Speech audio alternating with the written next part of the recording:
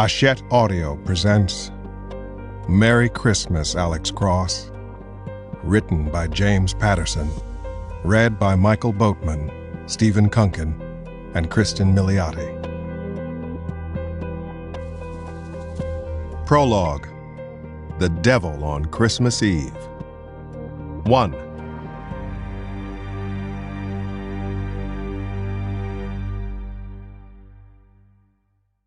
The rear door to St. Anthony's Church had been left open, exactly as I had been promised.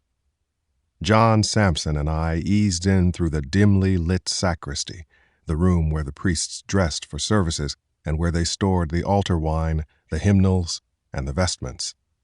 "Sugar, I hope we don't have to shoot some dude in a church," Sampson said in a stage whisper.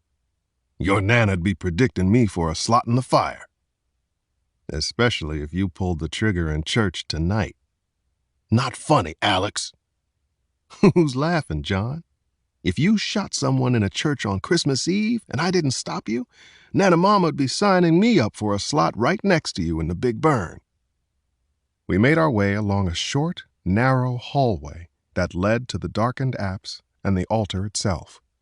We stayed in the hall, looking out. Except for some flickering votives, some dim overheads, and a hanging candle near the altar table, there was no light in the church. There couldn't have been more than 3 or 4 people in the place.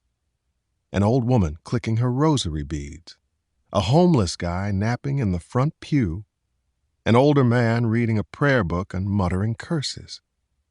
I carefully checked out each of them. Then a young girl in a fur coat, a coat way too fancy for St. Anthony's, barged out of the confessional box on the near side of the church.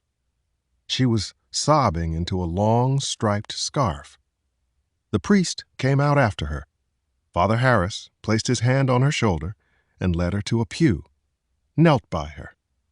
The padre was a very nice guy and a very good priest, the kind of man you did favors for if you could. I looked around at the huge wreaths and balsam roping that decorated the church. I'd been attending St. Anthony's since I was 10 years old, and I couldn't remember the place ever looking so bare at Christmas. In fact, the church looked depressing. I waited until I was sure all the worshipers had their heads down, and then I walked quickly across the front of the altar and knelt at the bottom of the stairs that led up to the carved oak pulpit. The Man Mountain stayed on the sacristy side and knelt among the bright red poinsettia plants, the lectern and the chairs used by the priest and altar boys between him and the pews. A moment later, the girl nodded and left. Father Harris paused, glanced toward our positions, and then went out a side door. Except for steam ticking in the registers, St. Anthony's felt quiet. Kneeling there with my back to the crucifix high on the rear wall felt odd and somehow wrong. Then again, the entire thing felt strange. I don't think I'd been on an altar in more than 35 years, not since I had been on that very altar making my confirmation when I was 12. That day, the bishop prayed over us as we were being confirmed, saying, "Fill them with your spirit of fear, O Lord." It's a prayer that I have always found peculiar because, as a rule, I see God as a source of courage and direction, not fear. But I'm not a priest, and so, as Samson likes to say, what do I know? We held our positions, in any case, and waited, knowing we had only an hour to pull this off. At 6, the priests and friars from the priory next door would come to prepare the church for midnight mass. At 6, this little stakeout would be over, and I'd be going home for a well-deserved holiday with my family. I have been called cynical more than once in my life. In my line of work, it's often tough to be positive or idealistic about much of anything. But as the minutes passed inside St. Anthony's, I smelled the incense and the fir boughs, and watched the votive candles flickering near the manger scene, and I remembered coming here on Christmases past. There was a sameness to the place, a calm sense of the unchanging that got to me. I felt my muscles relax and my mind slowed to things that were important, like humbleness and gratitude, which Nana Mama always said were the keys to a long, satisfying life. Seeing how my grandmother was in her 90s and going strong, I tried hard to listen closely when she said stuff like that. Kneeling there behind the pulpit, I ignored the terrible things I'd seen in the year almost gone by and thanked my Lord and Savior for all the blessings I'd received. My wife, my grandmother, my children, my friends, my job, my life. And as I did, I felt less cynical, humbled by my good fortune. My life was very good. Maybe not perfect, but very good. And not many people get to say that in this day and age, especially at this time of year. Maybe Nana Mama was right. I needed to come to church more. A whisper punctured the darkness. Samson among the poinsettias. Is this what they mean when they say they're using a cop as a plant? I just shook my head. Nothing like a bad pun to help pass the time on a church stakeout. I heard a clatter and looked around the pulpit. The older lady had dropped her rosary beads. She reached over, got them back from the pew in front of her. Then I saw someone come out from the confessional booth next to the one where the woman in the fur coat had been. He was a young guy, and he was a big guy. He slouched slowly up the center aisle, as if deep in prayer, moving toward the main doors. This had to be our man. I signaled Samson, and the two of us moved forward quickly, eased over the rail into the nave, and began walking up the side aisles, one of us on each side.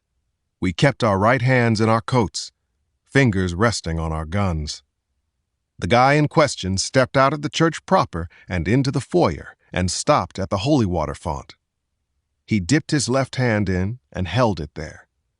A left hand in holy water is a big no-no. Right hand only. And the font's no place to keep your fingers more than a second. Then I saw what I had half expected to. With his left hand still in the holy water font, he shook his right arm, and a pry bar slid out of the sleeve of his coat. Anticipating that he'd look around before attacking the parish donation and Franciscan charities boxes, I stopped with a pillar between us. The second I heard metal on metal, I snapped my fingers, got up my gun, and moved to meet and greet the man of the year who'd returned to rip off the poor. In church. On Christmas Eve. 2. Father Harris flipped a switch back in the sacristy. Every light in St. Anthony's went on. The man of the year bolted, carrying the crowbar like it was the baton in a relay race. He shouldered his way through the front door and bounded down the steps as the first snowflakes of the year began to fall. Samson and I were right behind him, and we were almost on top of the perp before he reached the corner. I got to him first and hammered him with my fist between the shoulder blades. He sprawled hard on the sidewalk. Samson put a knee on his back and cuffed him. It was done in less than a minute. I rolled him over, looked at my partner, and said, "John, say Merry Christmas to our old friend Latrell Lewis." "It is Lewis! Holy shit!" said Samson. And then, remembering he was still very close to the church, he added, "Oh, sorry about that." Latrell Lewis and I had had some unpleasant history together.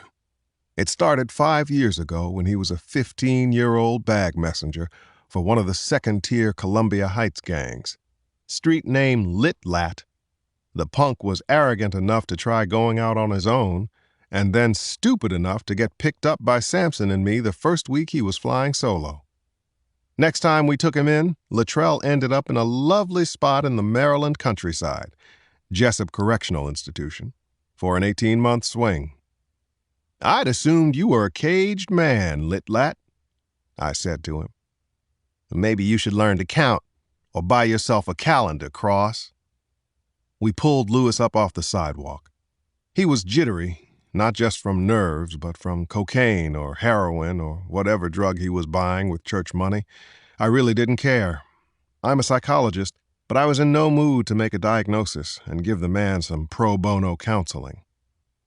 "Come on, it's Christmas Eve. Show a brother a little heart," Lewis said. "Yeah, we will," I answered. "We'll show you as much heart as you showed the church and the folks who need that money for food and shelter." Then we hustled him down the sidewalk toward an unmarked squad car. The wind picked up. The temperature was dropping. You could tell a real winter storm was coming on Christmas Eve. "Come on, man. Don't put me in no police car," Latrell moaned. "That'd be sad stuff for the holidays, man. I needed that cash to buy my kid a present. I'm poor, man." I looked up at the white sky. Then I looked down at this punk junkie and said, "You don't have a kid. You wouldn't be poor if you quit your habit. But it is Christmas, and I don't want you to be sad, Latrell." He looked up at me, hope all over his face. "Yeah? Yeah. I'll tell you what. On the way to the station, we'll all sing Christmas carols, and you get to pick the first one. And for your sake, it better be Silent Night," Samson said, shoving him in the back seat and slamming the door. Book 1. Merry Christmas, Alex.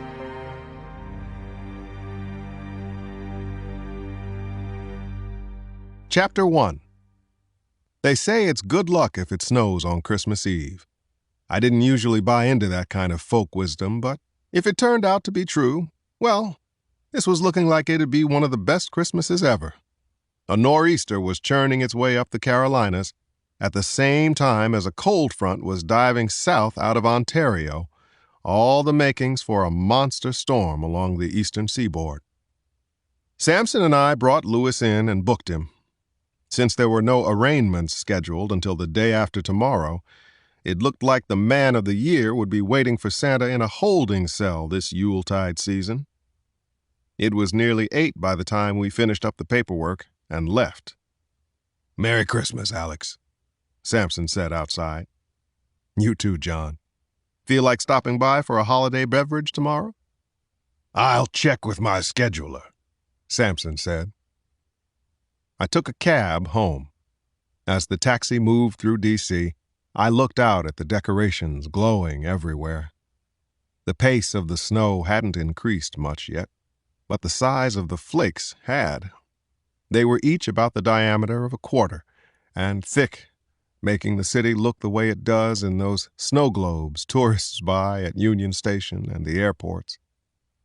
By the time I reached our house on 5th Street in Southeast, it was close to 8:30. The air smelled of pecan pie. Bree and the kids were busy finishing trimming the tree, which was in the alcove by the window at the front of the house. And, of course, the official sergeant of all holidays, Nana Mama, was supervising every little task on her to-do list. "Don't put 2 green ornaments right next to each other, Damon. Show some style when you decorate a tree," she scolded with all the authority of the vice principal she'd once been. Bree was hooking a faded crayon drawing of the 3 wise men up on one of the branches.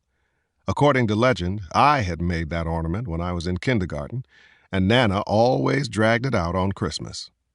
"Well, look who's come in from the snowstorm," Bree said, and she walked over and gave me a kiss on the lips. "Hello, sweetheart." Nana decided not to look in my direction. All she said was, "Is there a faint possibility, Alex, that you might spend a few minutes of the holiday season with your family? Or are we asking too much?" I should have had the wisdom to say nothing to Nana, to just give her a Christmas kiss. But I'll never learn. She pushes my buttons like nobody else on this earth. "Thanks for the guilt.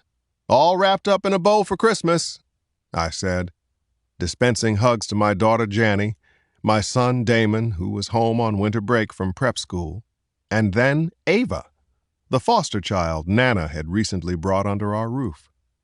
"You're getting a dose of sense, fool," Nana Mama snapped. "Nana, this morning when I got that jingle from Father Harris, he told me that you were the one who suggested he call me to help catch the poor box thief," I said. "Which I did." "Father Harris said that?" Nana asked. "He did. He said that he hated to pester me on Christmas Eve, but you told him it would be no bother. Wouldn't take any time at all for your grandson to solve the case of the poor box pilferer." She said, shaking her head. "Imagine a priest making up something like that. Father Harris, of all people. Then again, you never know." She reached in a box, turned to Ava. "Here you go, sweet thing. Put this porcelain baby Jesus on a low branch, so if it falls, it doesn't fall far." "So you're saying that Father Harris lied to me on Christmas Eve, Nana?" She scowled, squinted at me. "I'm saying it's a pitiful state of the world when a man can't be with his family on Christmas Eve. Even a high and mighty homicide detective such as yourself needs to be home with his loved ones the night before Jesus' birthday." Everyone was chuckling at Nana giving me such a hard time. I was holding back a smile myself. So was she. "Kinda sucks Ali's not here," Janny said, speaking of my 6-year-old son. "It does," I replied. "But his mom celebrates Christmas too." Bree said, "I'll be right back," and left the room. I had to admit that the tree looked pretty great against the snowy picture window. Then Bree reappeared with a big glass bowl of homemade eggnog, another Christmas Eve tradition in our house. The eggnog had big globs of nutmeg-sprinkled real whipped cream in it, so rich and sweet. Each cupful would probably register a couple thousand calories. She set the bowl beside a plate of shortbread cookies that also probably registered a couple thousand calories each. But hey, it was the Christmas season. I helped myself to 2 rounds of both. Damon got a Christmas music station up on Pandora, whatever that was. And old Nat King Cole was crooning that all our troubles would soon be out of sight. Even though Nana wouldn't let up about me working on Christmas Eve, it was looking like it'd be a warm, wonderful night. When the song switched to Mariah Carey's All I Want for Christmas Is You, Janny and Ava and Bree started dancing.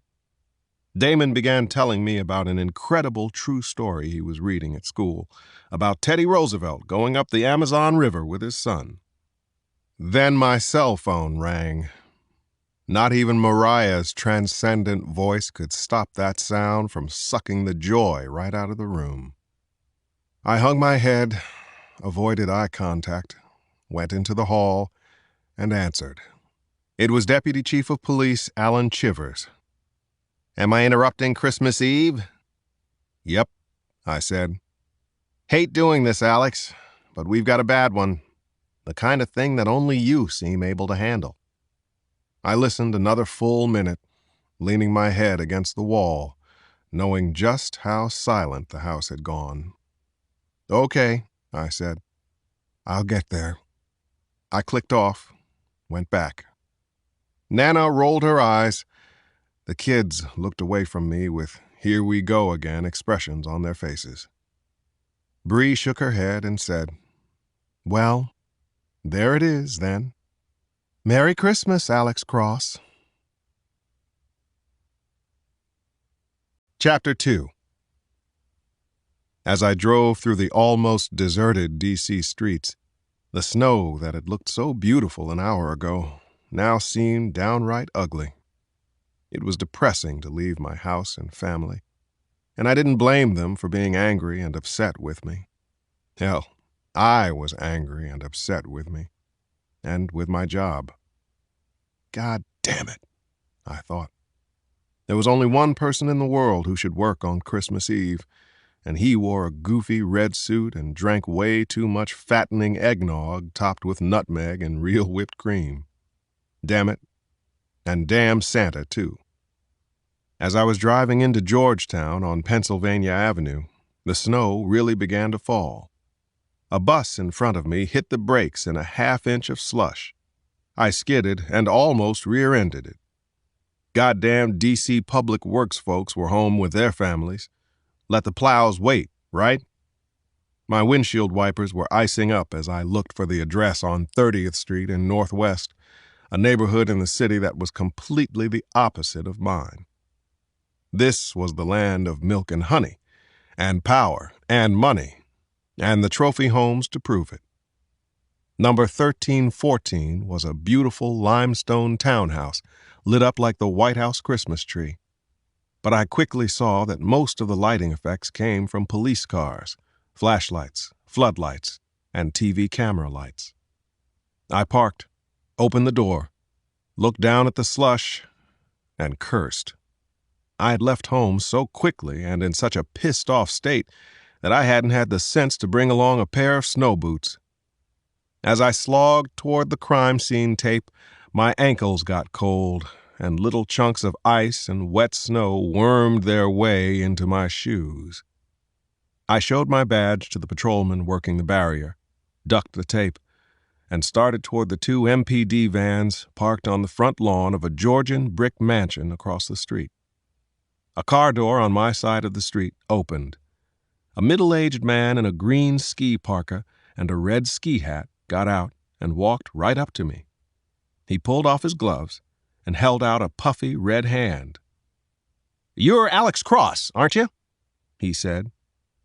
I thought I knew most cops in D.C., but this one with the sea of freckles and bits of wavy red hair sneaking out from under his ski hat was new to me. "I am," I said, shaking his hand. "Detective Tom McGoey. 6 whole days with the MPD. Originally from Staten Island." "Happy holidays, Detective. Welcome to Washington." I got just a brief summary from Deputy Chief Chivers. "You want to tell me all of it?" "God-awful Christmas gift for you. And me." I sighed. "Yeah, I already figured that much. Let's hear the gory details." Chapter 3. We got in his car, and McGoey turned the heater on high and fleshed out the story for me. I soon realized that it clearly was a god-awful situation, one with the potential to turn into a full-scale tragedy. The beautiful townhouse used to belong to Henry Fowler, a top-flight attorney who'd fallen on hard times. Fowler's ex-wife, Diana, now owned the home and lived there with her new husband, Dr. Barry Nicholson, and her 3 children, 11-year-old twins Jeremy and Chloe, and 6-year-old son Trey. "Henry Fowler's got them all in there," McGoey said. "He's armed to the teeth and said he is fully prepared to die tonight." "It's a wonderful life," I said. "And it only gets better," the detective said. "Melissa Brandywine's in there, too." He gestured down the street to another similar townhome. "She's the neighbor, wife of Congressman Michael Brandywine of Colorado." "The chief told me," I grumbled.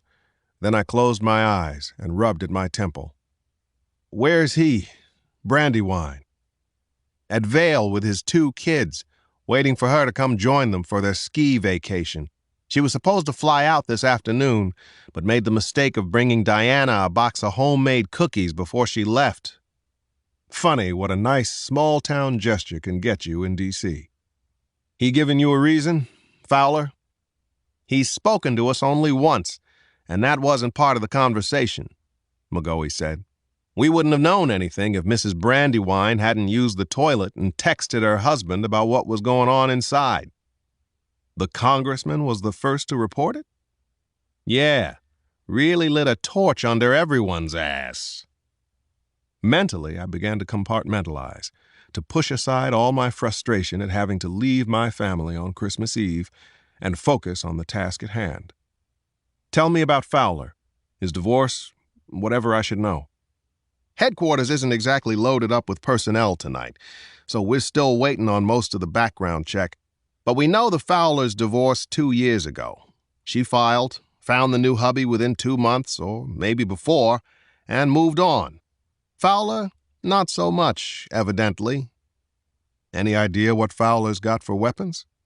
Oh, yeah, McGoey said, going to his notebook.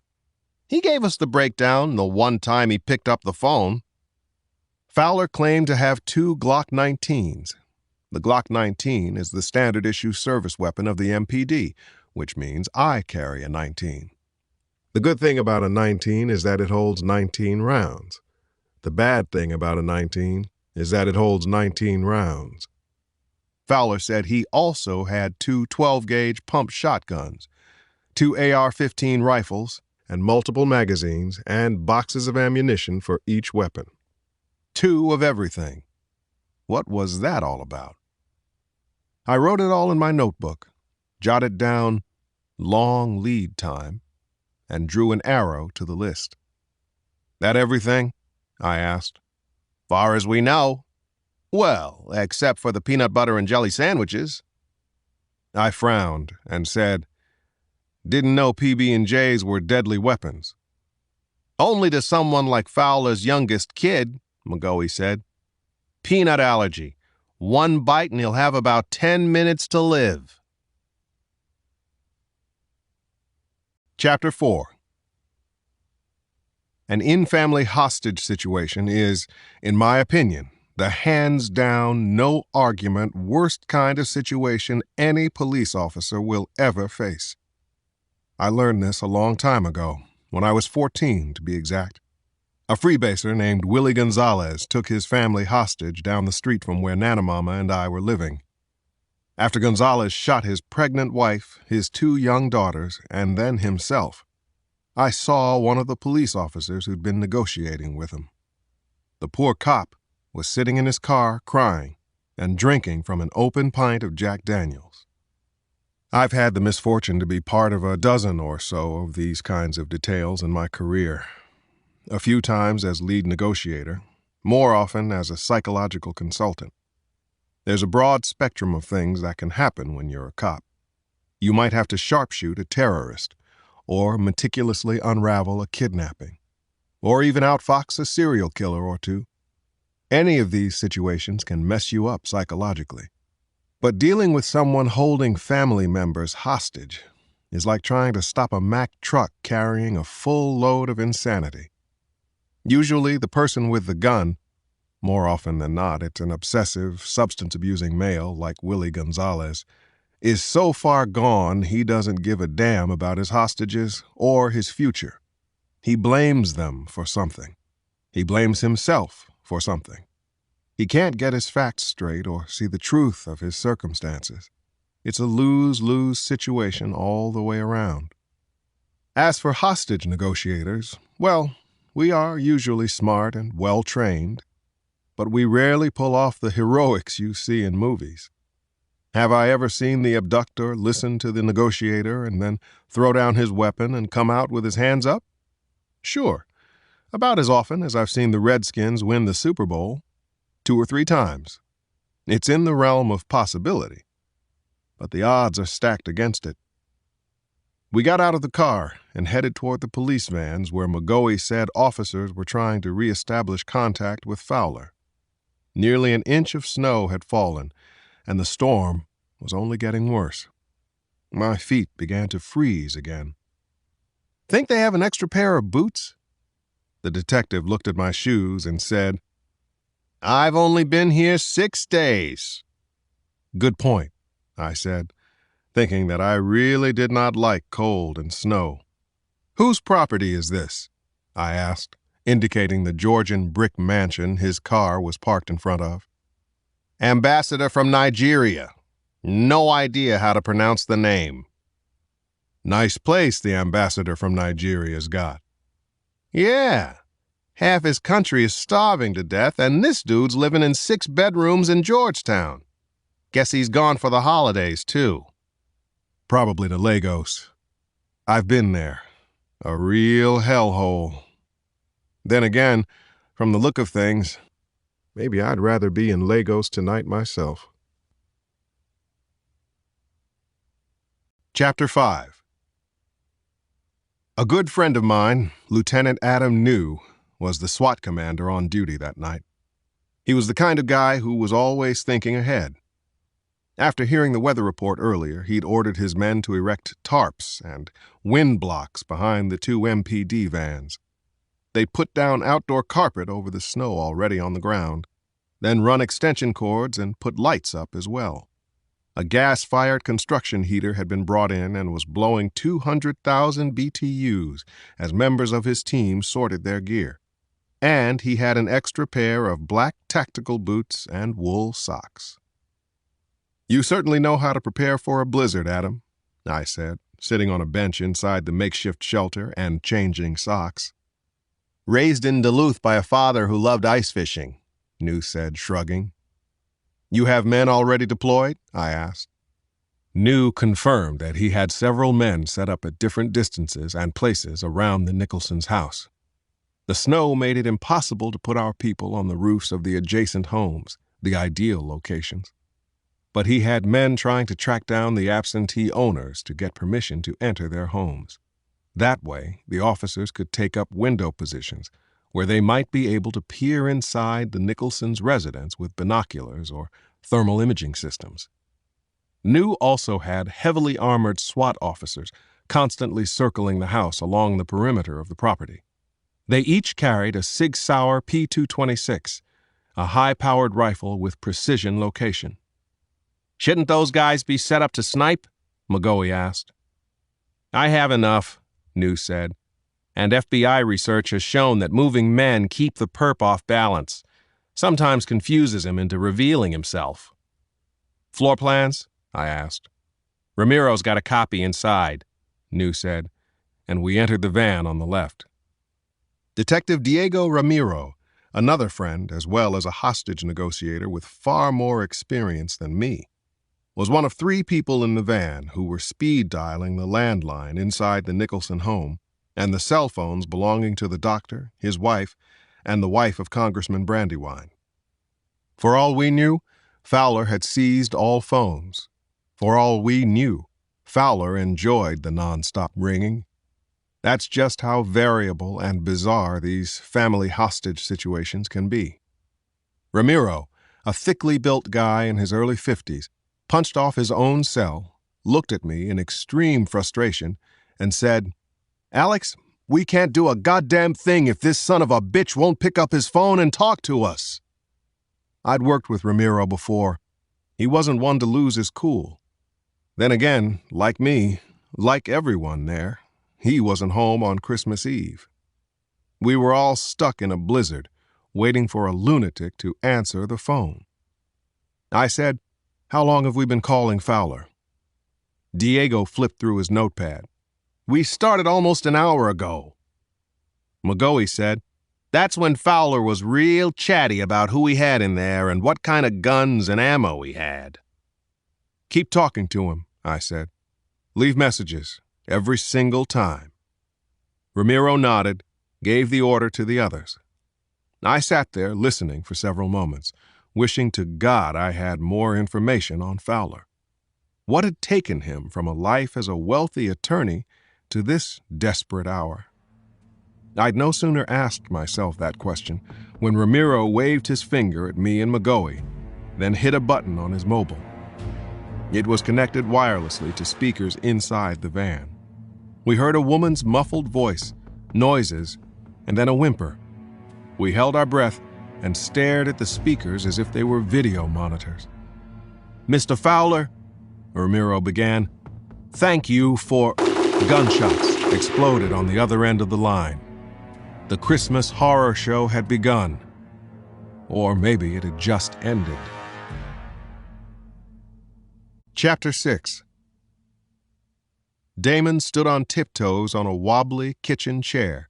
He was sweating and trying very hard to hook a delicate antique angel to the top of the Christmas tree. "I'll get a stepladder. Get up there myself," Nana Mama said. "I don't need a stepladder, and I'm certainly not letting my 90-year-old great-grandmother use one," Damon shot back. "You're just lazy," Nana Mama declared. Your father raised you like that, or are you majoring in that subject at that fancy prep school you go to?" Damon didn't know whether to be angry or start laughing at the fact that she was busting his chops like this. At last his fingers secured the angel to the tree with a piece of ancient white lace Nana-Mama said had belonged to her grandmother. "There," he said, jumping off the chair and looking at the old woman. "A little applause?" "For what?" his great-grandmother asked. "For getting the angel up there?" "Oh, that," she said. "You'd have gotten me that stepladder, I'd have done it myself a lot quicker." "And broken your hip," Bree said as she began packing up the ornaments and lights that had not made the tree this year. "Thank you, Damon. She looks beautiful up there." Nana-Mama sighed, said, "I don't understand why the top of the tree is always the last thing we decorate. It should be the first, so the angel can look down on us while we decorate the tree. That makes perfect sense, doesn't it?" Damon didn't reply. No one replied. No one except Nana-Mama had felt much like talking since Alex left. But Nana just kept going. "Jenny, what do you think?" she asked. "With all due respect, Nana," Jenny said, "I think that you think that if you keep talking, we'll forget Dad is out on a case and might get hurt on Christmas." Nana walked to Janny and hugged her tightly. "You are one smart girl, Janny. Smart women run in this family." Damon rolled his eyes. Bree smiled slightly, and Nana tried her hardest to snap back into her sensible self. She said, "That Alex. He's my fault. I admit it. I didn't raise that boy right. If I had, he'd never be foolish enough to go out on a nasty case on Christmas." Again, nobody said a word. Then Bree looked up from her packing and said, "Listen." The sounds of the 6 rapid-fire gunshots rang in my skull. 6 hostages, I thought. Was it over? Were we looking for bodies? And then we heard the hysterical cries of children. "Daddy, no!" They were quickly drowned out by an angry and ugly voice blaring over the speakers in the van. I could have taken out every one of these sad excuses for humanity. Each and every one of these sad pieces of shit. But I didn't. You know why? Because you don't unwrap your presents on Christmas Eve. You wait until the high, holy day of consumerism to do that. Isn't that right? Well, not this time, folks. I just unwrapped them all. Fowler started laughing like a happy madman. "Please, Daddy!" A girl's voice sobbed. Chloe Fowler.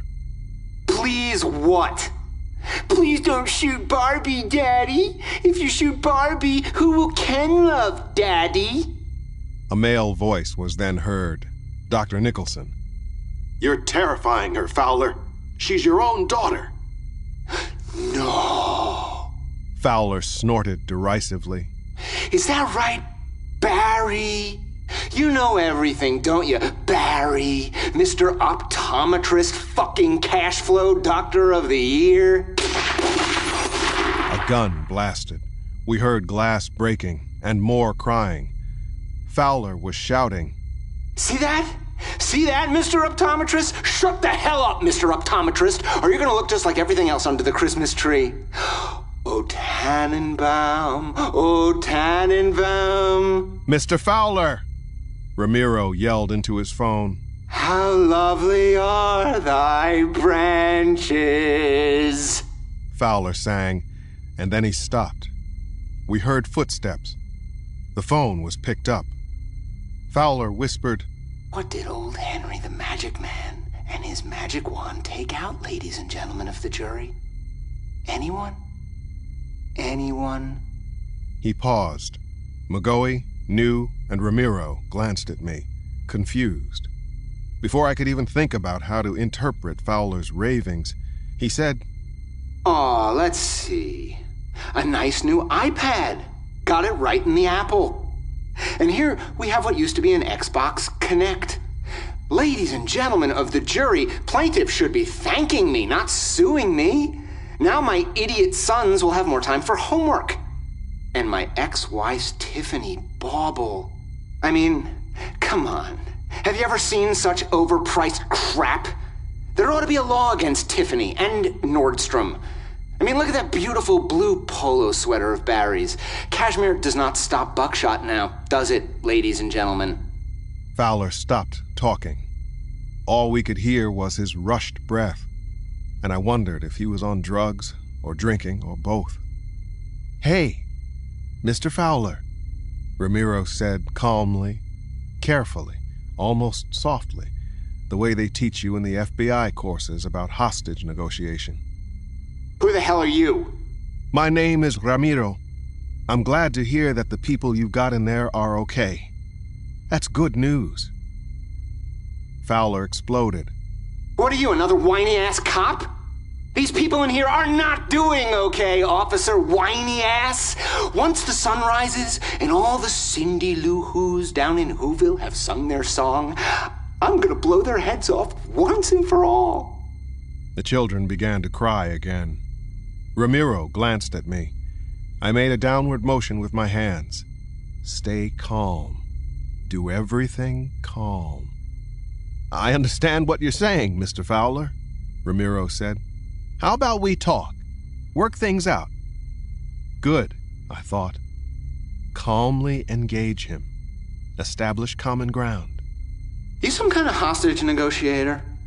Ramiro hesitated. Not a good thing. He said, "I'm just a guy who wants to hear what you have to say, Mr. Fowler." Tell it to the jury, whiny ass. I'm never talking to you ever again. Ever. Click. Chapter 8. Outside, the wind began to pick up, slashing the snow sideways. The lawn in front of the Nicholsons' house had disappeared beneath the 3 inches that had already fallen. "How do we handle this guy, Alex?" Ramiro said. "He sounds psychotic." "Or wasted on something stronger than pathological rage," I said. Adam New was on the phone with Congressman Brandywine, assuring him that as far as we knew, his wife was still alive among the hostages inside. I studied the notes I'd jotted down after Fowler hung up, trying to see some kind of pattern to his ravings. He'd talked to us as if we were the jury and he were arguing his case in civil court. He admitted shooting the Christmas presents. He'd called his ex-wife's husband, Mr. Optometrist, fucking cash flow doctor of the year. He clearly loathed Barry Nicholson. He clearly had deep-seated money resentment. Called Christmas the high holy day of consumerism. Ranted about Tiffany. He had even referred to Cindy Lou Who and Whoville from the Grinch story.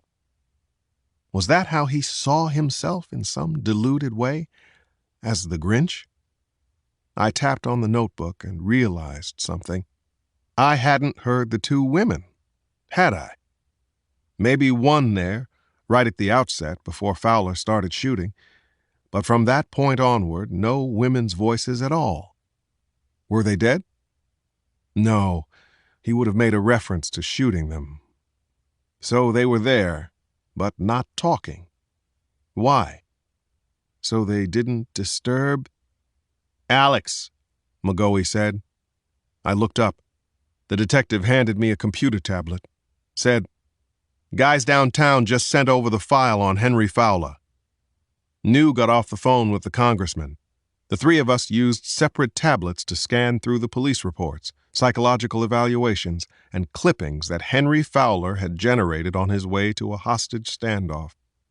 I skipped his rap sheet for the moment, wanting to understand who he had been before all this.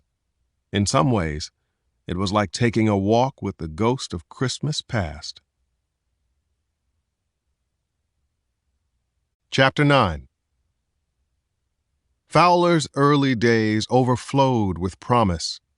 Born into a middle-class family of teachers, he'd attended New Trier High, apparently a good public school in the Chicago suburbs, then gone to Georgetown for his undergraduate degree, and Georgetown law after that. The MPD had even managed to dig up Fowler's college yearbook photo. He had graduated third in his class, and it sure didn't hurt that he looked like he could be Tom Brady's brother. After law school, Fowler landed at Fulton Holt, one of the best white-shoe law firms in the nation's capital. Fowler quickly became well known. He had the perfect combination of traits for a civil defense lawyer: unrelenting stamina, classical eloquence, and a killer attitude. There were fawning pieces on him in the Post and the Times. Reading them, I realized that I had heard of the man. Years ago, 900 women had joined a class-action suit against a national retail chain, charging the chain with non-competitive wages and workplace harassment.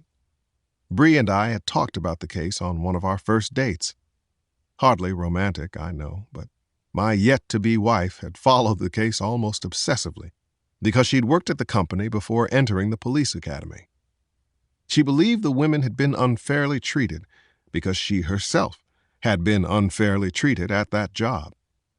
Fowler had represented the retail chain in the suit, however, and Fowler had won.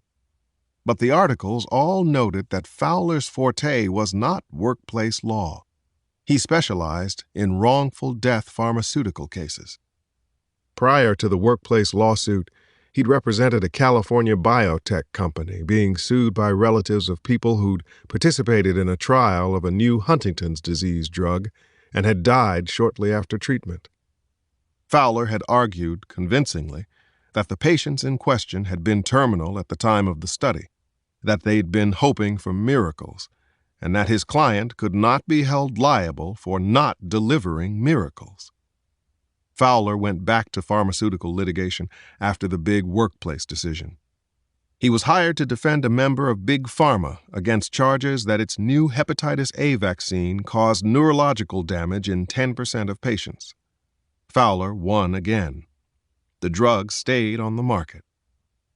He must have made a fortune from that, I said. McGoey nodded. Paid $1 million in taxes that year. Do the math. He's flush at that point, agreed New, who was looking at his own screen. But then a few years ago, something happens. It all starts to unravel. Chapter 10. Where are you seeing that? I asked New. Divorce records? That's sealed, the SWAT lieutenant said. But have you looked at the rap sheet yet, Alex? This guy doesn't hit the skid slow. He walks right off a cliff. I went back, found the sheet, opened it, and quickly saw what New was talking about. About a year before his wife filed for divorce, Fowler was arrested on a drunk driving charge. Prior to that, he'd never been in trouble with the law. That changed in a big way over the course of the next 6 months. During that time, he was charged with 2 more DUIs and lost his license. That didn't stop him. He was spotted buying drugs in Anacostia at one point, stopped and arrested with meth and black tar heroin in his possession at another. A month after that, he was arrested on charges of beating a hooker. He'd done it while wasted, blaming her for who he'd become. At least 7 times, Metro Police were called to the Fowler residence by neighbors complaining of domestic disturbances. 9 months into his radical new behavior, Fowler lost his job, voted out by his partners. 2 months after that, Fowler's wife changed the locks on the house, got a restraining order barring him from contact with her or her children, and filed for divorce. That action had only driven Fowler farther away from his former self. Not a month went by without something interesting to report about the counselor. Charges of attempting to intimidate a witness in his divorce trial, charges of child abuse by his wife, illegal possession of firearms. The night his divorce became final, Fowler broke into a former friend's house and stole whatever he could lay his hands on. He was arrested and spent 90 days in jail, his first real stretch, but not his last. His ex-wife announced her intention to wed Dr. Barry Nicholson, an old friend of the family, and a week later, Fowler showed up at the optometrist's office high on a handful of substances and carrying a knife. He threatened Nicholson and terrorized the staff at the doctor's office for almost an hour before being arrested and subdued. Nicholson had refused to press charges, stating that he believed Fowler was mentally ill and that his radical change in behavior was the result of something organic rather than environmental. The court ordered him held for a psychiatric review, but nothing conclusive was found, and he was ultimately released. Next, Fowler tried to disrupt his ex-wife's wedding. Guards caught him and escorted him out, but he could be heard shouting that Barry Nicholson was doomed and that his ex-wife was doomed. Since then, Fowler's life had turned even more squalid and desperate. To support his habit, Fowler tried to become a drug dealer. He was not successful and lived on the street for a while, the usual elegant lodgings, dumpsters, abandoned houses, public restrooms. Then a third-rate hooker who called herself Patty Paradise took him in. Patty was a pathetic druggie herself, afflicted with the shakes, rotted teeth, HIV, the whole catalog of problems that accompany meth addiction. Fowler had recently spent 4 months in jail in Montgomery County, Maryland, on burglary charges. He got out the day after Thanksgiving, McGoey observed, which gave him a solid 28 days to get ready for this. Unless he was preparing before that, I said, rubbing my temple. As an old boss of mine used to say, there's no rest for the wicked and no snooze button on the human time bomb. Chapter 11. In the hour that followed, Fowler never once picked up the phone, but members of Adam New's team got hold of snow camouflage and crept close to the house with listening devices. They returned around 10 minutes to 11, and I recommended that Tom McGoey call a quick meeting of the minds. We gathered outside the 2 vans in that makeshift shelter, which was surprisingly warm and dry, given the weather around it. He's into hour 4 holding the hostages by himself, I began. This is not a good thing. With a partner, Fowler can sleep. Without a partner, each minute gets more difficult for him. He's got to monitor the people he's holding. He's got to be suspicious of every creak in the floorboards. One of the SWAT guys who was wearing the snow camouflage, a small, tough-looking officer named Jacobson, said, "He's whacked on something." "You had visual on him?" McGoey asked. "For a second, when we tried to place a listening device. Fowler moved through our line of sight carrying his works." "What's he shooting?" I asked. "He's moving fast, jittery," Jacobson said. "My bet's meth." It made sense. In jail these days, meth was passed around like hors d'oeuvres at a party. In the past few years, it had become just as popular on the streets of D.C., and Fowler was a known user. "Okay, so depending on how long he's been on this particular tweaking binge, he could go rhino on us at any moment," New said. A meth addict on a binge is chaos walking and talking. In the first day or two, his emotion swings. Gregarious one moment, paranoid the next, euphoric, and then drowning in the depths of depression. At a certain point, however, usually after he's spent many days awake, the drug triggers a bout of wild rage, and the tweaker goes rhino, trying to destroy anyone and anything around him. "Any sense of how close we are to that?" I asked Jacobson. The SWAT officer shook his head. "Not from what we saw." "Do we have the listening device planted?" McGoey asked. Jacobson shook his head again. "Too much snow and ice. We were nervous that if he heard us try to clean the outer window, he might open fire on the hostages." "Smart," I said. New informed us that his men had been able to get permission to enter the homes adjoining the Nicholson residence and were already moving into position. "I'm putting 2 snipers to a house and assault teams in range of every door, front, back, patio, kitchen, garage. If we can distract Fowler at the front door, where these kinds of guys tend to concentrate their attention, we may be able to go in through the back." "Alarm system?" I asked. "Good point," New said. I'll have it shut down. The discussion had turned to going after Fowler. It frustrated me, but if the man wasn't going to talk to us, what else could we do? Let's talk about timing, McGoey said. I think the longer we wait. I noticed something that made me stop listening to him in the middle of his sentence. I saw, over New's shoulder and out through a slit in the tarps, a bundled-up woman tromping through the 4 inches of snow that now coated the city. She was walking right toward us. I caught a glimpse of her face in a flashlight beam.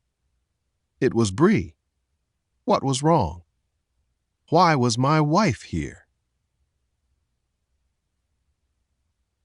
Chapter 12. Excuse me, gentlemen.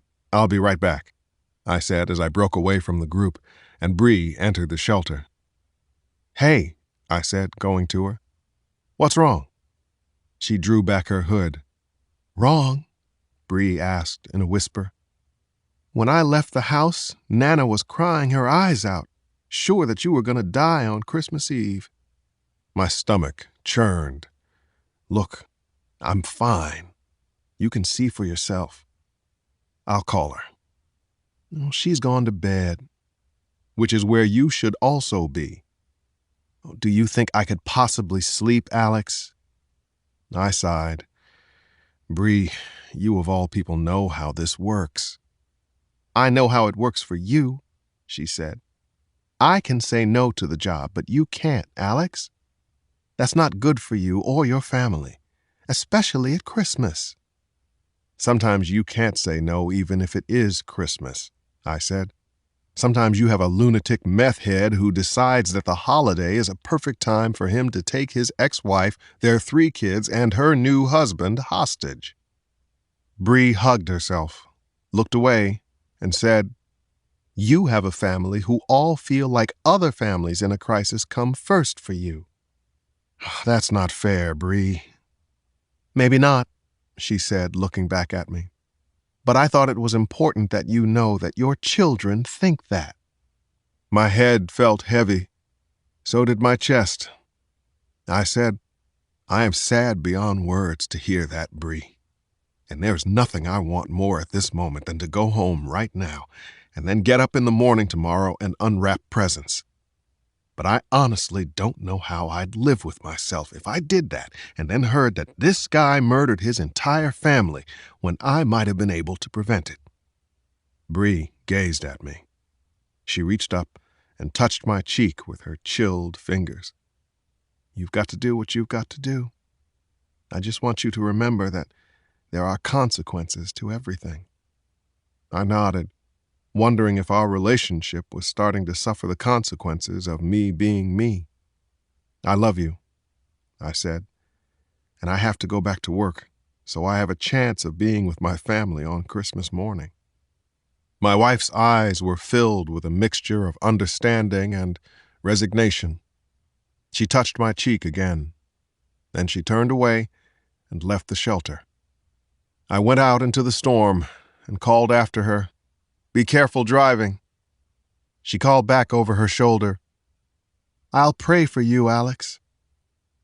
It's all I can do. Chapter 13.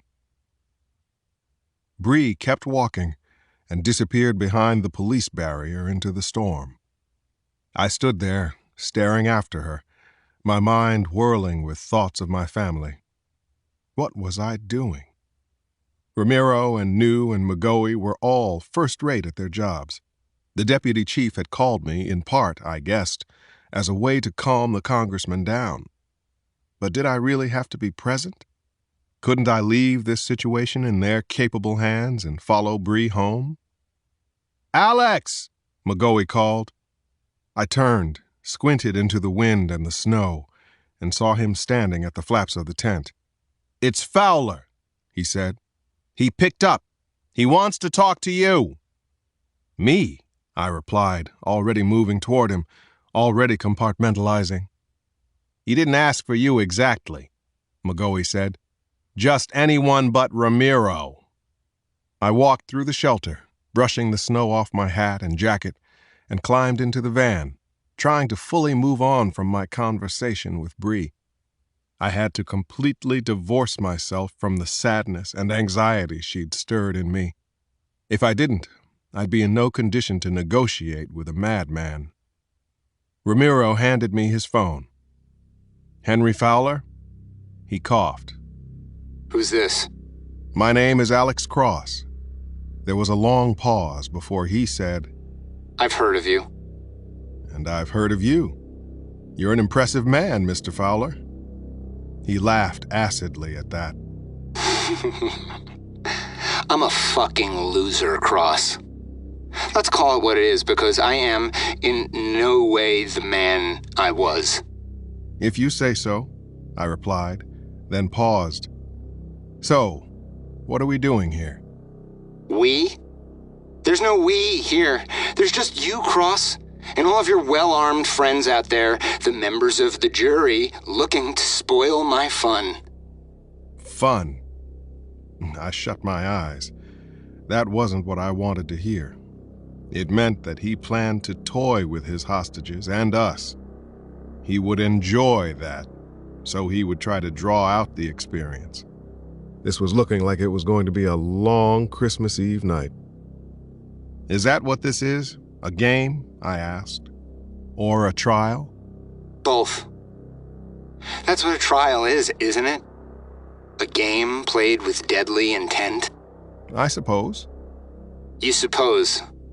Before we move on, Cross, a word of advice. "Yes?" Don't fuck with me! Don't lie to me, and don't try to game me. If you try to game me in my courtroom, you will lose. I kept my voice steady. "I hear your concerns, Mr. Fowler, and I will not lie to you or try to game you. But here's a word of advice back at you. You can talk, and I promise I'll listen. I'll really listen. But now, here's the important part. I'll listen up to a point."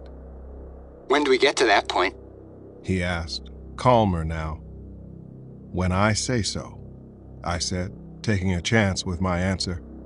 It was actually not my call on when negotiations would be broken off and an assault authorized, but I wanted Fowler to believe that I had that power.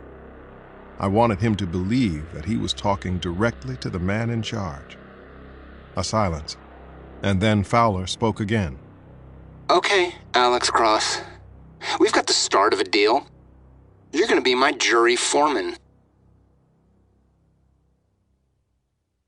Chapter 14. Before I could reply to that, Fowler apparently pulled the phone away from his mouth because he sounded farther off as he began to scream. I swear this snot-nosed kid better shut up, Diana. Shut her up now! I could hear Chloe crying hysterically. I could also hear Diana Fowler Nicholson saying, "Henry, for God's sake, she's scared, she's tired, she's hungry." Without missing a beat, and with cold sarcasm in his voice, Fowler said, If she's hungry, tell her to eat the sandwich I brought. Then he let go with a sickening snicker. PB&J, little Trey's favorite. Don't worry, I'll save him one. Diana again. "Henry!" Shut the hell up, Diana! I have no reason, and frankly, no desire to talk to you. Then 2 gunshots. In his calm voice, Fowler said, There goes your precious Ming vase and your cute little Swarovski crystal cigarette box, Diana. I just want you to fully understand the reality now. This room, your life, they are nothing but a great big shooting gallery to... Dr. Nicholson's voice cut him off. What's wrong with you, Fowler? You're nothing but... Another gunshot. Sweat was pouring off my brow. Children crying, but no other sounds. Then Fowler returned to his crazy, screaming voice. Listen, you pathetic quack. You're the one I most want to put in the grave. Do you understand that? You're the one I want to kill. Do you understand that? There was no answer from the doctor. Then Fowler screamed. Do you understand that, Barry? "Listen to him, Barry. Please listen." Diana begged. I'm listening. said the doctor, barely audibly. And of course I understand. Now Fowler spoke with quiet and controlled rage. No one in this room should have anything to say. Not anything. Not a word. But that's especially true of you, Quackster. So listen to me very carefully. If you say one more word, just one more word, if you make any sound at all, even a cough or a hiccup, I'm going to kill you. Nod your head yes if you understand the rules. I assumed that Dr. Nicholson nodded, because Fowler's voice came back to me as if he were returning to a business call he'd put on hold. Hey, Cross, sorry to keep you like that. You know how tough a courtroom can be. Right, I said, still not quite understanding the twisted logic he had going. The courtroom, the jury, the Grinch. Then it dawned on me that trying to guide him to some safe resolution of the situation was perhaps not the best way forward, at least not yet. Better to play along with his version of reality and perhaps use it. Mr. Fowler, seeing how you've named me jury foreman, I was wondering if I could come in the house and observe the proceedings, I said matter-of-factly, going for a kind of could I borrow your lawnmower style. New and McGoey were looking at me as if I were insane. Chapter 15. There was a long pause before Fowler said, Why would you want to do that, Cross? Don't jury members learn as much from a witness's facial expressions and body language as they do from his testimony? Another pause. That pause stretched into 30 seconds. The 30 seconds stretched into the longest minute of my life. My fear was that Fowler would explode again and turn his guns on the hostages. I could see McGoey shaking his head as if he knew I'd made the wrong move. Finally, Fowler said, I don't think so, Cross. Nice try, but I don't think so. Persistence, persistence. It would give me the opportunity to hear your side of the story, I said. Face to face, man to man. Another few seconds. Then Fowler said, very quietly, very calmly, I will frisk you when you come in, Cross. If I find you're carrying a gun, I'm going to kill you. And then I'll kill a hostage or two, starting with the good Dr. Quackencash. I don't need a gun to have a conversation, I said, and I handed my Glock to McGoey. 15 seconds passed. Then Fowler's voice came again. Jeremy, go open the front door for Mr. Cross. I'm going to be right behind you, buddy, so don't even think about running out of the house. Understand? Okay, get going. I guess the boy didn't go fast enough because I heard this father, on Christmas Eve, shout at his 11-year-old son, Move, Jeremy, or I will kick your fucking obscenely obese ass until you do. I looked at my watch. It was almost midnight when I got my jacket and hat and headed toward the Nicholsons' house. I walked through the now empty shelter and out into the falling snow, thinking that I should have been with my family right then, at St. Anthony's, singing "O Little Town of Bethlehem" to start midnight mass. Chapter 16. While I'd been on the phone with Fowler, New and McGoey had been putting the Storm and Protect operation into full effect. As I crossed 30th Street, I saw that SWAT officers had started circling the house again. Only this time, their weapons were cocked and cradled. They were ready for trouble, for anything that might happen in the next few minutes, like me getting killed. The second and third floors of the surrounding houses were manned with sharpshooters. Inside those 4 houses, lights flickered on and off, slowly.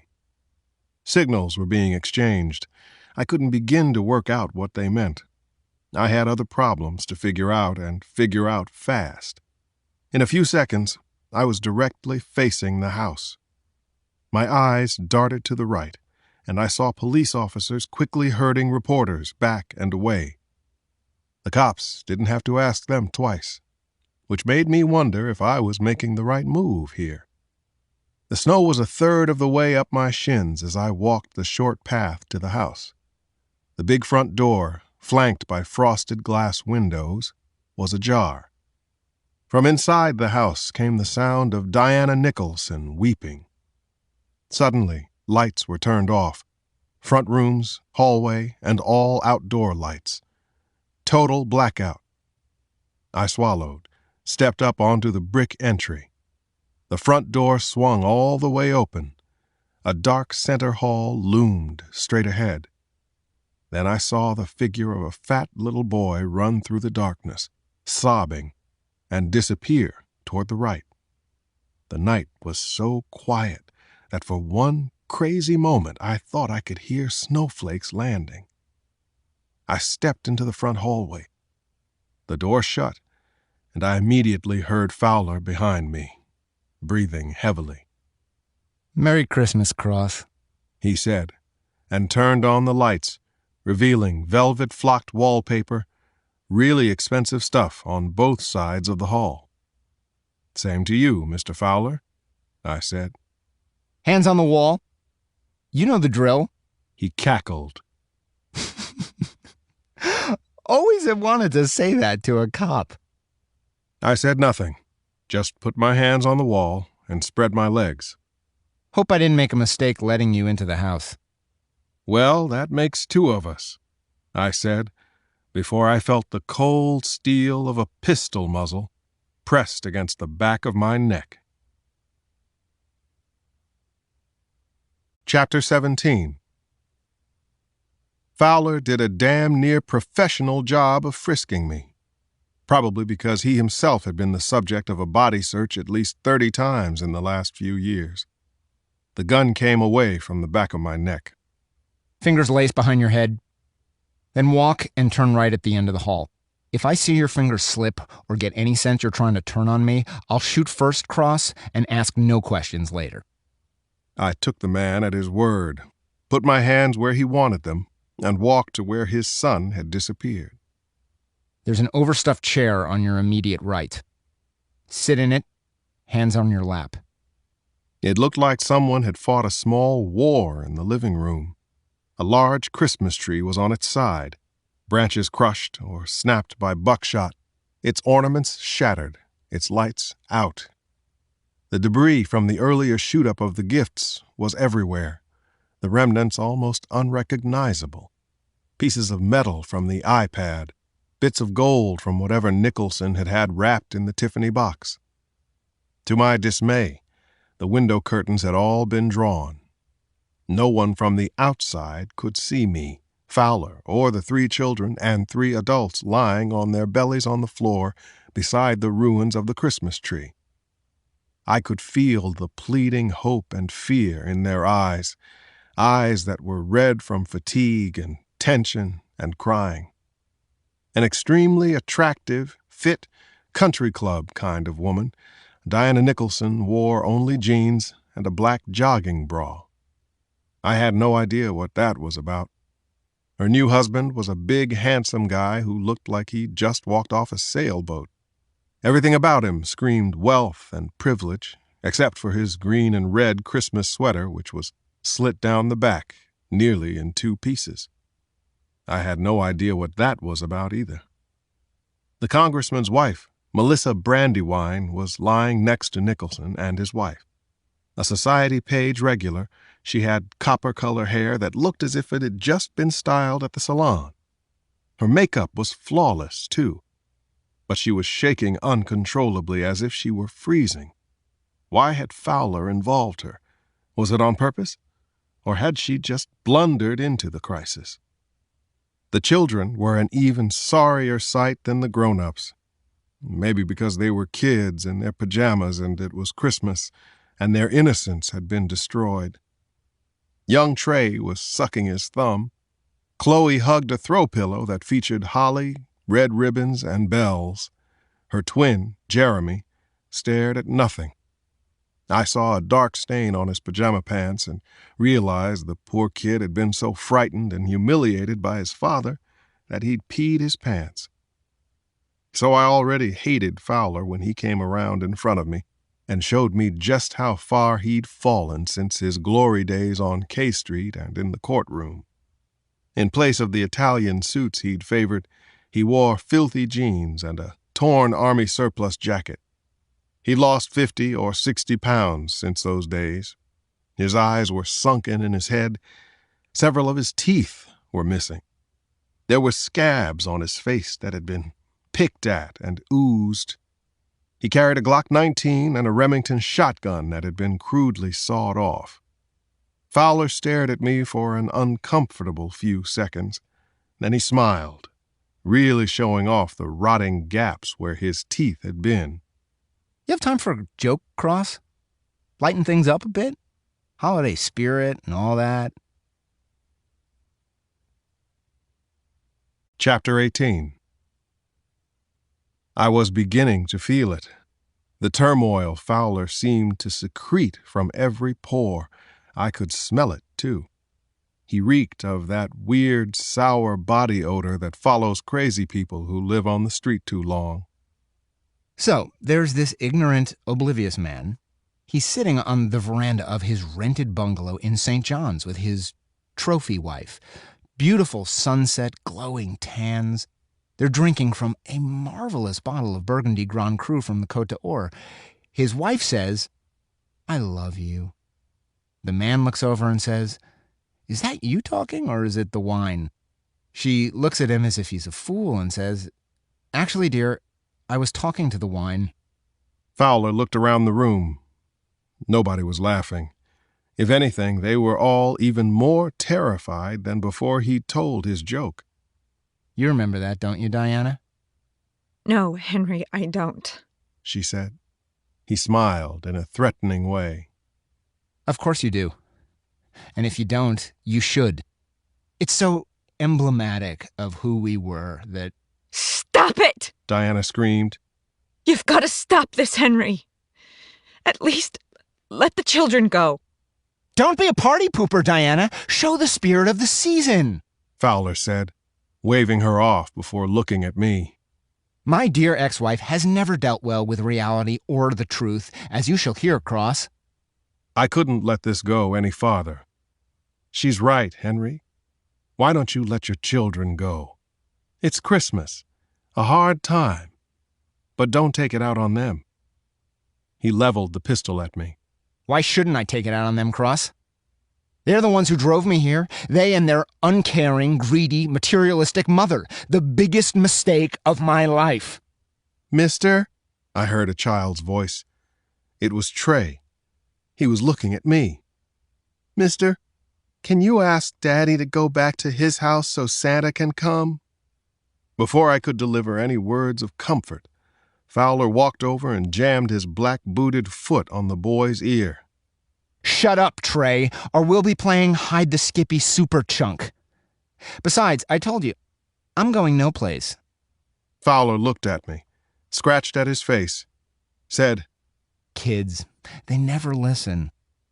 I'd begun to compile a catalog of Fowler's tics and twitches, the face scratching, the hand rubbing, the massaging of the back of his neck, the quick bite to the side of his ring finger on his left hand. If he sat next to you on the metro, you'd stand up quickly, move away, and get off at the next station. He picked up the phone on the end table next to my chair and hit redial.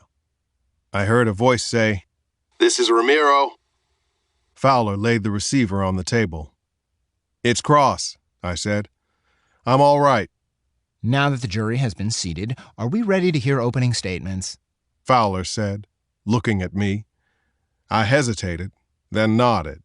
Excellent, Fowler said, rubbing the back of his gun hand. Let's begin with an introduction. Diana, sweetheart, kids, Barry. This is the famous Alex Cross. He will be the jury foreman for these proceedings.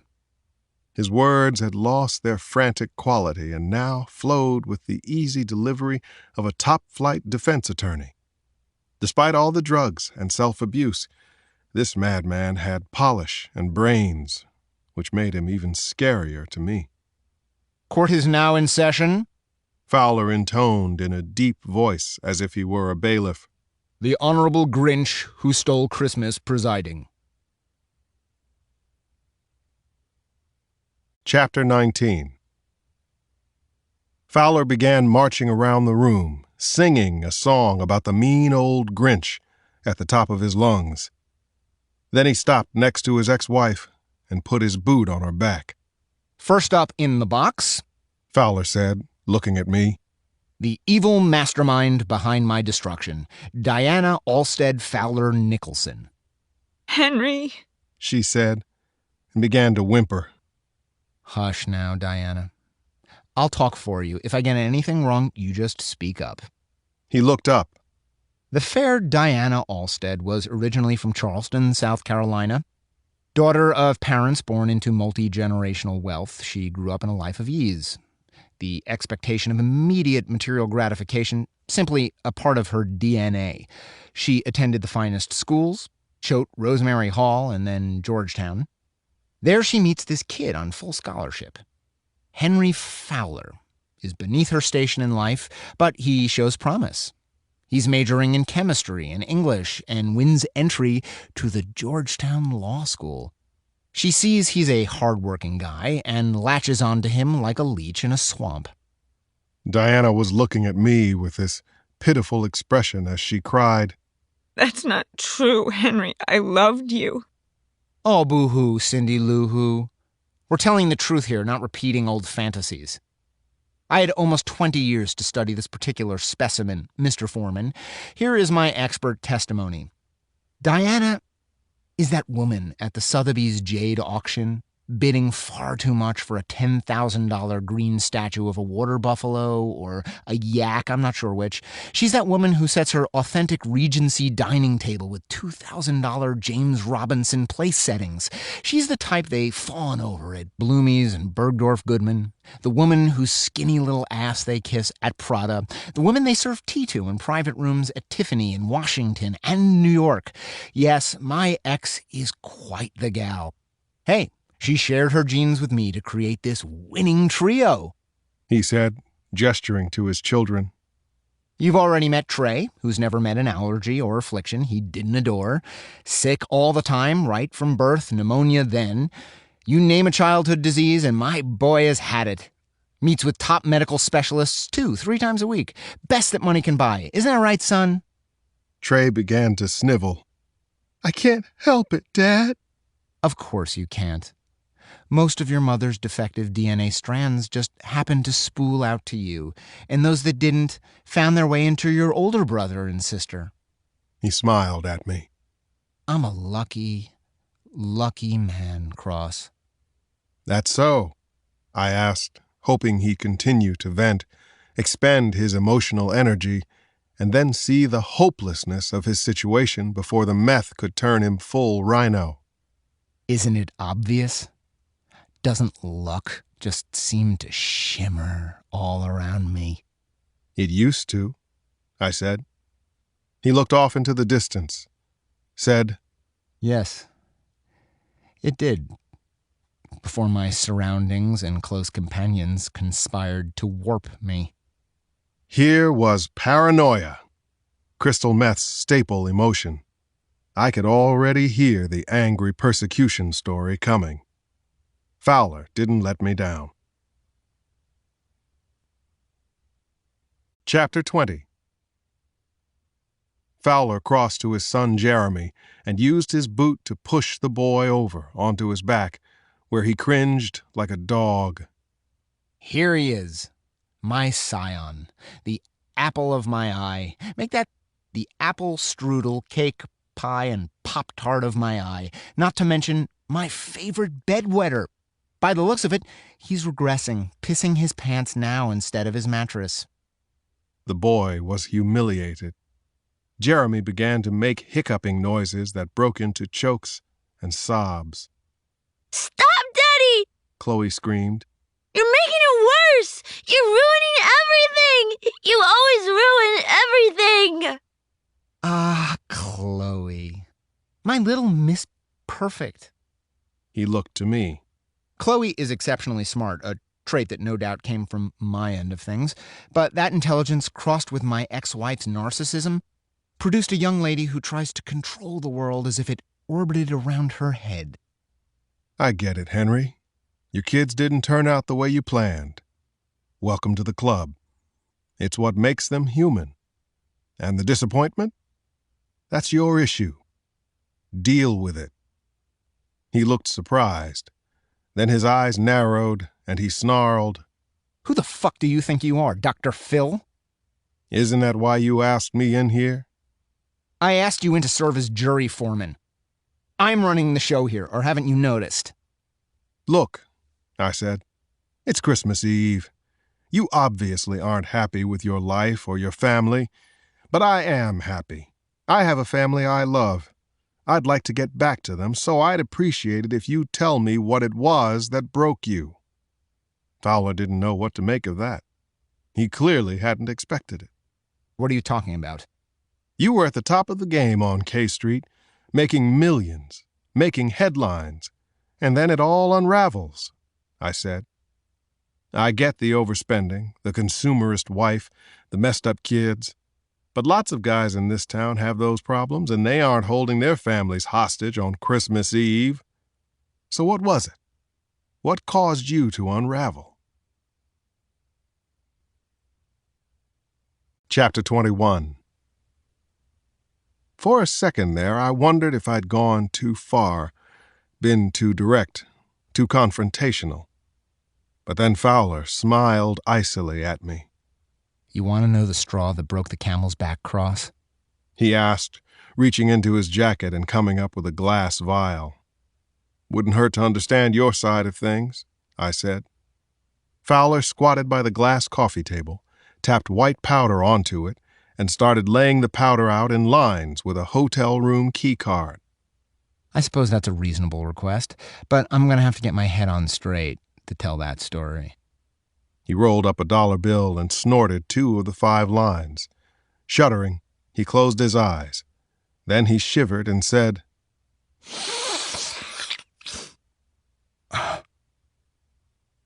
Now that is more like it. How long have you been up, Henry? It doesn't matter.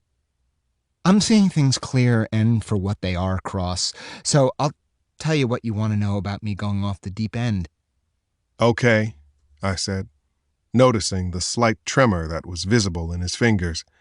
If he had been shooting and snorting meth for more than, say, 36 hours, the rhino could be paying us a visit at any moment. So, it's Christmas not that many years ago, and we're home. We're happy. We hold a party the afternoon of Christmas Eve. It's been a big money year for me, and Diana spared no expense. Catered the whole 9 yards. And I don't know why, but it was one of those years when people stayed in D.C. for the holidays. Nearly everyone we knew came, even Barry, an old friend from Georgetown who arrived dressed as Santa Claus. Even dear Melissa and her husband, Congressman Brandywine, made an appearance.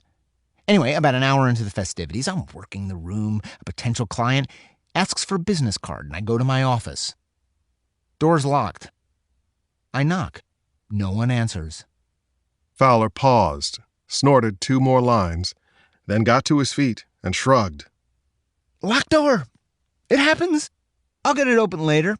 But anyway, long story short, I go back to the party, apologize to my potential client, and promise to contact him after the new year. I get a drink. I'm looking around. The party's right at its peak. I get this weird feeling. So I go out the back door and around to the bulkhead below my office window. I look in, and what do I see? Fowler walked over to stand by Dr. Nicholson. Then he booted the man hard in the ribs. Over the doctor's groaning, Fowler said, This one's sitting in my Georgetown Law School rocking chair. Dear Diana, my lovely wife of many years, is kneeling before him, and he broke into song. I saw Mommy sucking Santa Claus under the mistletoe. Chapter 22. Diana had turned beet red and would not meet my eyes. Dr. Nicholson was still scrunched up after the kick to his ribs. Says a lot that you loved her so much that seeing her with another man would crush you like that, I told Fowler. But is that true? Fowler looked at me with instant hatred. You calling me a liar, Cross? He pointed to his wife. I didn't confront her. I wanted to know how deep this went, whether he was a fling or something more. Turns out, she was fucking the eyeglass maker like he was the featured artist in the Stud of the Month Club. Can you believe it? She was pissing away our marriage with a guy who makes a living by saying, "Now, can you read the next line? What about the line under that?" He glared at his ex-wife and Barry, and I feared he'd start kicking them again, or worse. Fowler shook the pistol at Dr. Nicholson and said to me, they had a standing reservation for a room at the Four Seasons, where they'd screw their brains out and stick me with the tab. Fowler's face had turned bright red. He paced the room, nervously scratching his arms and chest. Are you beginning to understand what happened here, Cross? What drove me to debase myself? Do you see who the victim is now? I said nothing. I just looked at Fowler and tried to seem objective. There would be no stopping his rant. He pointed to Melissa Brandywine. Now, you may be wondering who this lucky holiday guest is. Well, show Mr. Cross your pretty face, Missy. I said show him your face. He grabbed her by the chin and squeezed hard. She cried out, Henry, please. Come on, Missy. Show the big phony smile that helped get your husband elected to Congress.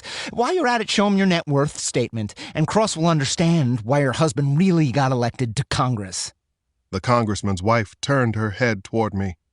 She looked sad, broken, and embarrassed, and I had to wonder why. Dear Mrs. Brandywine, the publicity expert, the woman behind all those White House luncheons and all those embassy receptions. You know who else she is? Henry, please don't. Melissa Brandywine said. Nonsense. It's time to lay all our cards on the table. Not even dear Diana knows this, but after discovering that my wife was a whore, I got drunk and decided I deserved a whore. And who better to turn to than the wife of a man whore? She'd made overtures before. I just decided to take her up on it. Little secret? She likes a finger up the... Diana screamed. The children! Henry! Your children, for God's sake! Why can't you stop this? Why can't you move on? Why do you have to destroy everything around you? Just let it go! To my astonishment, Fowler did not explode. He just stood there looking like he'd come to in the middle of a sleepwalk. Everything was suddenly quiet in the room, so eerily quiet that I thought I could hear snowflakes against the windows behind the thick curtains. Fowler walked quickly to a sofa that faced the hostages. He sat down, waved the gun slowly at them, and said, as if in a trance, I want to let it go, Diana, but it won't let me go. He looked at me. Ever feel like that, Cross? That something just won't let you go? I flashed on the dark shadow fleeing the scene as my first wife lay dying in my arms. Sure. Then you'll understand that it's time for you to go. Trial's over. All have been found guilty, and I've got a penalty phase to prepare for. Chapter 23. Don't do this, I said. No matter what trust may have been broken, no matter what was done to you, Fowler, this is not the way to deal with it. His eyes flashed. That's not for you to decide. Now get out before I start thinking it's a good idea to finish you off too. Go back to that family you love, Cross, and pity mine. I could see by the flat quality of his expression and eyes that I did not have much room to negotiate. Standing slowly, I said, I appreciate your side of things, Henry. And I appreciate you listening, Mr. Foreman. Can I take one of them with me? I asked, motioning toward his hostages. A gesture of goodwill. Leave. Show me you're willing to compromise, I said, backing out of the room. Otherwise, you limit my options, Henry. You force my hand, make me inclined to take harsher measures. I don't care, Cross. Threats work only on men who are scared for their lives, and I lost mine a long, long time ago. Henry, he pointed the pistol at me. Leave, or you die right now. I can't believe you want to kill them. You don't, huh? He said, and marched up to Dr. Nicholson, who cowered as if he expected to be kicked again. Fowler glared at me with an I-told-you-so expression, extended his arm, looked back at his ex-wife's husband, aimed the gun, and shot him. Chapter 24. Nicholson bucked, and then he sagged, and his bright holiday sweater turned into a sponge for the blood seeping out of him. With the gunshot still ringing in my ears, I grabbed a sofa throw pillow and moved straight at Nicholson. His wife beat me to him. Barry! She screamed. Barry! I went to my knees, tried to lift his sweater and shirt to see the extent of his injuries. Get the hell away from him, Diana. Don't you dare help him. You never helped me when I was hurting. Diana screeched. You filthy, insane animal! Jeremy, Chloe, and Trey were sobbing. Melissa Brandywine was up on her hands and knees, dry heaving. I was still trying to see the wound. There's no such thing as a good bullet wound, but a gut wound is particularly bad. It can kill in a few minutes or a few hours. A bullet might rupture the colon, for example, or the liver. Fecal matter could splatter in the system and cause a bacterial infection that won't stop. Bones could shatter into the kidneys, into the spleen, causing a swifter death. In any case, we had to believe the man was a mess inside and needed a doctor now. I said to get the hell away from him. I mean it. I thought it would be a matter of seconds before he put a bullet into Diana, or me, or both of us. Then she stood up, her eyes blazing. Go ahead, then! She shrieked. It's what you want, Henry. Go ahead and kill me. But let the rest of them go. Let Cross take Barry and the children and Melissa out of here, and then you can do to me whatever it is you think I deserve. No. Barry is not going anywhere, and neither are you. She pivoted and crouched beside me. What can we do? I could see the entry wound now. It was to the far right of the navel, close to the side of Nicholson's torso. That was good news, and made me wonder whether Fowler's point-blank shot had been intentionally bad. But then I rolled the eye doctor onto his side, saw that the exit wound was draining blood. A puddle of it already stained the carpet. I rammed the sofa pillow against the wound, took off my belt, and strapped it in place. "You got to get some alcohol into the wound," I said. Get out, Cross! Now, or you will never see Christmas morning or your family again. I felt the gun barrel against the back of my head. "I'm sorry," I said. Tears dribbled down Diana's cheeks. I am too. I got up, took one last glance around so I could describe the room and everyone's position in it, then turned and walked to the front door. Fowler followed me, about 10 feet behind. I unlocked the door and started to open it, wondering whether Fowler intended to shoot me in the back of the head as I left. Chapter 25. I stepped out into brilliant, blinding light and jumped when Fowler slammed the door after me. I stood there a moment, hands on my thighs, trying to get control of my breathing, trying to focus on something other than the wounded doctor and the 5 other hostages I'd left inside with a madman. "Alex!" I heard Adam New yell. "Move!" I snapped to alertness and started through the snow toward the lights. Shortly before midnight, it had been a little above my ankles. Nearly 2 hours later, the snow was well up my shins and falling faster than I'd ever seen in Washington. 2, maybe 3 inches an hour. Rocky Mountain rates. The farther I got from the house, the more satellite trucks I could see. This was clearly the media event of a slow news day. But hey, what was Christmas without a hostage crisis? It was a tradition, just like the mandatory car bomb in Bethlehem. There were also folks from the neighborhood out, which surprised me. There were even some kids. Shouldn't they all be sleeping? Several folks had camera phones held high above their heads.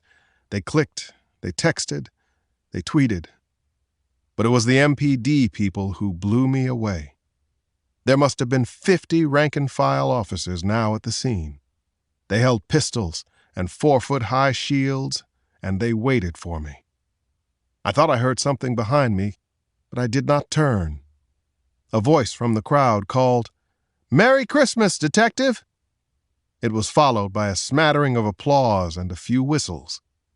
Then I heard a woman's voice coming from close behind me. Mr. Cross, She said. Detective, please wait. I spun around. The congressman's wife was staggering through the snow toward me in her stocking feet, sad, stunned, still shaking like a leaf. She was carrying a shovel.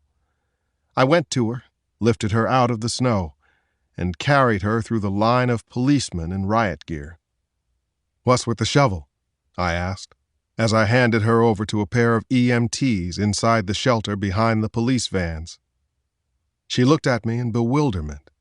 He said it was for you, that you were to keep the front walk clear of snow if you wanted to see any more of the hostages alive. Then she began to cry. Mr. Cross? "Yes, Mrs. Brandywine." She shivered beneath the blanket the EMTs had wrapped her in and wouldn't meet my gaze, but said, You won't be repeating the things he said? "No, ma'am," I replied. "I'm not in the habit of quoting madmen." The congressman's wife nodded, her lower lip trembling. Thank you. It's got to be a decent Christmas for someone. It might as well be you. Book 2, The Yuletide Mary. Chapter 26.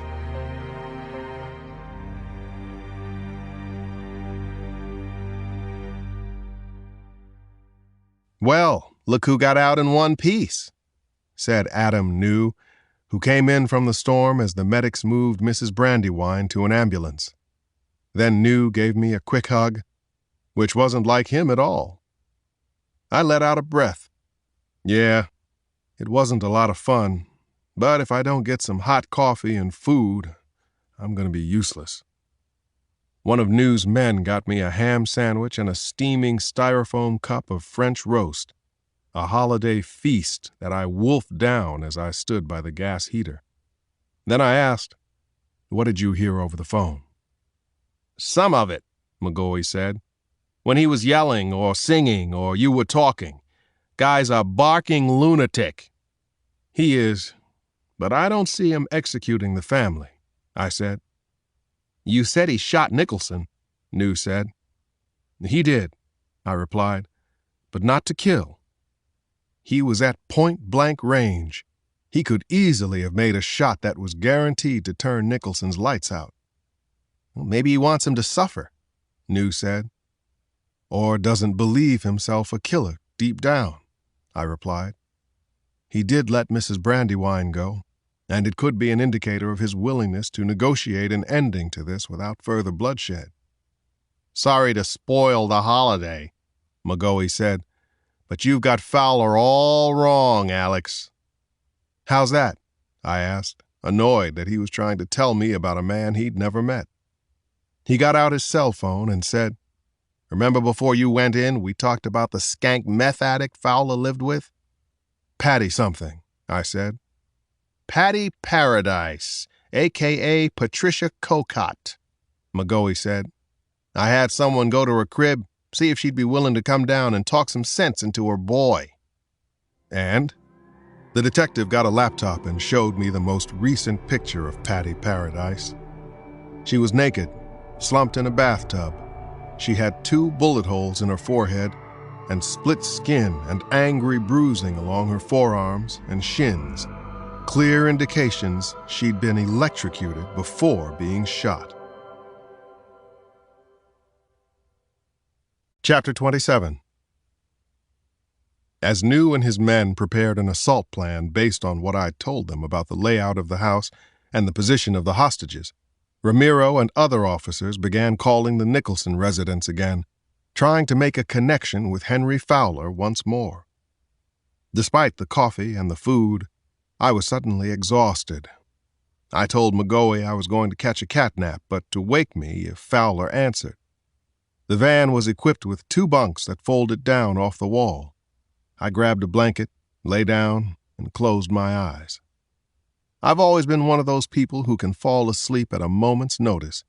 It's a skill that's handy when you're involved with this kind of drawn-out fiasco. But that night, I couldn't fall asleep. Not at first, at least.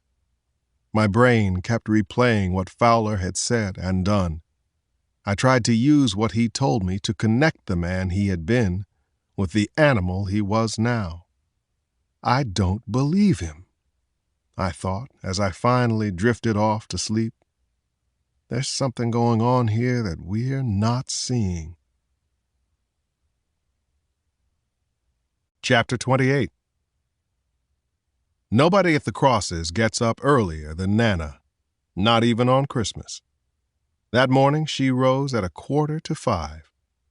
First thing she did was to dial up the thermostat in the house and put up the coffee, as she liked to say. Then she turned on the lights on the tree, brought a big CVS shopping bag into the living room, and got started on the stockings. Filling the stockings was her job. She enjoyed it immensely, and everybody seemed to like the candy and the dollar store goodies as much as the pricier shirts and sweaters and books and electronic games. Nana doled out the tiny plastic puzzles and Hershey bars and ballpoint pens. As always, each of the stocking gifts had a double meaning. She gave Bree a disposable lighter. It was Nana's way of telling her that she knew Bree sneaked an occasional cigarette. The old woman put a bottle of OPI nail polish in Ava's stocking, thinking it might inspire the girl to stop biting her nails. She dropped iPod earbuds into Damon's stocking. A bright red hair clip went into Janny's, and the one-handed flosser was for Alex. Alex, she said softly. She looked out the front window. It was still coming down, and snow was piled more than 1 foot high on the cars, but there was no sign of her grandson. My, she heard someone say. Santa's helpers get younger and prettier every year. Nana turned around and saw Bree standing at the edge of the living room. They hugged and wished each other a Merry Christmas, both of them knowing it wasn't all that merry without Alex in the house. "Did you get any sleep?" Nana asked. "Not a wink." "Makes 2 of us," Nana said. "Terrible knot in my stomach all night." They drank coffee and kept each other company. Janny and Damon and Ava joined them just as Christmas Day was dawning. Everyone smiled and hugged and said Merry Christmas, but the usual rush to rip open gifts just wasn't there. "What this Christmas morning needs is a good hot breakfast," Nana said. They all pretended to agree with her. "Well, let's get into the kitchen and get to work. You don't think I'm going to fix it all by myself, do you?" said Nana. "I need helpers." The children followed her into the kitchen. Bree said she'd join them in a minute. "I love cracking eggs. Save that job for me," she called after them. Then she picked up the remote and flicked on the television. Words at the bottom of the screen said, "Christmas Hostage Crisis." There was a shot of the big, handsome house in Georgetown. Snow and people and cops were everywhere. Then there was Alex, carrying a woman from the house where the lunatic had been holed up. The news anchor identified her as Congressman Brandywine's wife and said, Detective Cross risked his life and entered the house unarmed to negotiate face-to-face with the madman. One life has been saved, but from what we understand, another one hangs in the balance. Fowler shot and wounded his ex-wife's husband. He'd gone into the house unarmed. Someone had been shot inside. Bree thought about that and said softly, as if the TV could hear her, "Oh, Alex, Alex, Alex. I don't know if I can bear where you go." Then she changed the channel. But Channel 4 had the identical story. That network, however, had a reporter on the scene. She held a microphone and was talking to the camera. "From super lawyer to drug addict to madman, that's the road Henry Fowler took to arrive here this Christmas morning." Bree punched power, threw the remote down. She rubbed her sleeve against her damp eyes. Then she shouted toward the kitchen, "Nobody better have touched those eggs!" Chapter 29. I felt someone shaking me. I jerked awake and was surprised to see Detective McGoey standing in a weak, pale light. "It's Fowler," he said.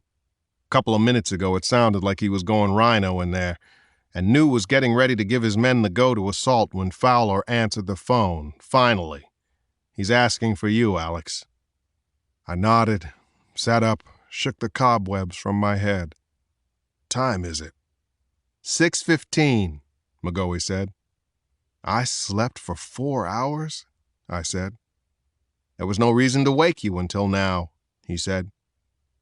I nodded dumbly, followed him toward the front of the van and Ramiro, who held out a phone to me. "This is Cross," I said. "I'm disappointed in you." Announced Fowler's voice. "Very disappointed. "Why?" You betrayed me. I've been looking out my windows. You've got me surrounded by an army." "That's the way it usually works when you're armed to the teeth and you don't talk to us." "Are they coming in after me? Are they going to shoot their way in?" "Unless you talk to us." "Coming in here would be a mistake. All you would find are bodies around the Christmas tree, mine included." "But you'll talk to me? Help me try to figure out a way to avoid that?" He didn't reply, but he didn't hang up either. "Is Dr. Nicholson still alive?" "Barry? Sure, he's alive, but he's got a hell of a stomachache." "Let him go. Let me come in there with another unarmed officer and get him." "No. I'm enjoying his suffering." "Then let someone else in there go. One of your children." Silence. And then he said, "A goodwill gesture? Isn't that what you said it would be?" "That's right." "Wish granted. I'm sending out the only one in this house I really care about." New knocked on the wall, signaled me toward the van's side window. I got up, saw the front door open. A black Labrador retriever with a red bow around its neck slunk out, and it startled and began to run away, its tail between its legs, when the door slammed shut. Chapter 30.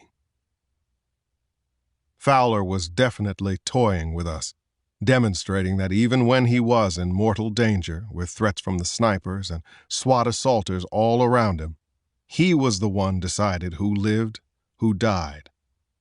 I could have gone the anger route, called him on it, put more pressure on him, but something told me it would backfire. "You love your dog, Fowler?" I asked. What kind of man doesn't love his dog? "A man who has a cat." That's funny, Cross. "I appreciate you letting the dog go. What's the dog's name?" "Mindy." "We thank you for releasing Mindy, and I assure you she'll be well cared for.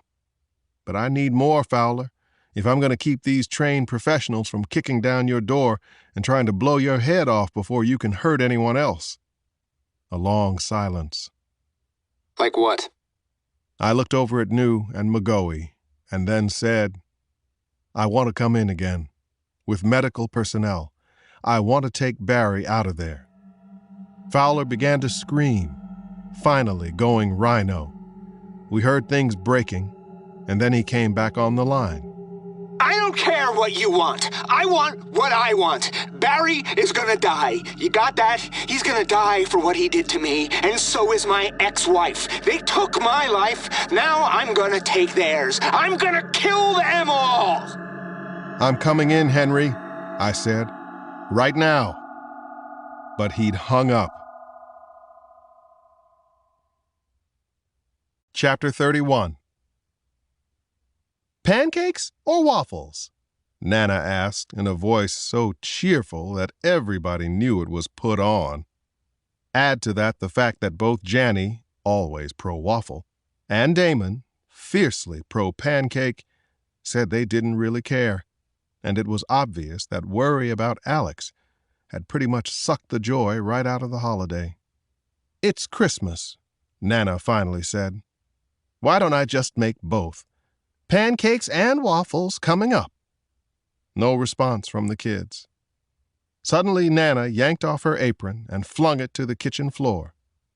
Enough of this, she shouted and began to march up and down, swinging her fists like she was punching the heavy bag in the basement. That got everyone's attention. Now, you all listen to me, Nana said, snatching up a wooden mixing spoon and shaking it at them. I don't like this terrible situation any more than you do.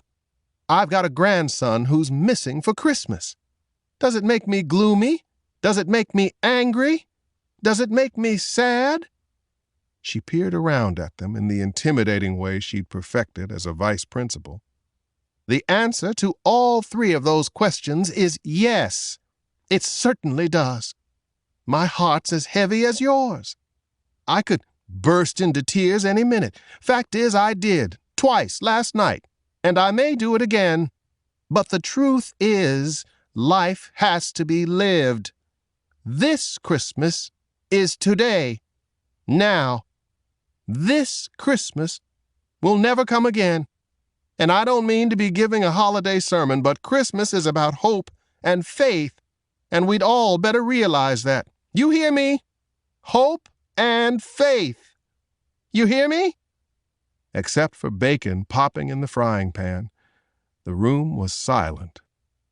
I said, you hear me? It's hard to feel hope and faith when you're sick to your stomach, said Janny. No one who doesn't live in a police family can understand what this feels like, Nana. It sucks, Damon added. I don't disagree with any of that, their great-grandmother said. If it were easy, I wouldn't have to be delivering this lecture. Okay, we embrace hope and faith, Bree said. She squeezed Nana's shoulders and gave her a kiss. At least, I do. Now that's fine, Nana said. I hope your stepchildren will have the same common sense. Now, whoever dropped my apron on the floor, please pick it up and give it to me. Everyone laughed. A little. Then we'll have a real fine breakfast, she went on. And then we'll go into the living room and we'll each open up one gift. And then what? Ava asked. Then Damon will go out and shovel the front walk. So when his father gets home, we can all go to church. Chapter 32. You are not going back in there, Lieutenant New said. I'll never be able to look your wife in the eye again. Join the club on that one, I said, jumping up. But I've got to go back in there, or that doctor is dead, and maybe the others too. And I have a plan. And that plan is? McGoey asked. I told New that while I'd slept, part of my mind must have worked out what was really behind Fowler's fall from glory and his actions of the past 24 hours. We can use it, I think, I said. And I told him what I was considering. Shit, New grumbled. You do have to go back in there. He hustled me into a SWAT armored vest, and I went back out into the blizzard once more. It was 6:30, a pale winter dawn, the second time I crossed 30th Street to the Nicholsons' home. The newscasters and onlookers had been pushed back. Only the vans and the MPD officers, the medics, and the SWAT teams were allowed to remain close to the house. I picked up the shovel the congressman's wife had brought me and started shoveling my way up the walk through 13 inches of snow. Church bells rang from the direction of O Street, probably Christ Church. From the other direction, more bells, probably Mount Zion. More than ever, I felt like I was part of something that was staining the celebration, and as I rapped on the front door, I felt ready to do some cleaning up. But was I right? Would my plan work? I heard the creak of floorboards, and my resolve grew weaker. The door opened. I stepped inside, hands raised.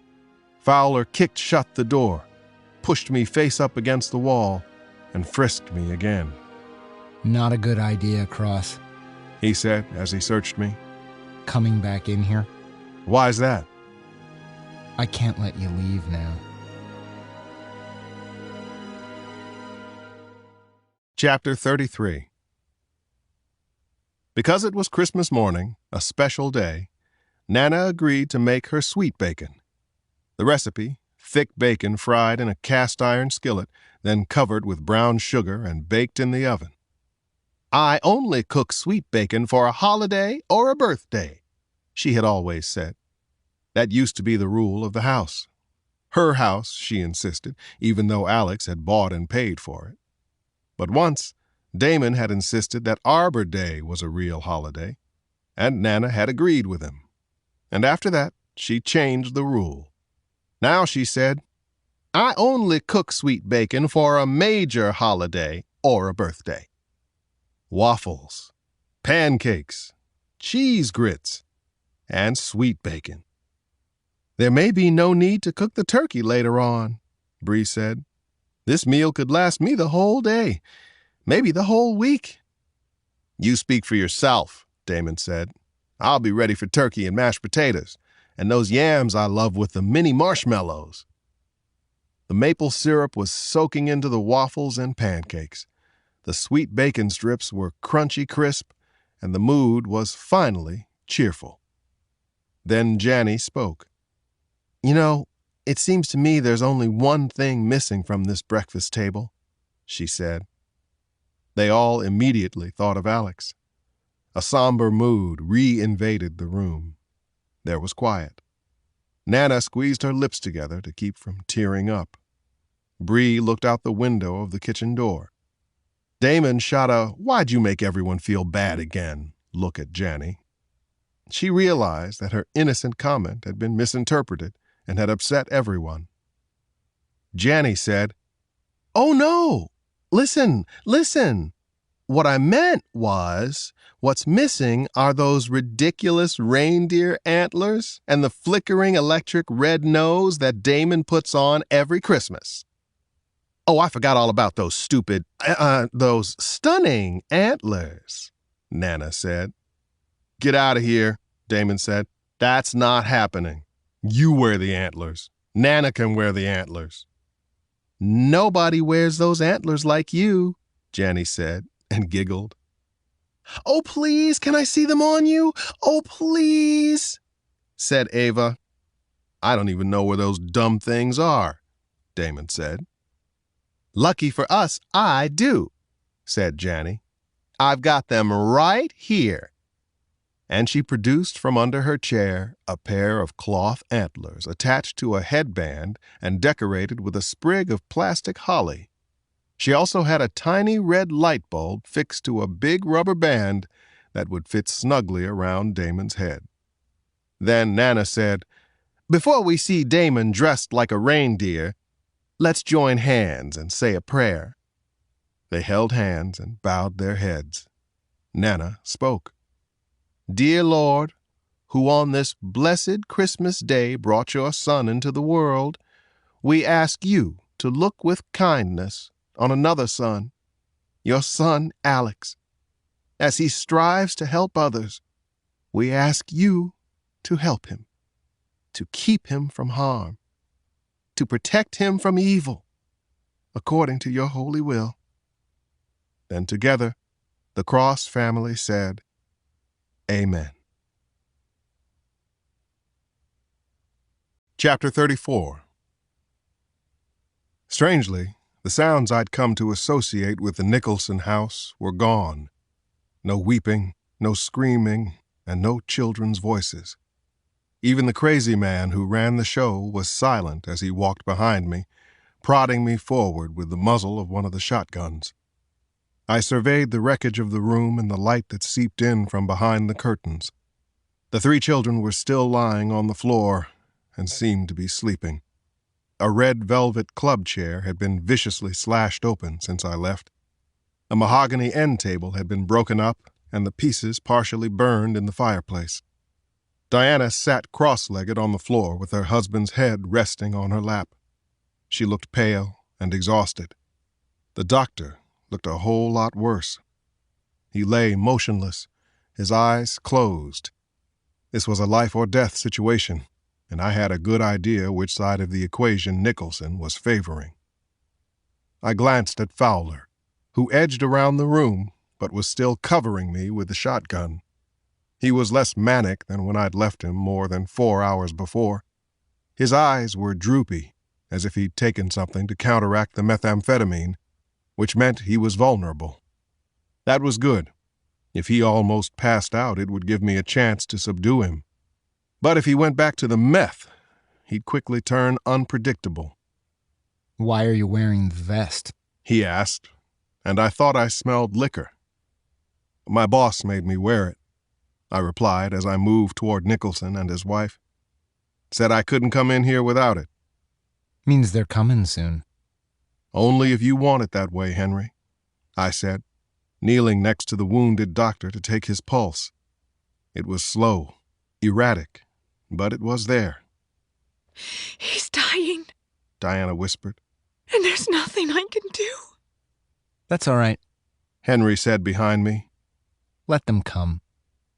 I heard the tap, tap, tap of steel on glass, looked over my shoulder, and saw exactly what I did not want to see. Fowler had dumped the rest of his meth in the vial out onto the coffee table. That necessary, Henry? I asked. Course. He said, grinning at me maliciously with his rotten teeth. How else am I going to be alert enough to see all this to its logical conclusion? He bent over, booted a line up each nostril. He sat up and shook his head as if the meth had lit a fire in there. There you go. That's how you get the edge on. Henry, we've got to get Barry some help, You're like everybody else here, Cross. Fowler said, skin flushing as he went into another one of his rages. Nobody listens. Or if they do happen to listen, they don't understand what I'm saying. That was Diana all the way, in one ear, out the other. What I'm saying is, Barry boy is going to die anyway. We are all going to die anyway. Now, I could plug another bullet into his belly to finish the job, but I want Diana to see him slowly wind down like a goddamn toy. Yeah, a toy. Like that stupid electric poodle that Chloe has. Bark, bark, bark. Then 2 barks, then 1 bark, then no bark. I found myself shaking my head in amazement at his bizarrely directed venom. Diana, however, looked weary and close to collapse. She ignored Fowler's ravings and just kept gently stroking her husband's pale hand. Henry, I came in here because I had some questions about the story you told me earlier. What story? Why you're here, I said, getting up. Why you're doing this. I told you everything you needed to know. I looked around, trying to feel my way through uncharted territory and help Nicholson without setting Fowler off. I spotted an unscathed bottle of Absolute vodka on a shelf opposite the downed Christmas tree. I moved toward it, saying, "But you didn't tell me everything there was to know, did you, Henry?" You got all you're gonna get, Fowler said as I picked up the bottle. What are you doing? Helping Barry, I said. Fowler flicked off the safety on the shotgun. I told you that was not happening. Then I guess you'll have to shoot me, I said, spotting a dress shirt in a gift bag that had been torn open during Fowler's long tirade. I looked up to see him aiming the shotgun at me. Somehow, I stayed calm and said, "But if you shoot me and the rest of your family, no one will ever know what became of you, Henry. You'll be written off as just some lunatic rather than a man who couldn't stomach being himself." Chapter 35. Sweat broke out on Fowler's brow, making him look greasy. What is that supposed to mean? I tossed the shirt to the wounded doctor's wife. "Get the straight pins out of this thing. We'll use it as a clean dressing." What the hell are you doing, Cross? Just what the hell are you doing? I turned back to Fowler. "However this turns out, it'll be better for you without a murder charge on your hands. I want to help Barry make it through so that you can atone for what you've done already." Fowler narrowed eyes that had turned black and beady. I don't know what you're talking about. "Is your only hope of redemption," I said, opening the vodka bottle. "The only thing that you can do that will make this all seem, hell, justifiable." All the pins are out of the shirt, Mr. Cross. What now? I ignored Fowler and knelt beside her wounded husband. I poured about a cup of the Absolute over and into the entry wound. The sting and burn of the vodka contacting the traumatized area startled the doctor, causing him to groan and come awake for a few seconds. Nicholson's eyes opened, but didn't focus. Diana leaned in closer to him and whispered, "I love you, Barry," before his eyes closed again. She didn't whisper softly enough. Fowler heard it too, and it destroyed whatever doubt and whatever hope I might have sown in his disturbed mind. Fowler lifted the shotgun and fired right through the ceiling, almost directly over his head. It was deafening, and it made a gaping hole. Get away from him right now, Cross, or you're gonna have a hole in you. The phone rang. I grabbed it and shouted, "No one is hurt! This is Cross!" I tossed the phone and returned to Nicholson, hearing Fowler run the pump action on the shotgun. Who said you can answer the phone?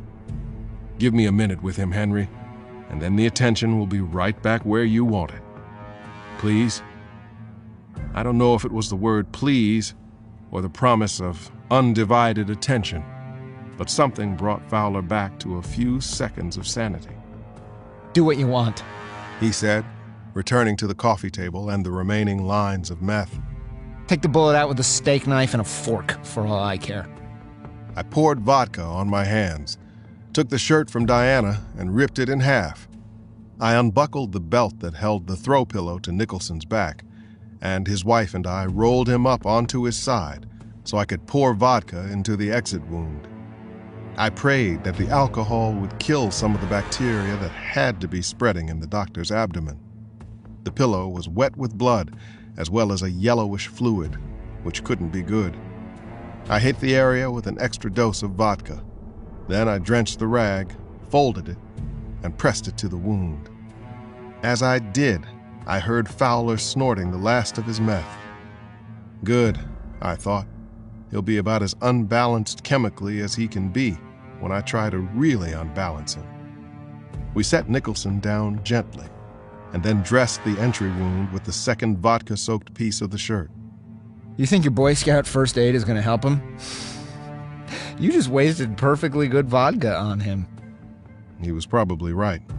What I'd done was Civil War-era medicine.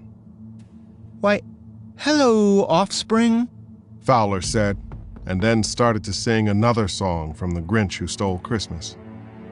I turned and saw him standing a few feet from the twins, holding the shotgun and one of the semi-automatic rifles. His children cowered, crouched against the fireplace. Don't be scared, boys and girls. We're all in Whoville, and we need everyone to sing and greet Christmas. "Henry," I said. He ignored me and shouted, On your feet. We've got to sing so the Grinch comes down from the mountain. Crying, The twins stood up. So did Trey, who turned as pale as a ghost when his father fired the rifle toward the drapes and screamed, "Sing!" Chapter 36. The phone rang again. This time Fowler took it. "We're fine," he yelled and hung up. Then he looked at his children, who'd stopped singing. "Again! Louder! It's got to be heard way up the mountain in the Grinch's cave." Fowler was really getting into it now. He'd launched into a second chorus when I stood up and shouted, "Counselor!" The former civil defense attorney stopped and looked at me dumbly, while his children's terrified singing dwindled to sniffling. "What?" he said. "Don't like Dr. Seuss on Christmas morning, Cross?" I love Dr. Seuss on Christmas morning, or on any morning. It's just time for a little cross-examination. For a moment, there was indecision in Fowler's face. Then he set the rifle against the fireplace and said, "Sorry, trial's over." "Call this an appeal, then," I said. "No appeals!" he shouted, reaching into his pocket and feeding something into his mouth. "There are no appeals in this courtroom." "But judgments can be overturned," I said, moving toward him. "There will be no stays of execution." I looked at him and said softly, "Was it the Huntington's drug case or the vaccine for hepatitis A?" Chapter 37. "You never told her?" I asked Fowler. "Diana doesn't know about those two cases?" I could see the rage in him building toward release, the rhino about to run. He put the tip of his shotgun right under my chin. What don't I know? Diana cried. Henry? Fowler winced at her voice and then stepped away from me to point the weapon at her. "Shut up, Diana." No! I will not shut up! And if my husband is going to die, and my children, I think I deserve to know why. "It was the lawsuits, Henry," I said. "Wasn't it?" Fowler said nothing, just stared at his wife as if she were a black hole he would never really fathom. What about them? Henry, what about the lawsuits? Fowler just stood there, a man unhinged, chewing on the source of his own destruction, unable or unwilling to describe its bitterness. I said, "In one or maybe both of those lawsuits, I believe your husband came into possession of evidence that might have changed the verdicts." What? Diana said, frowning, still looking at her ex-husband. Is that true? What kind of evidence, Henry? He wouldn't look at her. "Data. Medical records. Who knows?" I said. "But Henry knew something, and he never revealed the evidence to the people suing the companies he represented. He violated ethics. He broke laws. He destroyed lives. But in the process, he became a very, very wealthy man. And that was good. So he tried to compartmentalize, to bury what he'd done. But the problem is that deep down your ex-husband is a good man, a man of conscience, and it began to eat at him. So he started using liquor and drugs to calm the guilt, and it all went to hell and self-loathing. Is that about right, Henry? Chapter 38. The anger boiled again in Fowler, setting off a twitch and a tick that seemed to ripple through his entire body. "You're off by 20 or 30 degrees, Cross." "Put us straight, then." He shot Diana a venomous look. "Don't think you're not responsible. Don't think you won't be held accountable for what you've done." "Henry," I said, "tell us the truth." "I won the first suit fair and square. But afterward, a year after we won the suit involving the Huntington's drug, I came across data that I had never seen before, and case files that had never made their way into the proceedings. There was sufficient evidence that the drug accelerated their mortality. But you never told anyone? And tarnish my stellar reputation? Ruin the family fun? Decrease the speed with which my bitch of a wife was spending the fortune they were paying me? $2 million that year. $2 million. He looked at Diana like he wanted to throttle her. Every single day I'd come home and hear the gargantuan list of crap she'd bought from this shop or that, or from a catalog or off the web, or I'd hear about the cabinet makers she'd had in, or the granite countertop guy, on and on and on. Fowler glared at me. I was trapped. But it got worse when you began to represent the hepatitis A vaccine manufacturer? He set his jaw and nodded. That case was almost like you described it, Cross. We were well into trial, and I get this report from an investigator I'd hired to find people who'd taken the hepatitis A vaccine, but who weren't part of the class action suit. And? It showed an anomaly among teenagers who'd had the vaccine. He replied. They seemed to have suffered mild but permanent brain damage because of it. Diana gasped. And you didn't tell anybody? And lose? I couldn't lose. You wouldn't let me lose. The kids wouldn't let me. The firm wouldn't let me. And then you start screwing Barry, and the whole thing went to... He flipped off the shotgun's safety. Happy now, Cross? Ready to see the ultimate repercussions of my shredding that private investigator's report? Chapter 39. What do you think killing everyone in this room is going to do for you, Henry? I asked, glancing at a clock on the mantelpiece and seeing that it was 7:15. Erase what you've done? Among other things. I gestured at the phone on the floor. They've been listening. He swung the shotgun at me now. I really don't like you, Cross. You can make it right, Henry, I said. I'm going to hell for what I've done. I've made my peace with that. My grandmother's in her 90s, and she likes to say that every Christmas is a time for rebirth, I said. I can tell you how you can do that, if you'll let me. His meth eyes hopped all over me.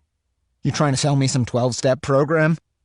I made a show of looking at Diana and Dr. Nicholson and the children, and then said, I think you'll want to hear this alone, Henry. You can decide later whether to tell them. We'll go somewhere, the kitchen, have a cup of coffee.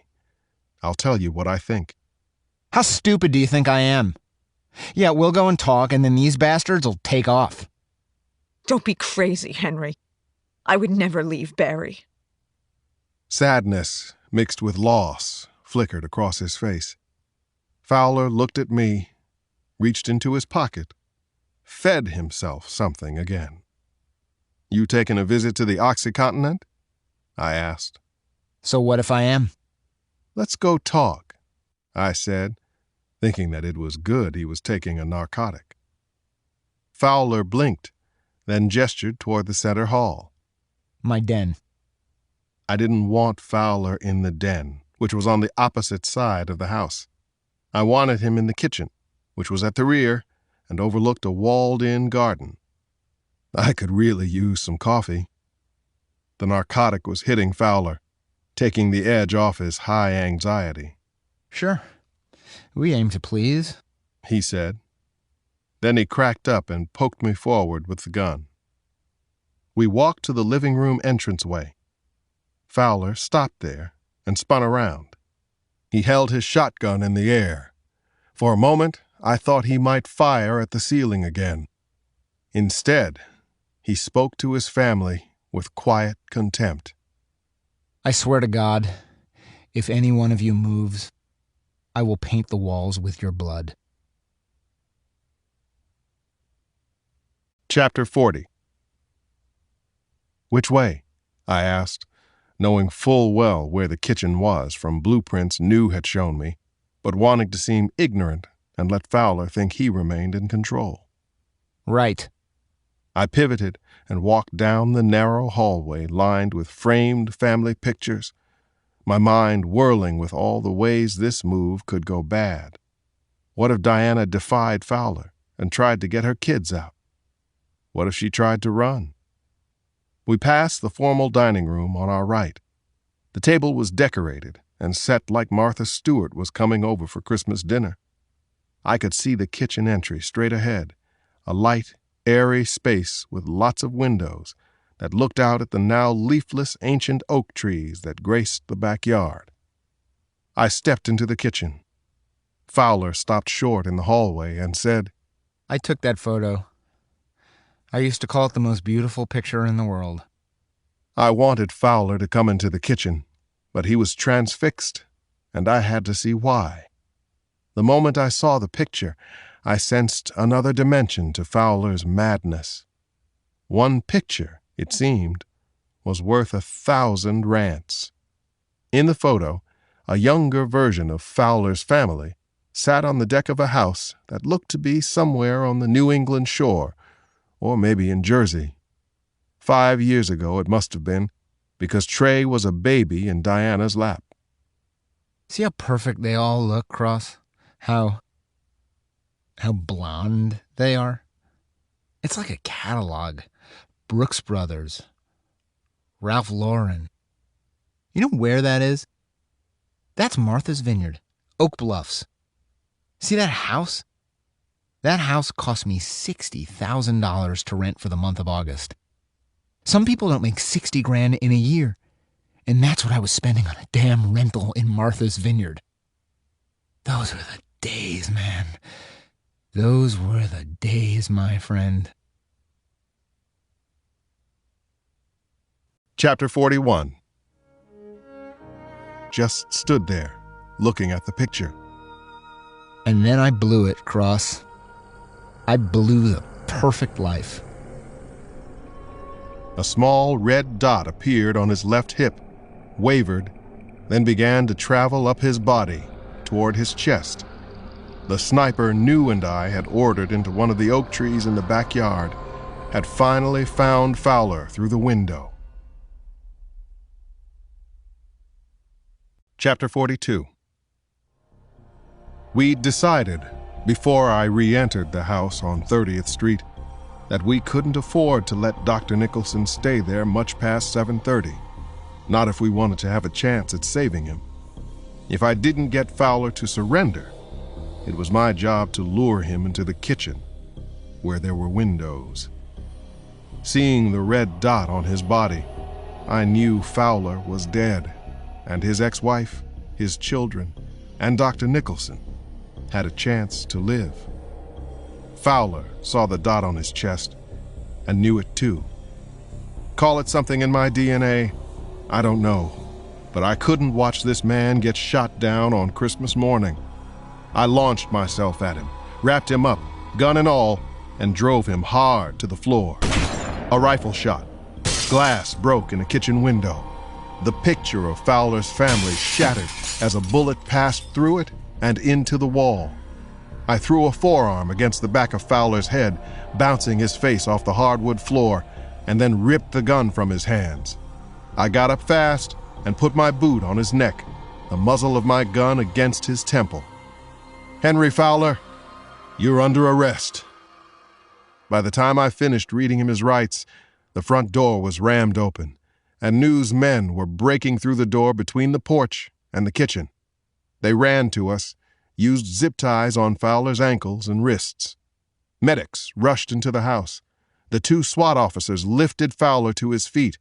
He was going to have a hell of a black eye from the pounding he'd taken against the floor. He stared at me. Why didn't you let them kill me?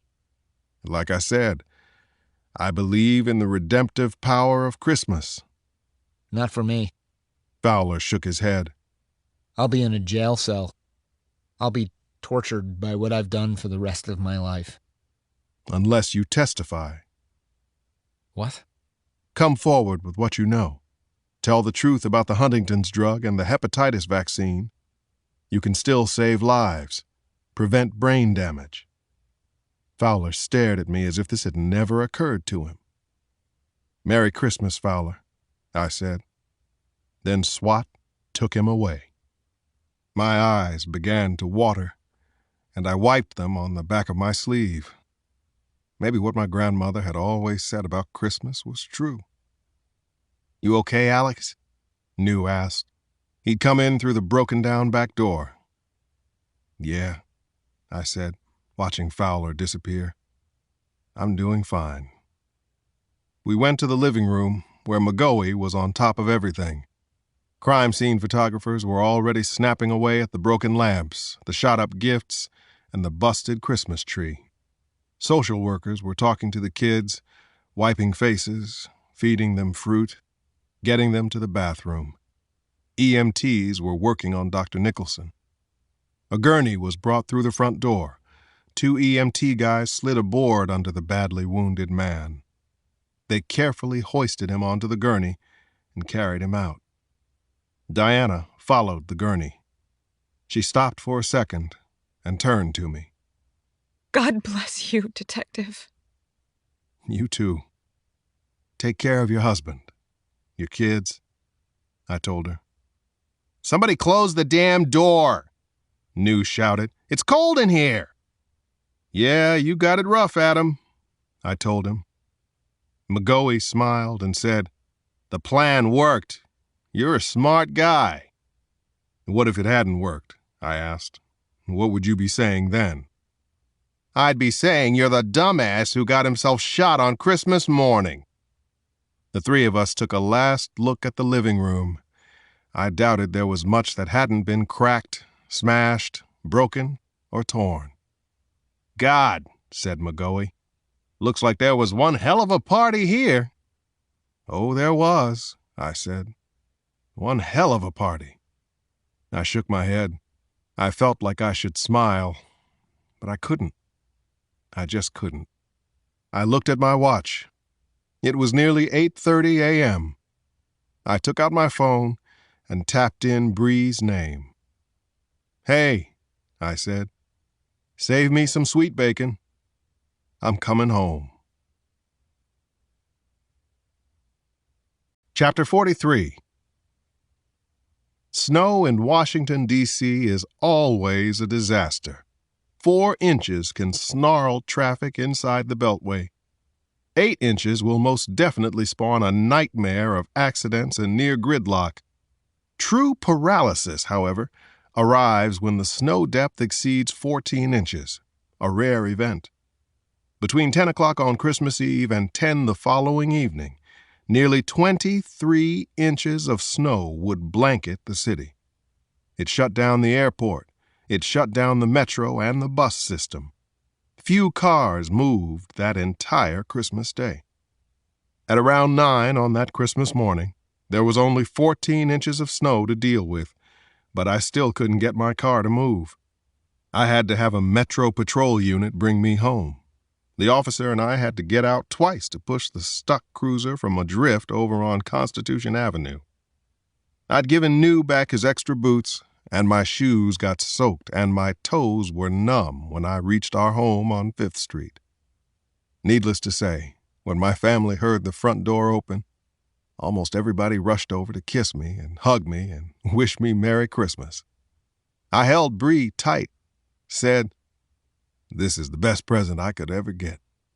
But Nana remained seated in her chair, her little throne. My, she finally said. "Is that my grandson over there? Must be a real special occasion that's got him visiting.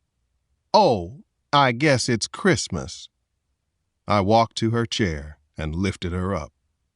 We stood with our arms around each other, and I never would have imagined a woman that size could have so much strength. She nearly squeezed the air right out of me. "I just made you some sweet bacon," she said. "Sweet bacon and a nap sounds just about perfect," I said. Chapter 44. Even Nana Mama decided that spending Christmas Eve convincing a crazy man not to kill his family was enough of a reason for me to be excused from attending 11 o'clock Mass. Bree tucked me in, and I slept like a dead man for 4 hours, up until I heard Damon cheering downstairs. He'd become a big hockey fan at prep school. and was watching a television broadcast of a game being played at a rink set up inside Fenway Park. I came downstairs groggily, smelled turkey roasting, and looked at the television. Snowing in Boston, too. "It's snowing everywhere," Janny said. "They say it won't stop here until, tonight. Kind of a waste, if you ask me." "Why's that?" "If it was 2 weeks from now, they'd call off school." "The reporters say you saved a guy's life last night," Damon said. "Maybe 2 guys' lives," I replied. "That's pretty cool. A gift, if you think about it." I spent the rest of the afternoon eating too many cookies, watching the game, holding Bree whenever I could, and listening to my grandmother tell stories about Christmases past, while she made yams with little marshmallows and Brussels sprouts with leftover bits of sweet bacon and a pecan pie that I almost risked my fingers to taste. "Stay away from that now," Nana kept saying and swatting at my hand. I taught Damon to carve the turkey when it came out of the oven around 5. I carried that platter. Everyone else brought in his or her favorite dish. Damon had the marshmallow yams. Bree had whipped potatoes. Ava brought the cranberry sauce. Janny carried the stuffing as if she were in a procession. And, just like every year, someone had to be asked to bring in the Brussels sprouts. That would be me. We sat at the table with cloth napkins, good china, a little crystal for the Christmas wine.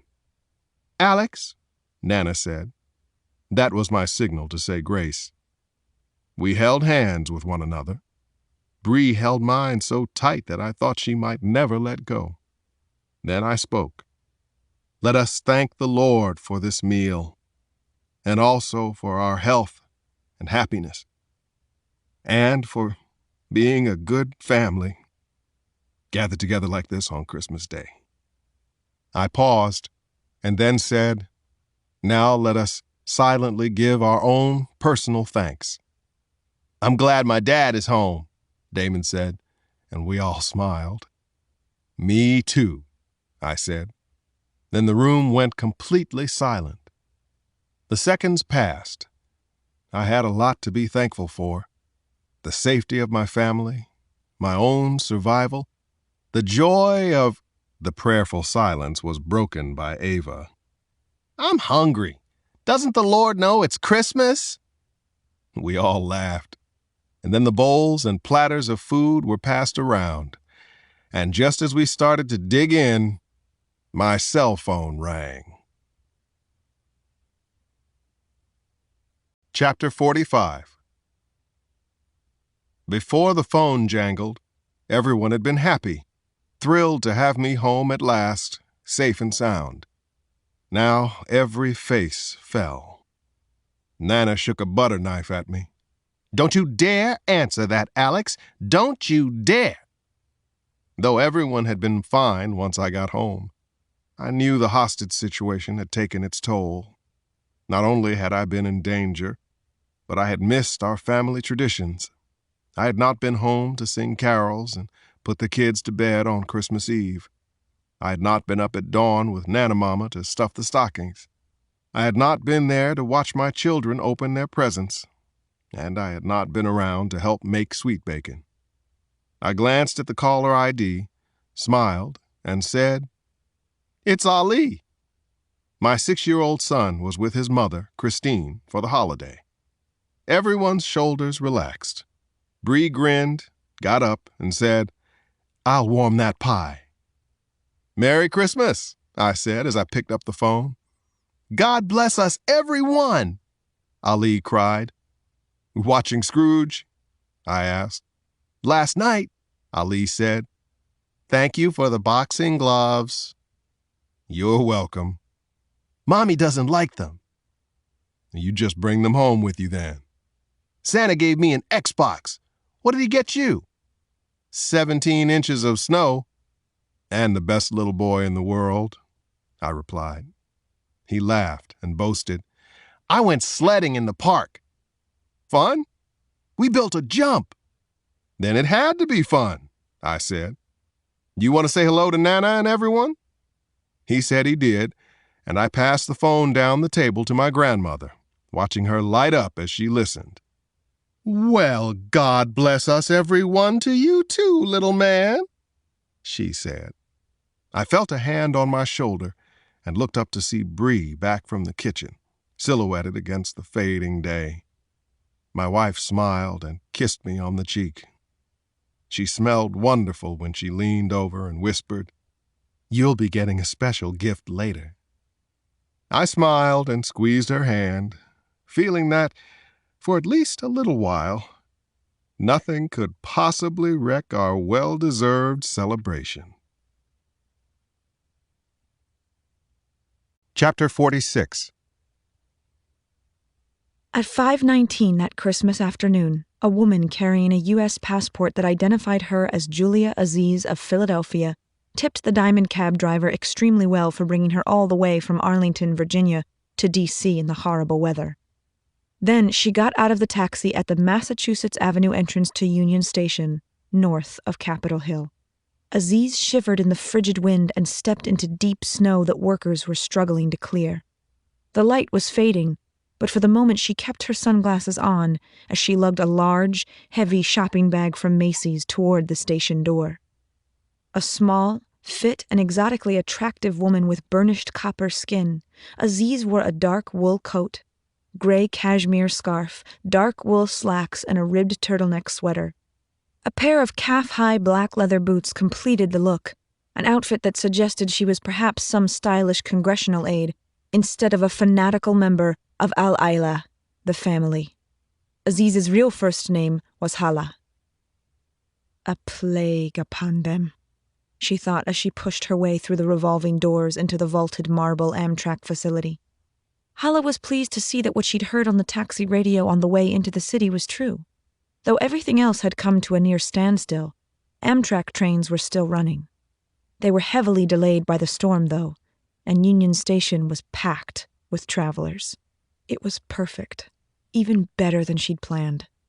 Indeed, the events that were about to unfold were supposed to have taken place earlier in the day, around 11, give or take 10 minutes.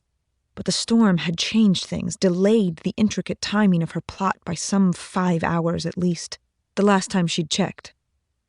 Kicking the snow off her boots, she looked around the main hall, ignoring the voice of Nat King Cole crooning about chestnuts on an open fire, paying no attention to the Christmas trees and lights, the token menorah, and the darkened shops to her left and right. She saw only the long lines at the ticket counters ahead of her and the scores of anxious travelers sitting on benches and on the floor, some groggy from Christmas dinner and eager to be on their way home, others frustrated and hungry because they still hadn't gotten to their holiday feasts, having been separated from their families by the freak storm. Hala felt no pity whatsoever for any of them.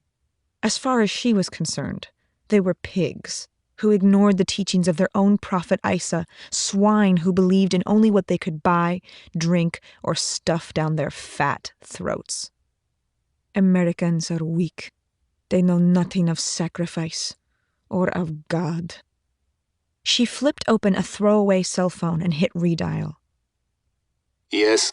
A male voice answered in Arabic. Why? Hala asked. 1, 4, and 0. She glanced at the big clock inside the station. It was 5:25. She calculated and then said, 7 and 5. Inshallah, The man replied and hung up. Hala stuffed the phone in her pocket, thinking, and now, finally, it begins. She almost smiled at that thought before reaching up to remove her sunglasses and scarf. She'd grown her hair out recently and stopped dyeing it auburn. Now luxuriously thick, long, and near jet black, her hair was pulled back severely into a bun so that her face, with its extraordinary bone structure, was visible to everyone, infidel and believer alike. Indeed, that's how Hala wanted it. She looked around at a young family moving toward the ticket line. She flashed on her own children, Fahd and Amina, back in Saudi Arabia, abandoned to her mother while Hala fought and sacrificed for God. Seeing her young son and daughter in her mind now, Seeing them that last time in her husband's arms, Hala felt a moment of desperate, almost crippling grief. But she quickly compartmentalized the emotion, used her husband's death and the soon-to-be eternal rift between her and her children to fuel her anger and her will. Her head felt light, speedy, undulating. Stuffing the scarf and sunglasses into the Macy's bag, Hala understood that this was what it was like to be a martyr, to give one's soul over to the Eternal One. She was at peace with it, submissive even. Hala looked around, spotted security cameras aimed at various angles inside the station. Before going in search of something to eat, she made a point of walking in front of each and every one of those cameras, looking right up into the lens and giving the people watching a nice, icy smile.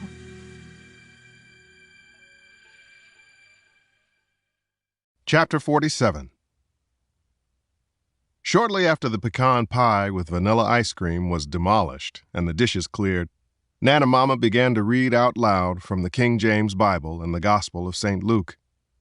"And it came to pass in those days that there went out a decree from Caesar Augustus that all the world should be taxed, and all went to be taxed, every one into his own city. And Joseph also went up from Galilee, out of the city of Nazareth, into Judea, to the city of David, which is called Bethlehem, to be taxed with Mary, his espoused wife, being great with child." My grandmother has been reading Luke's account of Jesus' birth after every Christmas dinner since I had come to live with her when I was 10.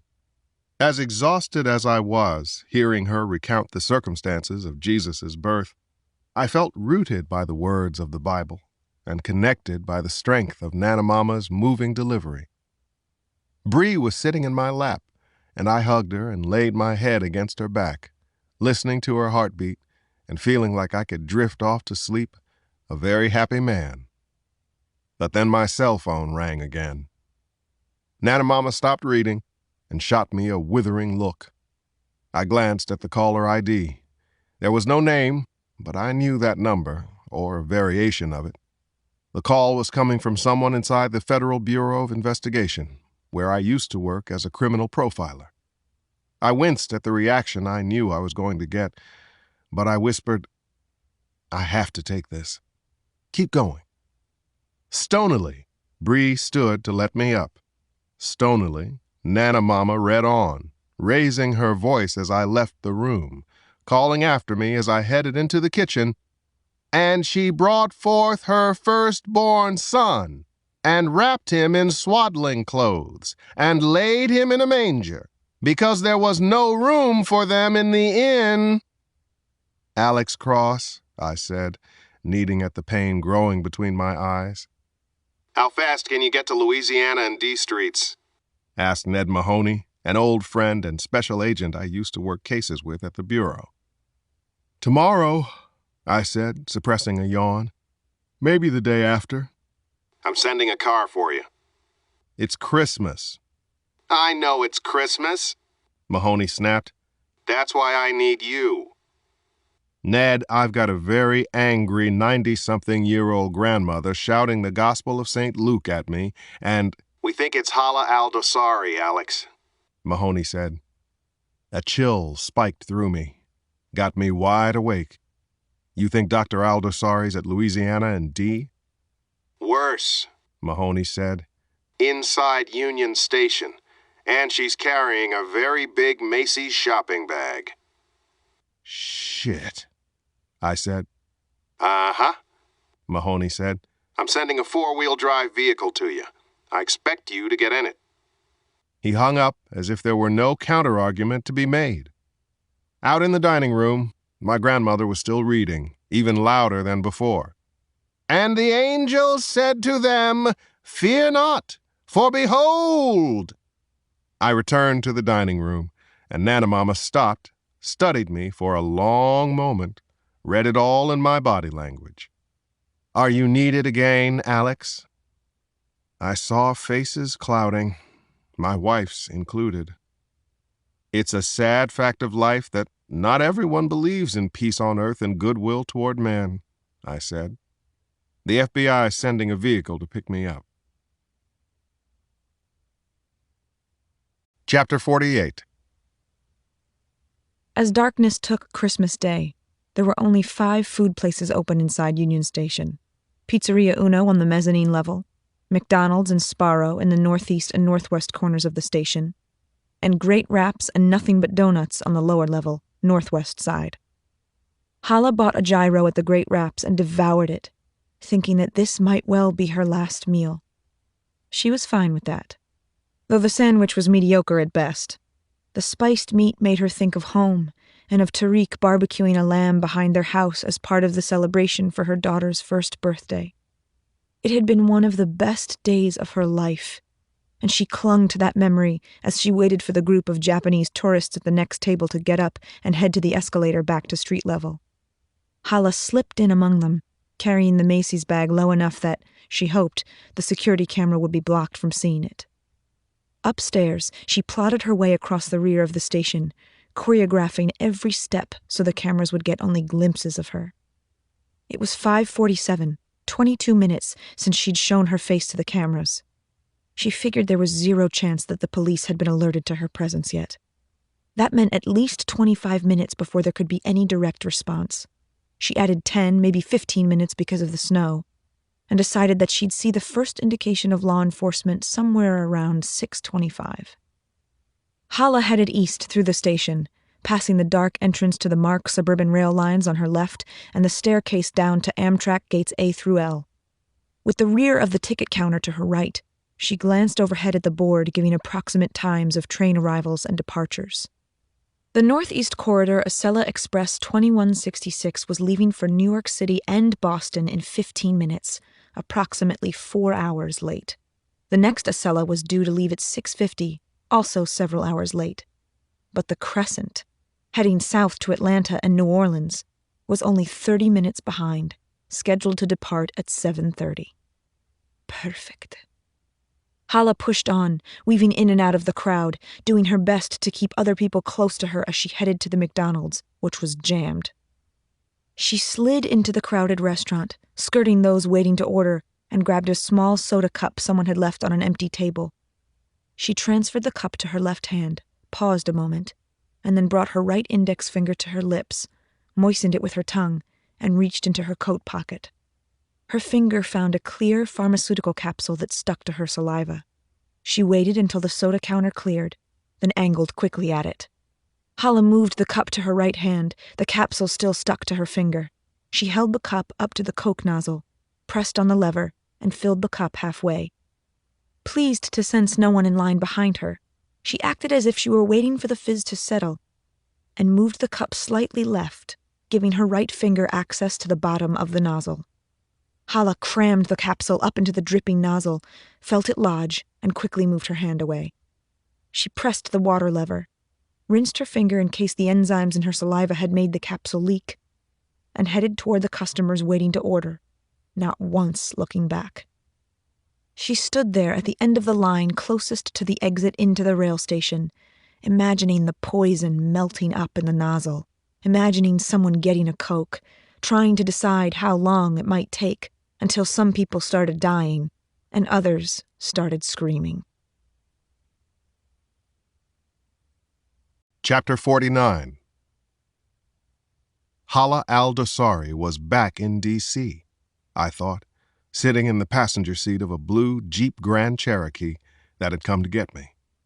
A doctor by training, a jihadist by choice, Hala was a member of Al-Aila, the family, a terrorist organization seated and rooted in the Kingdom of Saudi Arabia and subsequently transplanted to the United States. At the moment, Hala occupied slot number 6 on the FBI's 10 most wanted list, sought in connection with the poisoning of the Washington, D.C. water supply the prior summer, and suspected in the murders of at least 6 Saudi expatriates, including her late husband, Tariq. I understood why Mahoney had called me. We'd worked together trying to catch al-Dosari after the water incident. I'd even helped construct an extensive profile of her. But my mind would not call up the details. As we drove through the city, I stared out the windows. I couldn't believe how much snow there was. It looked like an avalanche had hit Washington. But wreaths still hung on doors, and Christmas trees still lit windows. Seemed like everybody in the district had given up on going outside and settled in for a sweet night. Everybody, of course, except me. When do I start saying no? I thought. Instead of just reacting to whatever crisis life sends my way, when do I begin to live Alex Cross's life? I mean, really live it. Here I was, blessed with terrific kids and a grandmother who was as healthy as a 20-year-old and as smart as the Sphinx. And then there was the miracle of Bree. I'd found someone wonderful to love me just when I thought romance had left me lame at the starting gate. When was I going to have the chance to enjoy life? I called home, wanting at least to tell Bree that I was feeling these things. The phone at my house rang. Then it rang some more, and some more. Then the damn thing kept ringing. In my mind, I could see and hear the scene at home where that phone was ringing. Nana Mama would most likely say something like, "If you don't want a slap on the wrist, then I advise you not to answer the phone." "But Nana," Damon would say, "what if it isn't Dad calling? What if it's somebody else?" "Well, whoever it is should have called earlier," she would reply. "What if it's an emergency?" "They should call 911. I hung up and then pressed redial. The ringing started in again, and I had a vision of Nana coolly saying something along the lines of, "I wonder who that could be." I hung up and stared morosely out the window. My family knew what a detective's life was like. Bad guys don't take holidays. They show up any time, any place. Not just on a summer Sunday afternoon when you're sitting and painting a fence, but also on a Christmas afternoon when you're sitting and having dinner. They all knew my job was an emergency-type job, like being a doctor or a firefighter. On top of that, it was a tough job. And beyond that, I wish someone would answer the damn phone. Because they were my family, and I was really missing them. That longing remained as we passed through police lines that closed off Louisiana Avenue for 2 blocks between C Street and Massachusetts Avenue, including most of Lower Senate Park. The road had already been plowed on both sides, but the only vehicles visible on that stretch of Louisiana were 2 black motorhomes idling near D Street, wheels buried in the snow. Chapter 50. I recognized the vehicles in an instant. Both were FBI mobile command centers, probably brought over from the parking garage beneath the J. Edgar Hoover building on Pennsylvania Avenue. The Jeep stopped beside the forward command center, and I climbed out. The wind was picking up, penetrating the blue police parka and Washington Redskins wool hat I wore, and I hustled to the door of the mobile command center. I happened to glance beneath it, and saw barely any snow there at all. The door opened with a whoosh, distracting me.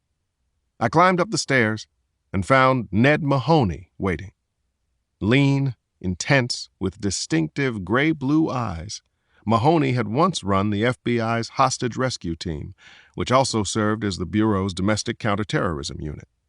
Until recently, Mahoney had been in charge of specialized training for agents up and down the East Coast. Now he ran a new rapid response operation that the Bureau activated in times of crisis, like this one.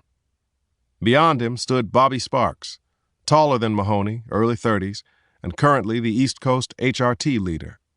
Both men were dressed casually. I shook hands with them, said, "You know for sure she's in there?" "If it's not her, it's her twin," Mahoney said. "She paraded through the main hall, gave the cameras a show. Since then, she's shown a fairly sophisticated understanding of the cameras, their positions, and their limitations. She's in the food court downstairs." He gestured over his shoulder at 3 FBI agents working a bank of screens. "We're tied into every camera in the station and the memory banks." I followed him and stood behind the agents, looking at screens that showed various scenes inside the train station, including one in the lower food court. "Where is she?" An agent, a woman with close-cropped reddish hair, tapped the food court feed, said, "She went there, to the right side of the escalator, just outside of range. There's no way out of there, and she's in plain sight of everyone else." "How long's she been there?" 5 minutes, tops," Bobby Sparks said. 23 inside, total. "And you guys are already here?" I asked. Mahoney did not answer for a moment. Bobby Sparks said, "We're quick." I squinted, realizing what I'd seen outside. "No, you're not. There's no snow under this bus, which means it was parked here before the storm started." The FBI agent looked annoyed. "Nothing gets by you, does it?" "Rarely," I said. "Level with me, gentlemen." Sparks appeared conflicted, but Mahoney said to one of the agents working at the screens, "Call up the McKeary interrogation. Fast."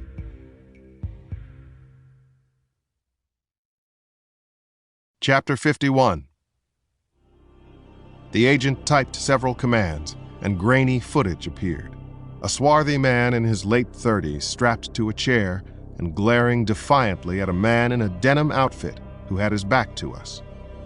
Guy in the chair is Abdul McKeary. He's Syrian, here on a research grant at Tulane University. He's also a member of Al-Aila, and he trained with Hala al-Dosari and her husband in Saudi Arabia 3 years ago. "Where's she gone? What is she doing?" the man with his back to the camera demanded. "Hala!" "You can't do this," McKeary said. "I have the civil rights." "You only have rights if you're in America," the man we couldn't see said. "And let me assure you, you're not in America, Abdul. And therefore, we do not play by American rules." The Syrian spit at the interrogator. Someone very big, his upper body and face lost in the shadows, pushed McKeary's chair forward and up close to a card table that had been blocked from view by the interrogator. The same person grabbed the terrorist's right hand and stretched it toward something on the table I did not recognize at first. McKeary began to squirm, and he shouted, "You can't do this!" The hot plate turned brilliant red. McKeary's hand was lowered toward the coils. "Shut it off," I said. The agent did. I glared at Mahoney and Bobby Sparks as intensely as the Syrian had at his interrogator. "Didn't know the Bureau participated in torture, Ned." "It doesn't," Mahoney shot back. "I don't know where it came from, Alex. I don't want to know where it came from. But I'm glad I know what McKeary spilled." "Confessions made under torture can't be taken seriously," I said. "They're half-truths mixed with what the tortured person thinks the torturer wants to hear." "Maybe," Bobby Sparks said stonily. "But we didn't have the luxury of thinking that way when McKeary said that Hala was planning to bomb Union Station on Christmas morning." "She's kinda late," I said. "Snowstorm," Mahoney said. I closed my eyes. "But she's in there now? No doubt? Show him those videos of her coming into the station," Mahoney told another one of the agents working the screens. A moment later, several of the lower feeds showed Hala al-Dosari moving about the south side of the main hall, looking directly at the cameras. She had to have known we run facial recognition software on everyone who enters that station, I said. "It's been written about," Mahoney agreed, "and she certainly seemed to want us to see her in there." "Right. But why?" "We were hoping you might have some insight on that." I shrugged, trying to get my brain to think clearly. "She could be trying to lure you guys in there so she can detonate and kill a bunch of federal agents." "That occurred to us," Bobby Sparks said. "Okay. Any other information I need to know?" Mahoney nodded. "We've had NSA targeting the station since yesterday afternoon, picking up all mobile transmissions. Only one seems pertinent." The agent with the red hair gave her computer an order. The interior of the command center filled with whispers in what I guessed was Arabic, a woman speaking with a man. Bobby Sparks said, "That's her 25 minutes ago, after she entered the station. She says, 'Why?' Then the unidentified male replies, 1, 4, and 0. She says, 7 and 5. Unidentified male replies, 'Inshallah.'" "So, a code?" I asked. "Obviously," Mahoney said. "Give me a break, Ned," I said. "I'm running on fumes here. You get a location on the guy's cell?" "We pinged the towers," Mahoney replied. "He was in the Suitland Silver Hill area, but we didn't have enough time to get him located better." Before I could filter that, the third agent working the camera surveillance inside Union Station tapped his headset and said, "Sorry to interrupt, but we've got someone down and dead inside the McDonald's, street level, northeast corner of the station." Chapter 52. 6 minutes before, as white foam came from the mouth of a convulsing, pimply-faced homeboy in his late teens, and people began to shout for help, Hala had slipped from the McDonald's and taken 4 big, easy steps diagonally with her back to the nearest security camera. She was inside the women's restroom in fewer than 6 seconds. She walked the length of the stalls until she spotted one with a metal grate in the wall above it. Luckily, the stall was open. She entered, still hearing shouts of alarm outside the restroom, turned and went to work, knowing full well that the poisoning would quickly bring D.C. police to the area. Police who would soon figure out that a suspect matching her description had been at the fountain a few minutes before the homeboy got his coke. And so the police would join the others, probably FBI, already looking for her. 6 minutes. That's all she gave herself. Hala opened the Macy's bag and retrieved a blue workman's suit that had a patch sewn to the chest that said Amtrak, and beneath it the name Sean. She tore off her jacket, removed her boots, and climbed into the jumpsuit. Around her neck, she hung a chain attached to a remarkably good forgery of an Amtrak employee card that identified her as Sean Belmont, a member of an emergency train repair crew. 4 minutes left. She scrubbed her face, lashes, and brows free of all makeup. She slid on workman's boots and then tucked her hair up under a wig that featured short blonde hair and a masculine cut. She put in contact lenses that turned her eyes blue and painted her face and hands with pale makeup. 90 seconds to go. Hala stood up on the toilet, which put the metal grate at about shoulder height. She could look through it into a length of air duct about 18 inches wide and 13 high. She glanced at the stalls on either side of her and was heartened to see them empty. Quick as she dared, she tried the screws holding the grate over the duct and found them loose. She had the grate off and balanced on the toilet in less than 30 seconds. Hala reached inside and groped until she found the sound-suppressed pistol taped there. She tore it off, duct tape and all, stepped off the toilet, and dropped the gun into the battered canvas toolkit in the Macy's bag. She retrieved the toolkit and set it aside. Then she reached to the bottom of the bag and took out 8 Christmas paper-wrapped boxes, each about the size of a large coffee cup. She put them in the toolkit. The jacket and high-heeled boots went in the Macy's bag. 40 seconds. Hala got back on the toilet with the Macy's bag. She shoved the bag into the duct hard, sending it in deep, and then refitted the grate. 10 seconds. The restroom door opened. A girl squealed, OMG, did you see the stuff coming out of his mouth? "I'm gonna be sick. You keep talking about it," another girl replied. Hala grabbed the tool bag, opened the stall, and went right at them. "Sorry, young ladies," she said in the deepest voice she could muster. "We had a leak back there. She's all yours now." You could've, put up a sign or something, the OMG girl said indignantly. "Too much snow," Hala said, as if there were some connection, and exited the restroom. She made a sharp right, ignoring the commotion unfolding in and outside of the McDonald's to her immediate left. She walked resolutely west toward the entrance to the Amtrak gates and glanced to her left only once when she picked up in her peripheral vision a big guy wearing a blue MPD parka and 2 shorter men wearing vests that said FBI. A sweaty man in an Amtrak police uniform followed the 3 of them into the McDonald's. Hala allowed herself the barest grin. That had flushed them out, hadn't it? She had no idea who the FBI agents were and guessed the sweaty guy was the Amtrak officer in charge tonight. But she totally recognized Alex Cross, the guy who found the president's kidnapped kids. He'd been all over the papers. In an odd way, Hala felt honored. Chapter 53. I knelt over the body of Philip Lamont, who dressed the gangster but whose identification showed me he was a junior at Catholic University. He had a home address on Manhattan's Upper West Side and carried a ticket to Penn Station on the Acela that was about to board. The extra-large cup lay on the floor next to him. The ice in it hadn't yet melted. I lowered my face over the foam around his mouth and sniffed. I smelled an acrid odor I recognized. "Cyanide poisoning," I said. "Hala?" Mahoney said. "Has to be," I replied. "That's how she killed her husband, right?" "That's how he died," Bobby Sparks agreed. I looked at the closest patrol officer. "Was this guy with anyone?"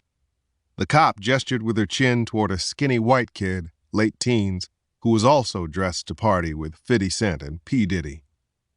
"Name's Alan Kent." I glanced at the cup. "Philip drinking from that before he died?" I asked Kent. The kid nodded, but he was obviously in shock. "Anyone else get close to that drink, son?" I asked. Kent shook his head. "Phil got it himself from the fountain." I didn't know how she'd done it, but I was certain Hala al-Dosari had murdered this college kid. And how didn't seem to matter as much as why. I looked at Mahoney and Sparks, said, "Close this place down." Captain Seymour Johnson, the shift commander of the Amtrak police, a sweaty, unhealthy-looking man, lost more color.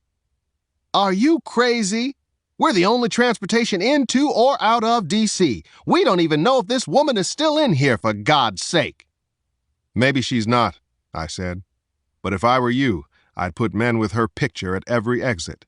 No one gets out of Union Station without proper identification. That goes for passengers who are boarding, too.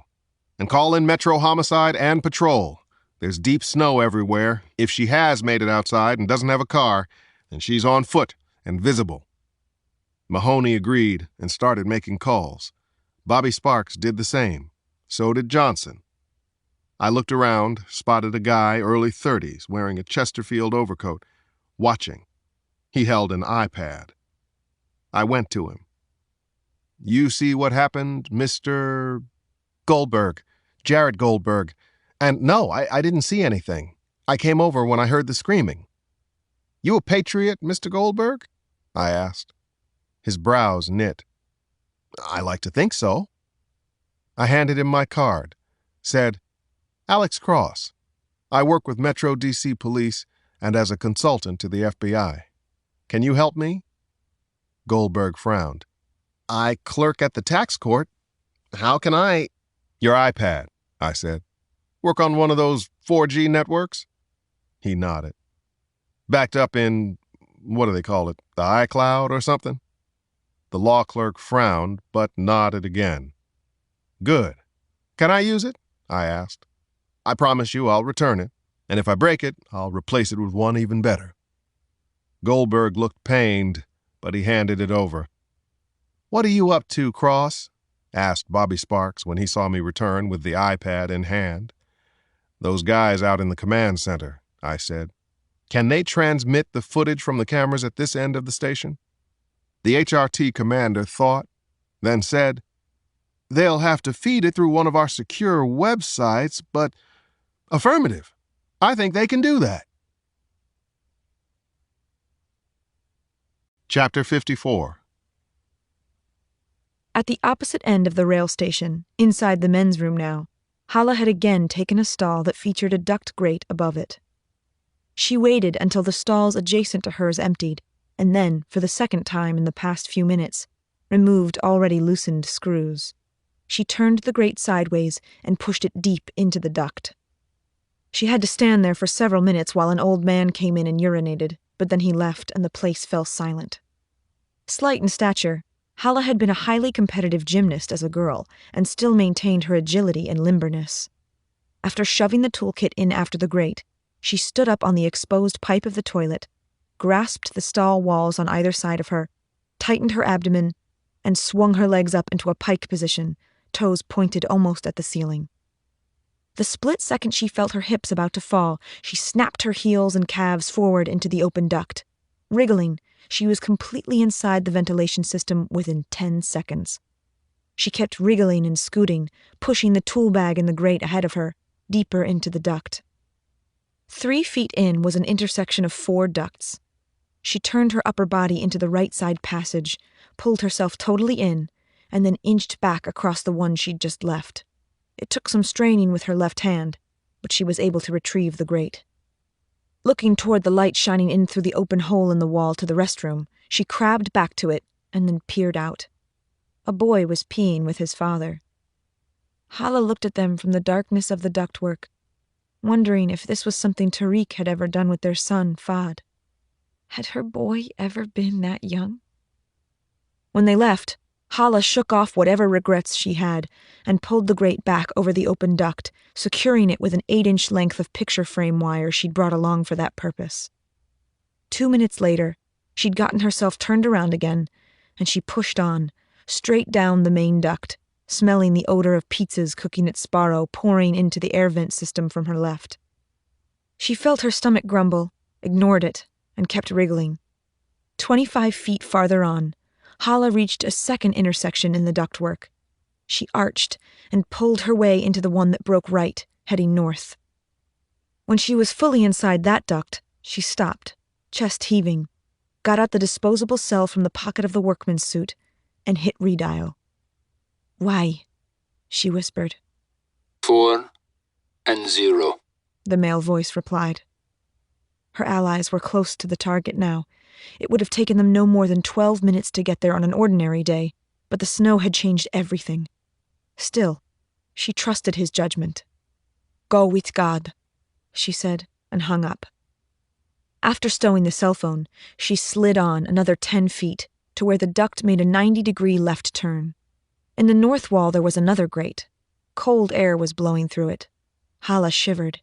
She paused for only a second to look through the grate, finding herself high above dimly lit loading platforms and 2 commuter trains sitting dark on the suburban rail tracks. Hala crawled on toward a third grate. She moved stealthily, as if she were sliding into position for a sniper's shot, which she was. The last 10 feet took nearly 10 minutes, leaving her 28 minutes before her role turned crucial. Irritating Christmas music blared from somewhere. Hala peered through the grate. She was 15 feet up the east wall of a loading dock platform owned by the U.S. Postal Service. Directly below her were large canvas hampers holding canvas bags that were filled with mail. A skeleton crew of 3 men worked on the dock, transferring the mail bags from the hampers into an open compartment at the rear of a rail car. Hala flashed on an image of herself much younger, out in the desert with Tariq, before the children came. He was teaching her how to shoot a pistol. How odd it had been that aiming and firing a gun came so naturally to her. Then again, shooting was something precise, like medicine, where attention to technique and detail came together to create a little miracle. And wasn't that what a perfectly placed shot was? A little miracle? A gift from God? Hala thought so. She got the silenced Glock out of the tool bag and aimed down through the slats of the grate at a fat Latino guy with mutton chops. He was farthest from her, closest to the tracks, the one most likely to get away. Chapter 55. Bobby Sparks and Mahoney commandeered other iPads within minutes of seeing what I was up to. With the tablets, we could be 2, 3, or 4 places at once. The rail station itself had become our movable crisis center. We could manipulate time as well. Backward, anyway. I had all the feeds from the 3 cameras in and around the northeast end of the station, the ones closest to the McDonald's, run back to the approximate time of Philip Lamont's collapse. I heard the shouts and saw Hala al-Dosari slipping out in the commotion and disappearing in the direction of the ladies' room to the left of the restaurant. None of the cameras faced the restroom directly, but it was clear that's where she was going. "Block it off," Bobby Sparks barked at Johnson, the Amtrak police commander. Then the FBI hostage rescue leader led the way in, badge up, gun out, with Mahoney and me bringing up the rear. We found 3 women inside. One was in her 80s, an older lady who put me in mind of Nana, and a younger, prettier woman who nonetheless didn't hold a candle to Bree. The third was a girl in her late teens, plump where Hala al-Dosari was thin. When they'd left, we searched the restroom from top to bottom. The toilet stalls had not been serviced since before the storm. Wearing latex gloves, I got down on my hands and knees and peered into each one. I spotted an off-white blotch on the floor of the third. I got out a pencil and poked at it with the eraser. Saw it smear. "What do you have, Alex?" Mahoney asked. "Looks like makeup," I said. "In a ladies' room," Bobby Sparks said. "Imagine that." I got back to my feet and noticed the grate above the toilet. I didn't see how anyone could have gotten into such a small space, but then again, I'm 6'2" and more than 200 pounds. I slid a fingernail into one of the screws and was interested to find it loose. "Got a flashlight?" I asked. Mahoney produced a mini mag light. I flipped it on, shone it through the slats, and saw, about 6 feet away, the crumpled Macy's bag Hala al-Dosari had been carrying. Chapter 56. I dragged the bag out with a mop handle Mahoney found. "Her boots and the jacket," I said. "Nothing in the pockets." "I'll take that," Mahoney said. "I want it checked for explosive residue. We need the feeds of all cameras in the station in the 10 minutes or so after Lamont died," I said, heading out of the restroom. 2 minutes later, an FBI technician was running a swab test on the Macy's bag, and I was looking at a long-angle shot of the northeast end of Union Station, the feed from the only camera that gave us a reasonable view of the area around the restroom. I sped it up, checking out everyone walking west of the McDonald's. "There we are," Mahoney said, pointing to the image of the 4 of us hurrying toward the McDonald's. But I was staring at the man who'd glanced at us as we'd passed, a slight figure with sandy-colored hair who was wearing a workman's jumpsuit that said Amtrak and carrying a canvas tool bag. "That's off," I said. "What?" Mahoney asked. "That tool bag," I said. "It's the kind of thing plumbers used to carry, or masons. I don't see a modern workman with something like that." The figure disappeared from view. "Where's he going?" Mahoney asked.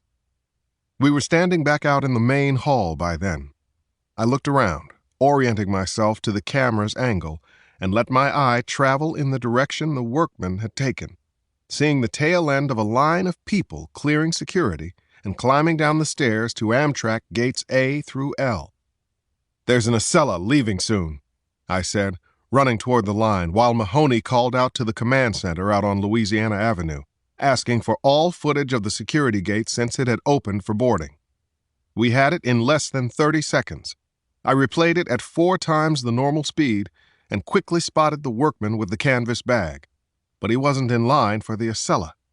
He skirted the gate and walked all the way to the other end of the station, where he entered the men's restroom. We began to run. My phone rang. Bree. "Alex?" "I can't talk," I said. "I want to talk, more than you know, but I can't." "What's going on?" "All I can say is that there is a very, very bad person in Union Station." "Give me a great Christmas present." "Stay away from him." "It's a woman, and I promise you, I'll try."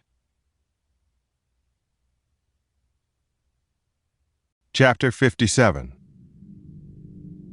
Hala took a slow, deep breath, dropped the tension from her shoulders, and dwelled within the sight picture she had over the barrel of the silenced pistol. The big Hispanic postal worker with the mutton chops turned from the open rail car and took 2 steps before she squeezed the trigger. The pop the silenced gun made going off seemed loud to her in the duct. But neither of the other two postal workers reacted until Mutton Chops fell to his knees, hands trying to stop the blood from gushing out of the hole she'd put through his windpipe. The second postal worker was bald. His pale skull made an easy target for her next shot, which went through the back of his head. The third worker, a thin black guy, seemed to have figured out he was next because he ducked and ran zigzags across the loading dock, screaming for help. He didn't get any.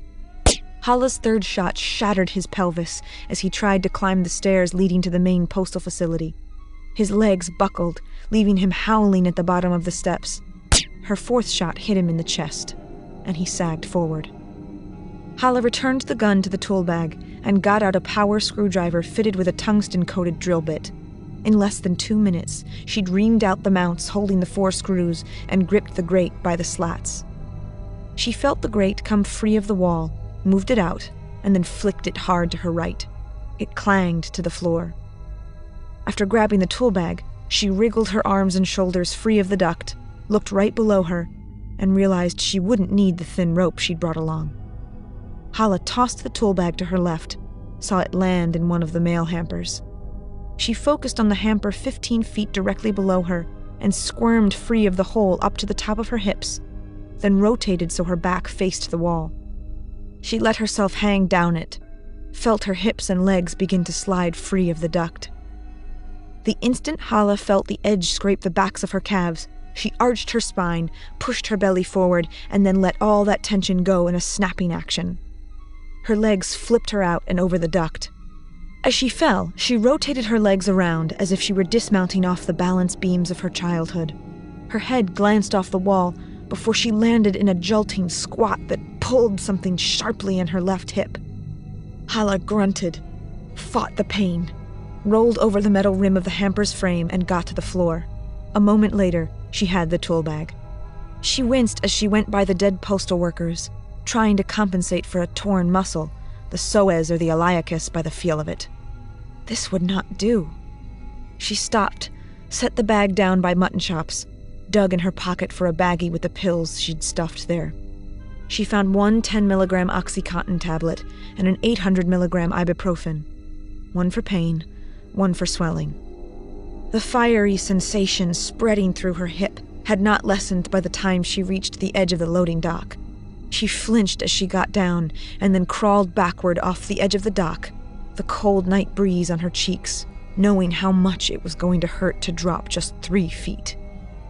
What I feel doesn't matter, she thought as she pushed off.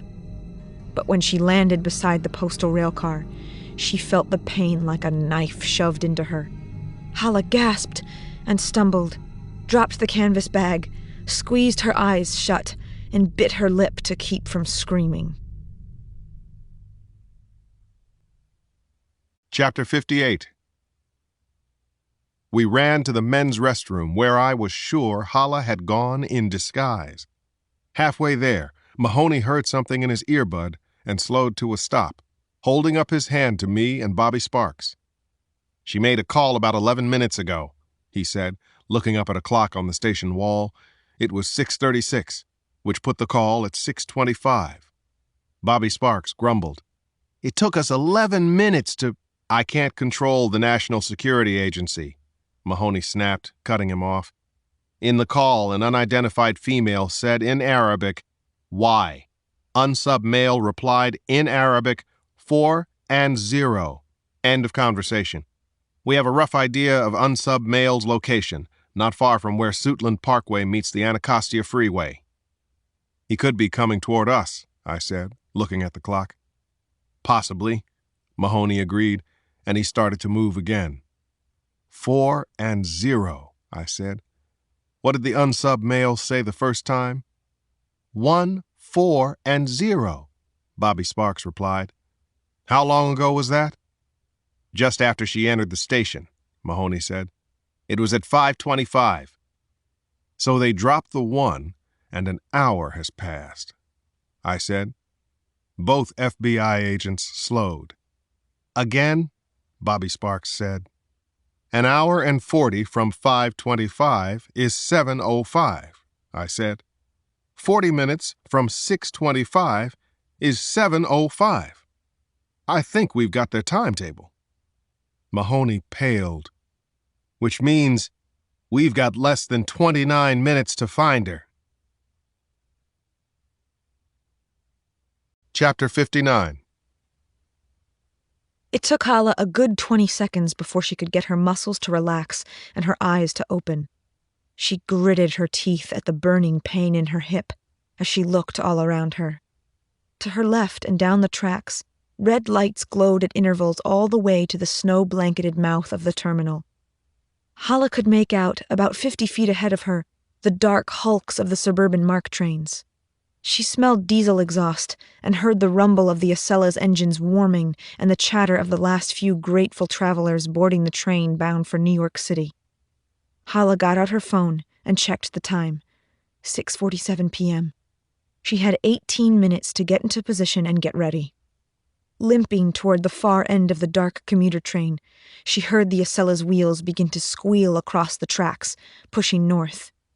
She stood in the darkest shadows, feeling the effects of the painkillers start to seep through her as she ripped open the first of the Christmas presents and watched the train leave the terminal. Weary travelers were visible in the lit windows. Hala wondered if these train passengers would look back on this day and feel the way people who'd been late to work at the World Trade Center on 9/11 did, confused and haunted by the random circumstances that had led to their survival. Chapter 60. Seeing that the grate above the stall in the men's restroom had no screws holding it to the wall, I stepped up on the toilet and yanked at it. It was exactly 6:57. It had taken us that long to clear the restroom and search it. The grate didn't budge. I used Mahoney's flashlight and shone it through the slats before looking back at him, Bobby Sparks, and Captain Johnson. "Where do these ducts go?" I asked Johnson. The Amtrak cop squinted at me in disbelief. "You think she got in there?" I don't know how else to explain that the grate's been wired shut from inside. "So where do they go?" Johnson looked confused. "I don't know. And I don't think there's anyone from maintenance who can tell us until—" "Wait, why don't you know this?" Bobby Sparks asked incredulously. "We control the gate areas and the tracks," the Amtrak cop retorted hotly. "The station's interior is the responsibility of a private management firm in Virginia, but everyone there's got the night off. It's Christmas, for God's sake." I gestured angrily at the duct. Where could it go? Or better, what places would be vented by this ductwork?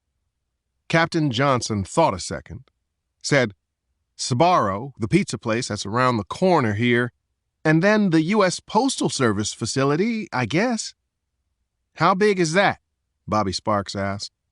"Big enough to handle everything coming off Capitol Hill, House and Senate side, and all the federal agencies around here." "There's no chance anyone from the U.S. Postal Service is working on Christmas," Mahoney said. "As a matter of fact, there's a skeleton crew in there right now," Johnson said. "I saw them on the loading dock. They're on until 10. I thought about that a second, then said, "Does the loading dock face First Street or the terminal?" "Both," the Amtrak officer said. "There's a single steel roll-up door facing the street and a double that allows access to the tracks." "She's either escaping to the street or trying to get to the trains," I said, moving toward the door. "Get men to the west end of that terminal, inside and outside. Tell them she's dressed as a male, an Amtrak worker, and should be considered armed and dangerous." Captain Johnson began to sweat again as he barked orders into his radio. So did Mahoney and Bobby Sparks and I, as we all sprinted to the security entrance that led down to the terminal, the loading platforms, and the train tracks. Chapter 61. Fewer than 4 miles to the south, across the river in Anacostia, a white panel van sporting a sign that said CSX Transit Support crept through the snow toward the 11th Street Bridge, heading north into Washington. The driver was dressed in work boots, a blue one-piece work suit similar to the one Hala wore, and a dark blue insulated Carhartt coat. There was a patch on the chest of the coat that said CSX Maintenance Services. Below that patch, the name Herb had been embroidered. His real name was Omar Nazad, but he carried the Maryland driver's license and employee ID of Herbert Montenegro of Falls Church, Virginia, a Tunisian who had looked more Eastern European than Maghrebian. Nazad had entered the United States on a student visa to study for his doctorate in chemical engineering at Purdue University. But he had left the school almost immediately, disappearing into this new identity courtesy of Al-Aila and Hala al-Dasari. They'd met 6 months before in a safe house run by a theater major at Syracuse University. Hala was older than Nazad by almost 10 years, but she captivated him with her beauty and her passion for the cause. This plan had been their idea, conceived during the long, wet upstate New York spring and expanded and refined during the summer and early fall. Tonight, they and the others would see it through, no matter the consequences. "Brother," came a male voice from behind Nazad back in the interior of the van, which was dark but for the glow of a computer screen. "I hear you, brother," Nazad answered. 6 minutes, the man replied. "We'll just make." Nazad stopped, cursed. "What is wrong?" "Police ahead. They've blocked off the left lane to the bridge. Quiet now." Nazad pulled shut dark drapes that separated the front seats from the van's rear. He rolled slowly by a police officer waving a flashlight. "Officer," he called, "is the exit plowed down onto 12th Street? I have to check the tracks as it enters the tunnel." "Exit's plowed, but nothing beyond it," the officer replied. "Hope you got chains. It's a mess down in there." "I'd take my chances," Nazad said and drove on. Chapter 62. The painkillers had kicked in.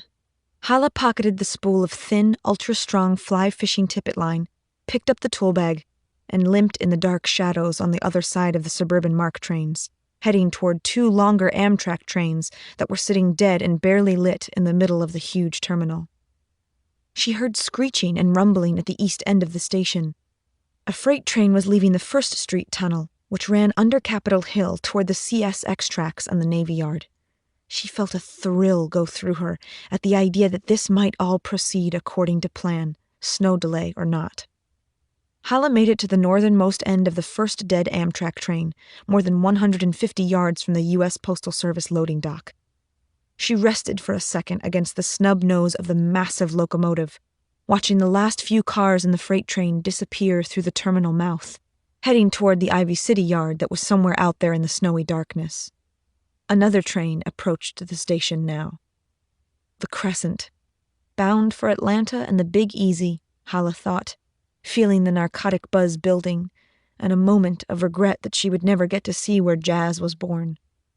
Still, she was alert enough to know she needed to duck beneath one of the locomotives so she would not be caught in the southbound train's headlamp.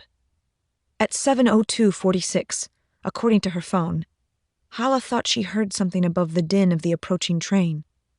Crawling to her right, she peered along the platform, catching glimpses of men with guns way back toward the security gates, maybe 10 of them, all spreading out and moving east and west of her location. Was that Cross with them? She couldn't tell for sure. Were they onto her?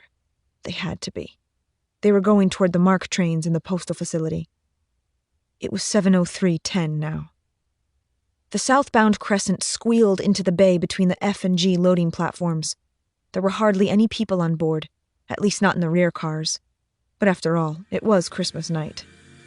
Hala crawled back to the toolkit and fished out 2 of the remaining 7 hand grenades, nestled like eggs in the ripped Christmas paper. She held them, looked up at the giant steel roof supports high overhead, and prayed that the infidels would not set off one of her booby traps before it was time. Chapter 63. We reached the U.S. Postal Service loading dock with just over a minute to spare. Bobby Sparks took one look at the 3 dead bodies and signaled his men that they should spread out again, move north and east through the terminal, and get to hunting. Captain Johnson, rattled by the sight of the bodies, called over his radio to tell his men to guard the rear platform while the FBI team went to work. Mahoney and I climbed up on the loading dock. A small television, a portable device probably belonging to one of the postal workers, sat on an overturned crate. It was playing the local news, which had been delayed by the Lions football game, and the broadcast featured a recap of the hostage crisis in Georgetown. The video showed Henry Fowler in cuffs and leg chains. Fowler's former wife was climbing into the back of an ambulance with her new husband. I was being interviewed by some newswoman. Below me, it said, D.C. Detective Alex Cross, Georgetown hostage crisis hero. I shut the TV off, then noticed my reflection in a window. I sure as hell didn't look like a hero. My hair was wet and I had some ugly stubble on my face. My clothes were soaked with perspiration and my eyes were red with fatigue. I had noticed on the news report that my hands were shaking a little and that I kept swallowing hard as I spoke. I also looked unpleasantly thin, not the trimness of a healthy person, but the gaunt, haggard look of a guy who was living life way too hard. The Fowler situation had wrapped up less than 12 hours ago. Right then, it felt to me like it had happened 30 years ago. Tonight was turning into a much, much bigger nightmare. That was as plain as the bodies of the dead postal workers. Seeing the way their corpses lay broke me out of my thoughts. I did some quick trajectory calculations and then looked up the east wall and saw the gaping hole of the ventilation system. How in the hell had she... Mahoney showed me his watch. 7:04:50. Mahoney said, "We're to the right and not far beyond the rail car the postal workers had been filling. I caught a brilliant flash, followed by a stunning explosion. Shockwaves hit me. Hot metal whizzed by my head, and I dove for the ground." Chapter 64.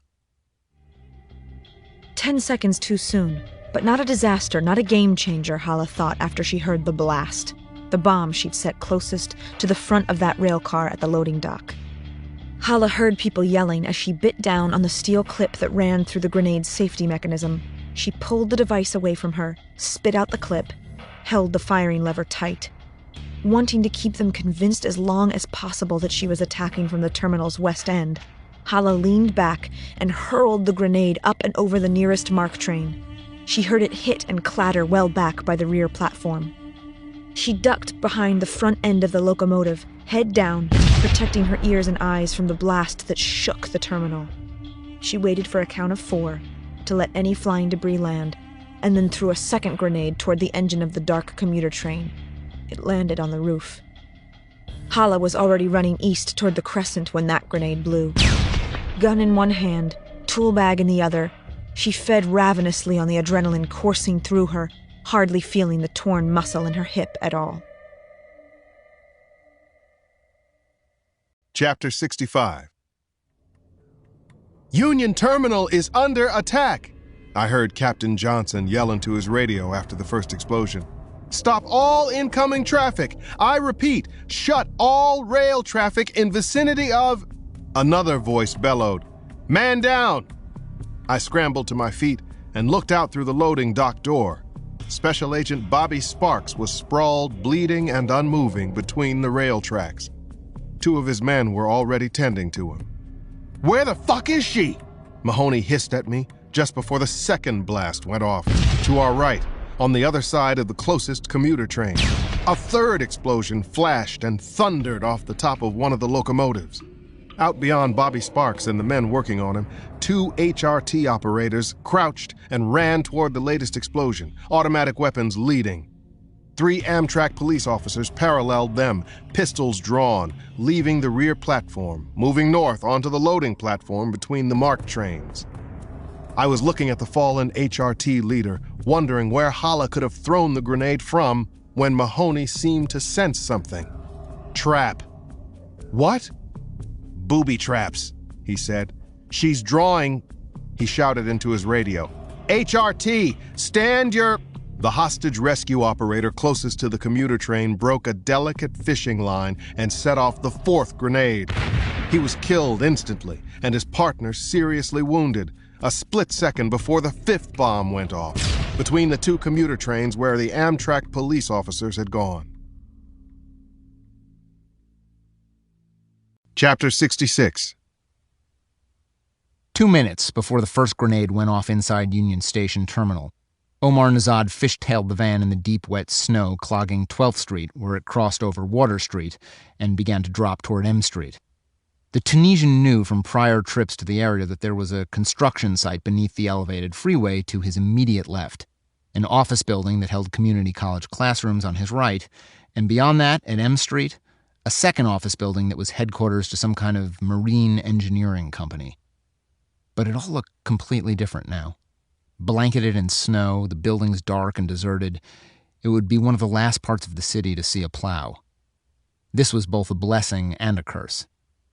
At the bottom of the ramp, the snow had drifted so deep that the van bogged down, and his men had to jump out the back and push. 1 minute 50, one of his accomplices called from the van's rear. If God wills it, we'll make it, brother, Nazad said between gritted teeth that he clenched tighter when his tires caught, and they began to move once more. Approaching the engineering firm, they almost got stuck again, but he threw the van in low gear and kept it moving, and they slid sideways out onto M Street. The Tunisian could see nothing to his right, but he knew that somewhere there in the darkness was the incomplete infrastructure of a ramp that would eventually connect the 11th Street Bridge with the Southeast Freeway. Beneath it was all manner of earth-moving equipment, cranes and the like. It was in there, into that construction site, that Nazad needed to go, as deep into it as he dared. But the place was buried under 17 inches of snow, and if he parked on M, the van would most likely be seen, and they'd be questioned, and that would not do. 1 minute! Nazad looked in his rearview, saw no cars, looked out his windshield and saw nothing but the glow of street lamps on the falling snow. Something Allah had once said echoed in his mind.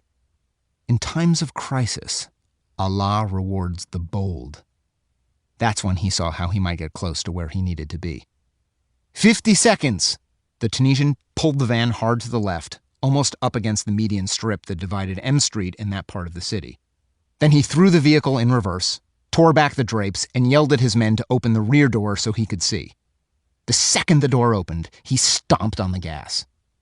With all the combined weight in the rear of the vehicle, the van accelerated much faster than Nazad thought it would. It blasted through a cut in the curb that the freeway builders had made and bounded up onto the raised dirt road that ran back into the construction site. Wind had blown the snow around quite a bit here, causing it to drift up against the machines. 2 backhoes, a dump truck, and a bulldozer, but there was little more than 6 inches of it on the dirt road. Praise Allah, the Tunisian thought as they plowed deeper and deeper into the site, so close he could see a few lights on the Southeast Freeway, and then a stronger light coming nearer. The van stopped. 25 seconds! Nazad flicked off his headlights and sat there a moment, still looking out the open back doors of the van, panting, sweat pouring off his brow, and smiling like he had just won the lottery. The Tunisian heard a train whistle blow and saw down a steep bank on the other side of a chain-link fence the headlight of a locomotive pulling a long line of boxcars toward the entrance to a tunnel that bent to the right at 1st Street and ran beneath Capitol Hill to Union Station and all points north. "Count them," he ordered. He heard his men counting the boxcars as they passed. Nazad spotted the 29th car, a green Sea Ito shipping container, just before the snowy night was cut by the wailing of brakes and the screeching of steel wheels on the rails. The entire train came to a slow, mournful halt. The green container car was less than 100 feet away. The Tunisian's face blossomed into another joyous grin, and he pounded the wheel of the car. She'd done it. That crazy Hala had done it. "Out!" he cried to the men in the rear of the van. "Everyone out!" Chapter 67. Send ambulances to the U.S. Postal Service loading dock on 1st Street, Mahoney shouted into his radio. We've got 7 dead, 3 wounded. Suspect remains at large inside the Amtrak terminal, which has been booby-trapped. I want this place surrounded and as many bomb squads as you can muster. In the meantime, no one, I repeat, no one gets in or out of here without my say-so. I didn't envy my old friend that night. Mahoney had been sitting on Union Station with a full HRT team for more than 24 hours. He and Bobby Sparks were supposed to have stopped Hala al-Dasari from bombing the station, and now one of the most highly trained agents in the FBI was dead. Then I remembered something I'd read in the dossier on Hala al-Dasari. "Dogs," I said to Mahoney. "I'm calling in the K-9 patrols." The FBI agent nodded. "Good idea. We've got her boots and jacket. That's enough to key them on her. I want them for another reason as well. Hala's afraid of them. Pathologically afraid of them, evidently." As Amtrak and Metro Police set up protective lines around the dead, I wondered whether the random poisoning, the shootings on the loading dock, and the 5 explosions would be the full extent of the attack. Was that all? Or was there more to come? Some bigger weapon we hadn't seen yet? Before I could evaluate that possibility, my frazzled attention turned toward the remaining FBI HRT operators, who were using powerful headlamps and flashlights to search the immediate area for other tripwires. Yawning, desperate for caffeine, I thought, is this what Hala wants? To have the people hunting her feel like they're the hunted? I was fairly confident that that was indeed the idea, or at least part of it. But I could not stop the nagging feeling that, unless she was bent on a pure suicide mission here, we were missing something. That there was more to this than a fanatical woman with access to cyanide, bullets, and bombs.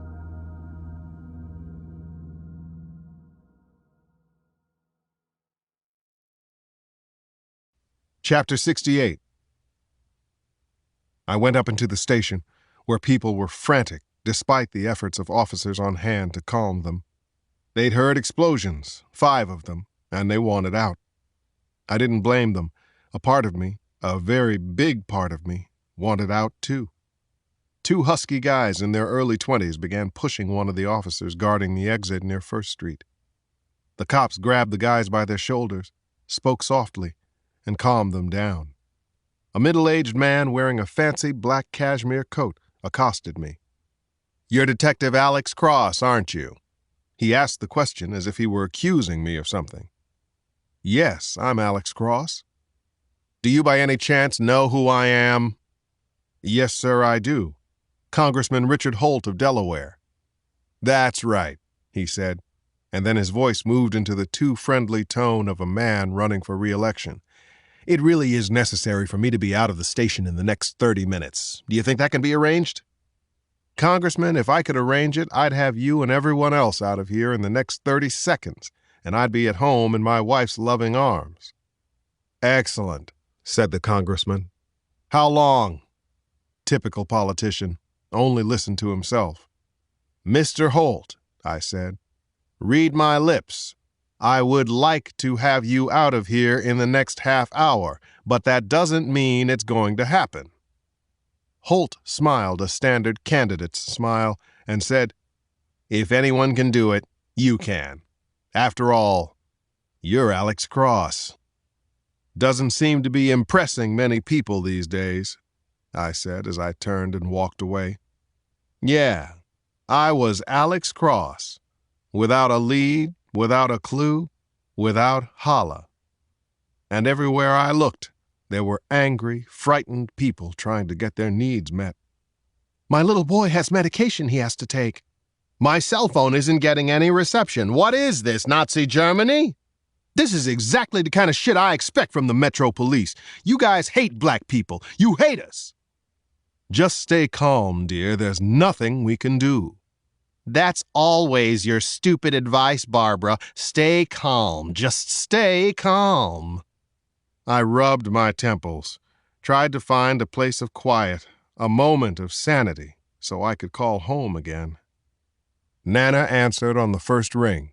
"You coming home, Alex?" "Soon as I'm able." You okay? I am. I just wanted you all to know that. Bree there? She and Jenny have gone to the corner for milk and eggs. I'll try her cell. You be safe now, my grandmother said. She paused and then added in a worried tone, Alex, I don't feel good about whatever you're doing. Having visions these days? I'm telling you what I am feeling, she said, hurt. What we're all feeling. I hesitated, willing myself not to fall into the trap of thinking too much beyond the task at hand. When someone is lobbing grenades, you want to be single-minded, even if it hurts the people closest to you. I promise you I'll be safe, Nana, I said at last, and I'll call again when we've wrapped this up and I'm coming home. Please do that, Alex. I mean, come home. Always, I said, and I hung up. Chapter 69. Snow began to fall again as one of Nazad's men set down his bolt cutters after clipping out an entire section of the chain-link fence that separated them from the train tracks. He and the other two members of the family were all wearing the same fake CSX repairman uniforms as their leader. "Get the substitute barrels," Nazad hissed to two of them, and he told the third, "Bring the tank." The Tunisian charged down the steep bank in the knee-deep snow as the flakes grew thicker and fell faster until it was almost as if he were in one of those Christmas movies that the infidels so adored and he so despised. Almost there, he glanced to his left along the boxcars. He was unable to see the two locomotives at the head of the freight train, which was good. He wanted them deep inside the tunnel, blind to what was about to happen 29 cars back. He reached the green C Ito container car and went to its rear doors, which were locked. To ensure the integrity of the cargo, whoever had loaded the car had sealed the locks with heavy-gauge steel cables and crimped metal plates that bore the date and time the doors were closed. One of Nazad's men appeared, lugging what looked like a scuba tank. Nazad reached inside his coat and pulled out an apparatus that included 2 rubber hoses, a brass connector, and the thin neck and head of an acetylene torch. They had it attached in seconds. Nazad glanced up the north bank toward the freeway. No one would ever see them down here. Who would look anywhere but the road in a crazy storm like this? He got out a flint striker, turned the gas on, and lit the torch with a sound like a cork popping. With 3 slow, deliberate slashes, he severed the cables from the ceiling plates. They fell hissing into the snow at his feet. Nazad shut the torch off and handed it to his helper, who set it aside and started to claw his way back up through the snow towards the repair van. Nazad retrieved the ceiling plates and pocketed them. It was snowing so hard now that he kept blinking at the infernal flakes as he opened the door. "Brother!" he heard one of his men say with a gasp. "It is too much!"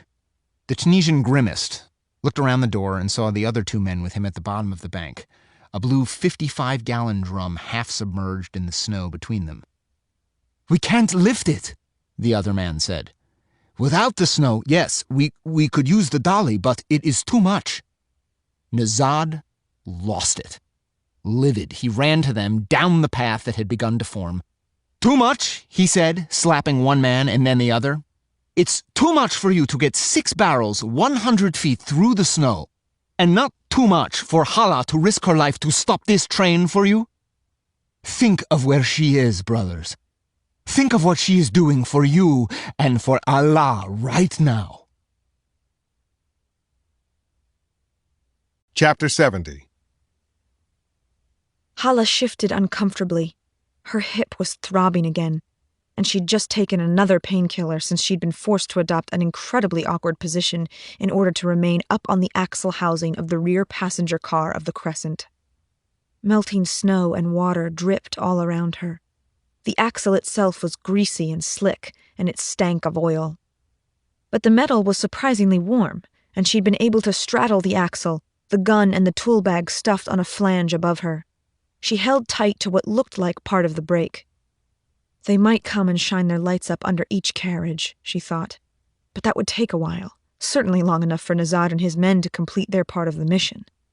She could almost hear Alex Cross and the FBI men thinking, "She's booby-trapped the place. Who knows how many devices she's set up?" They would be slow now, methodical. Hala closed her eyes, praying that Nazad and his men would have enough time.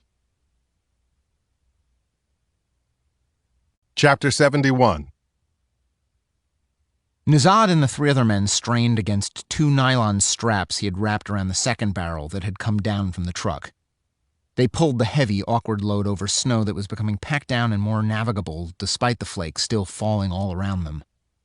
Grunting, they made one last heave, slid the barrel up against the green rail car, and tipped it upright. It had to weigh 300 pounds at least.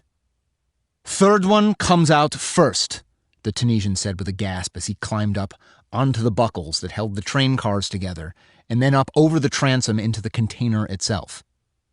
He flipped on a headlamp and saw 3 blue barrels that looked almost exactly like the substitutes he'd brought to the door. They were sitting up on a pallet. Each barrel had a plastic sleeve glued to its side that held documents identifying its manufacturer as Pinkler Industries and its contents as organophosphates. Nazad carefully stripped the sleeve label off the far right barrel, set it aside, and then, together with his men, muscled the barrel to the door. They wrapped the nylon moving straps beneath the barrel and then eased it out of the container car. 2 men holding the straps, 2 men guiding the barrel down.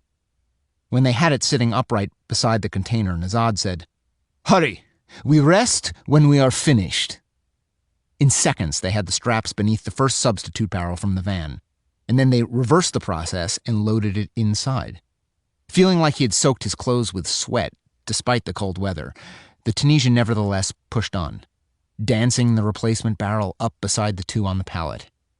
He got out glue, smeared it on the back of the plastic sleeve, and affixed the sleeve to the substitute barrel. And so it went. Nazad and his men moving each barrel loaded with organophosphates out of the rail car and putting in its place a look-alike barrel filled with sand. With the lading documents attached to the containers, no one would figure out that the organophosphates were missing until it was far too late. Nazad gestured with his chin toward a cardboard box at the rear of the pallet and said, "Take that one too. Then we'll lock up and leave." One of the men picked it up with a grunt and waddled toward the door. The Tunisian checked his watch. They had been working nonstop for almost an hour and a half. Hala had done the impossible, he thought. Hala had stood up for God, and the One had rewarded her for her boldness. Rewarded all of them for their boldness. Their purpose was clearly a sacred... The light nearly blinded him. "What the hell is going on in here?" a man's voice demanded in English. "And who the hell are you?" Chapter 72. "Can you get him to speak when we get in there?" I asked Jennifer Karstensen, the officer who handled Jasper, a huge white German shepherd. Jasper was one of 3 police dogs who, along with their human partners, had responded to my call. The officers leaving their homes and families on Christmas to help us track down a terrorist. We were on the stairs that led down to the terminal. Above us, people who an hour before had been standing in line frantic to get tickets were now standing in line frantic to be released from the station. "We can absolutely get Jasper to speak," Officer Karstensen replied. "He's been taught to vocalize an alert bark, an attack bark, and a gathering howl. Which one do you want?" Jasper panted with excitement. He could tell a hunt was about to begin. With every breath the dog took, his powerful shoulder and neck muscles rippled.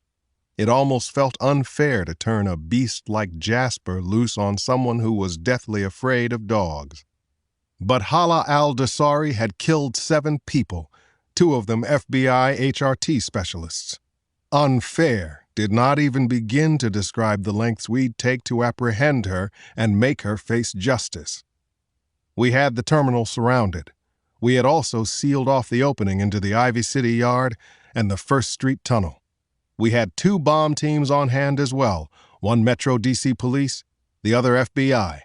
And we had Jasper and his 2 eager pals. I want him howling, I told Officer Karstensen. I want all 3 of them howling like a pack of wolves when it's time. Ready and waiting, Alex, she said, and she slipped Jasper a treat. Aldasari really that scared of pooches? Mahoney asked. I'm counting on it, I said. An ironic smirk appeared on his face. You know, Alex, what you're about to do could be construed as psychological coercion. Torture? I replied skeptically. No, this is just a way to flush her out quicker and prevent further bloodshed. Exactly, Mahoney said. I was too damn tired to argue the point. We ready, Ned? 5 minutes, Mahoney said. Bomb squads are moving into final position at the east and west ends of the terminal. I glanced at my watch. 8:30. With luck, this would all go smoothly, and I'd get home in time to kiss my wife goodnight before Bree put on her kerchief and I put on my cap, and both of us settled down for a long winter's nap. Chapter 73. For a second, with the brilliant light shining in his eyes and the commanding voice of a stranger he could not see ringing in his ears, Omar Nazad felt bewildered, foiled, perhaps a martyr for nothing. Where had the man come from? Who was he? Police? Then training took over. He and Hala had gamed almost every scenario, including being spotted in or around the train. CSX Nashville asked us to check on this shipment, Nazad said, holding his hand up to block the light, seeing the silhouette of a burly man standing in the doorway. Could you put that down? The light was directed down, and the Tunisian saw a bearded male in his late 40s wearing a snowy CSX coat not that dissimilar from his own. The rail worker held a flashlight in one hand, a radio in the other. We didn't get no call about a shipment check, the man said, scowling. The storm, Nazad said, walking casually toward him. It has affected everyone, everything. Can you believe they make us work on this shit? The man seemed to relax, asked, Where you out of? Benning Yard, Nazad said, referring to the local CSX rail maintenance facility. He glanced at footprints behind the man and saw that he'd come down the opposite side of the train from the direction of the tunnel. The real CSX employee scrunched up his nose. They sent a mechanic to do a cargo check? The Tunisians smiled like they were allies. In times of crisis, my friend, each man must do his part. Is that not true? The CSX man scratched at his beard, said, Guess so. Hell, what's in there that they got you out in the middle of a blizzard? Potentially unstable chemical, Nazad said. But I have checked the shipment. Everything is fine. Quite stable. The man's eyes shifted from the Tunisian, drifted across the floor of the container, focused on the cut plastic strapping that had held the 3 drums together on the wooden pallet. He said, No problem, let me just check on this. What's your name? Herb, Nazad said. Herb Montenegro. The man nodded, raised his radio, clicked transmit, and managed to say, Tony, you by the channel? Before the steel toe of Nazad's boot viciously connected with his windpipe, crushing it. The rail worker choked. Eyes bugging out, he dropped the radio and the flashlight, reached for his throat, and then crumpled to his hands and knees, fighting for air. Nazad jumped out of the container, landed square on the man's back, and drove him face first into the deep snow, making sure he was never by the channel again. From somewhere in the snow next to the suffocating man, the Tunisian heard a voice with a Boston accent say, This is Tony. How the hell's it looking back there? Chapter 74. Hala still straddled the axle of the rail car. The dripping from the underside of the train had all but stopped, but she shivered in the north breeze coming into the terminal from the Ivy City yard and against the greasy steel that had gone cold beneath her. Though her fingers and toes stung, she was somewhat grateful for the cold. It had penetrated her pelvis and calmed her hip as much as the drugs. But would she be able to run if she had to? Fight if she had to?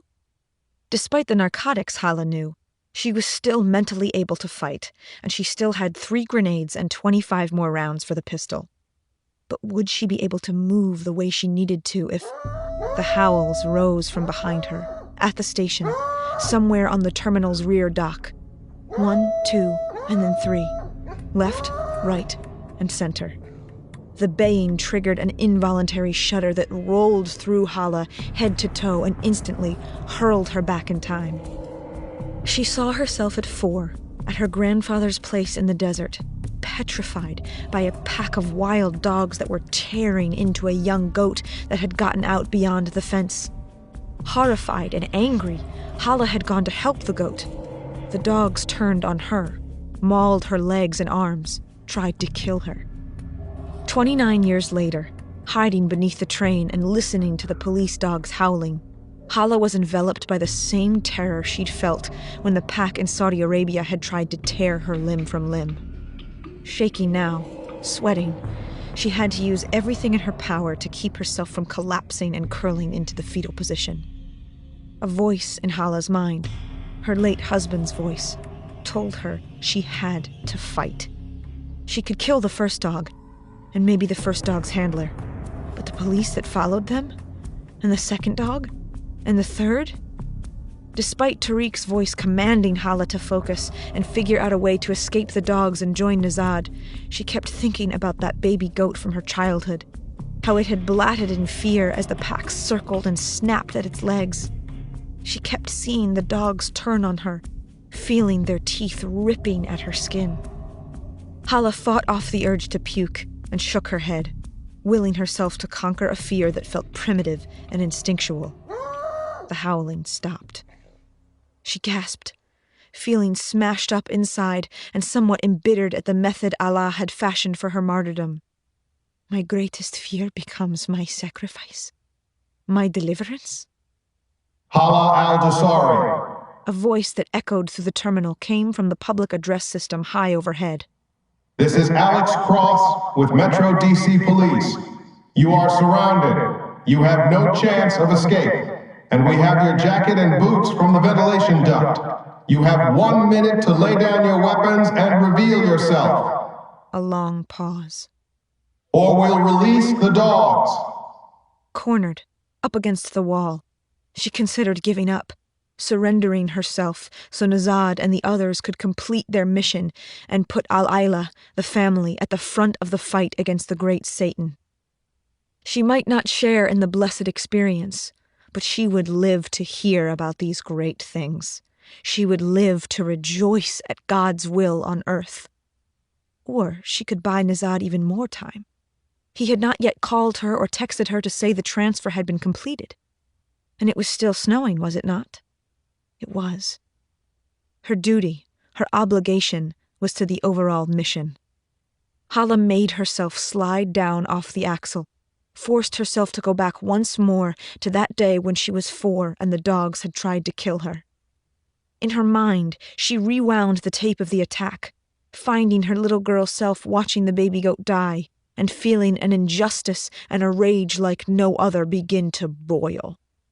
If they send dogs, she thought, then dogs will die.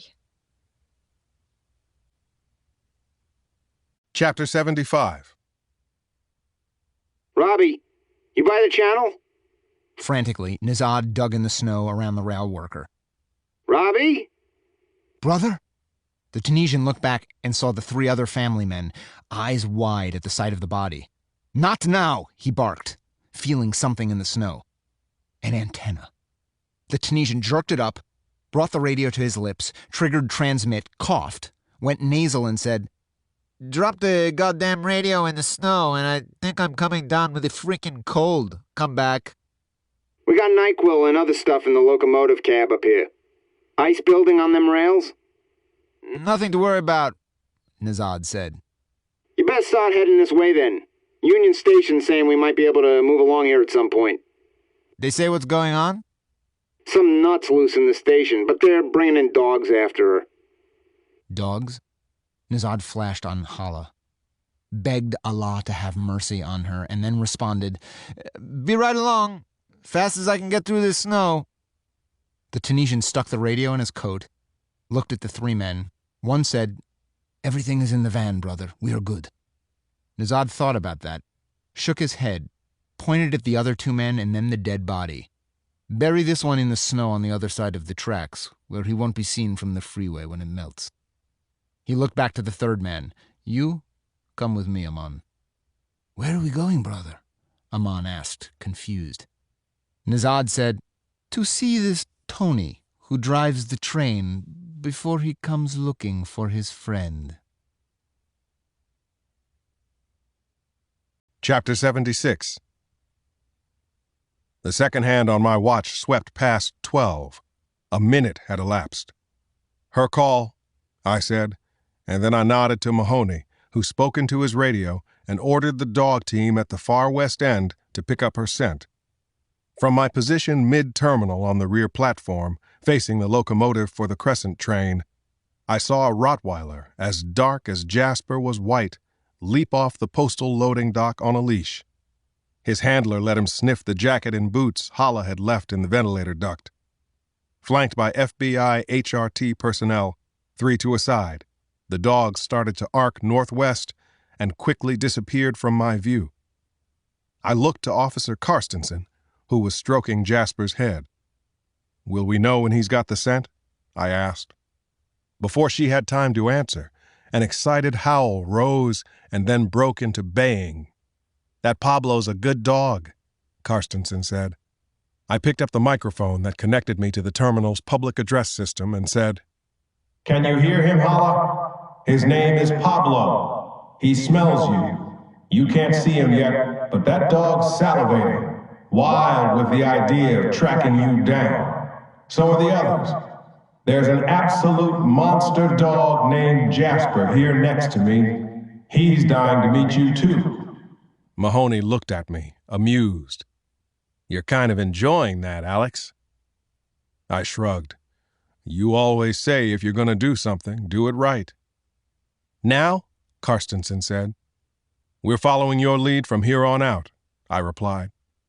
The canine officer listened for the barking of the tracking dog and then gave her animal partner an order I did not understand. But Jasper certainly did. If the dog had been a football player, he'd have been a safety, up on his toes, alert, excited, ready to cut in any direction. Jasper's ears stood straight up, swiveled like mini satellite dishes. He raised and lowered his head, halted, quivered, and then surged against the leash and barked. "He hears something," Karstensen said.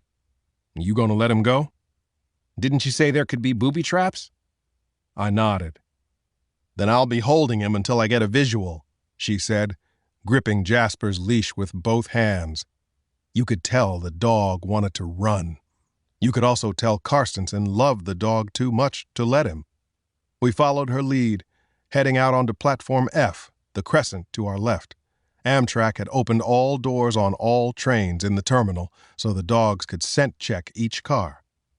4 or 5 cars along, Jasper paused, listening to the sound of the other 2 dogs barking in the terminal. Then he nosed around the exit to the 6th car and began progressing at a brisker pace, as if he were ignoring things he knew to be ignorable, moving to his own music. I don't know if this makes sense, but Jasper seemed so sure of himself that I was confident that Hala al-Dosari was as good as subdued, cuffed, and on her way to the federal lockup across the river in Alexandria. What the hell was I thinking? Chapter 77. Omar Nazad moved easily in the space between the freight cars and the tunnel wall, listening to the dry crunch of the coarse gravel under his boots. Such a change from the snow. The soft echoes of Aman's footfalls came to him from the other side of the train. Aman wore a headlamp that glowed a soft red, just enough for him to see the way ahead, not quite strong enough to attract attention. The Tunisian, however, carried Robbie's flashlight and wore the dead rail worker's hat and coat. He wanted to attract attention. He wanted Tony, who he figured was the engineer in the locomotive cab, to be focused on him, and how at ease he seemed. Nazad had no choice in the matter, The original plan had called for leaving the train intact and letting it chug north with the engineers having no idea that the load had been hijacked and substituted. But the dead railroad worker had changed everything. They needed to improvise, make sure that the freight train continued north. He and Aman kept pace in the tunnel, adjusting to each other when they passed between cars.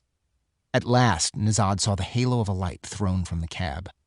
He did not hesitate, but went straight to the ladder and began noisily climbing up the side of the locomotive to the narrow steel platform by the door. A soft light in a metal protective housing glowed above and to the left of the door. The dead rail worker had had a key card in his pocket, and Nizad had given it to Aman. He prayed the fool of a Turk was climbing quietly. Keeping below the window, he got to the left of the cab door. Nizad reached up, twisted the bulb dark, and then knocked. "Use your key, for Christ's sake, Robbie," a voice yelled back. "I'm pouring us some holiday grog here." The Tunisian rapped his knuckles on the glass again. "For Jesus' sake, Robbie, I love you, but you're an imbecile sometimes." He heard a creaking noise and thought he saw a shadow before a pie-faced man wearing a white shirt, Christmas green suspenders, and a Santa hat appeared in the door window. He was carrying a coffee cup and a fifth of Johnny Walker, and he peered out with confusion before he flipped some kind of switch or pressed some kind of button. The door slid back with a sigh. Nizad flipped on the mag light and swung it and the gun around it into the doorway, expecting to find Tony on the other end of the muzzle. But in the next instant, he realized that the engineer had stepped back and to the right. The Tunisian also saw that there was a second man in the cab, sitting in front of what looked like the instrument panel of a modern jet airplane. Instinct took over. Nizad began to pivot the pistol toward Tony, yelled, "Down on the..." But the engineer was too quick for him. With a flick of his wrist, Tony hurled a scalding hot coffee at Nizad's face. Blinded in one eye, the Tunisian screamed and dropped the gun. The pain was excruciating.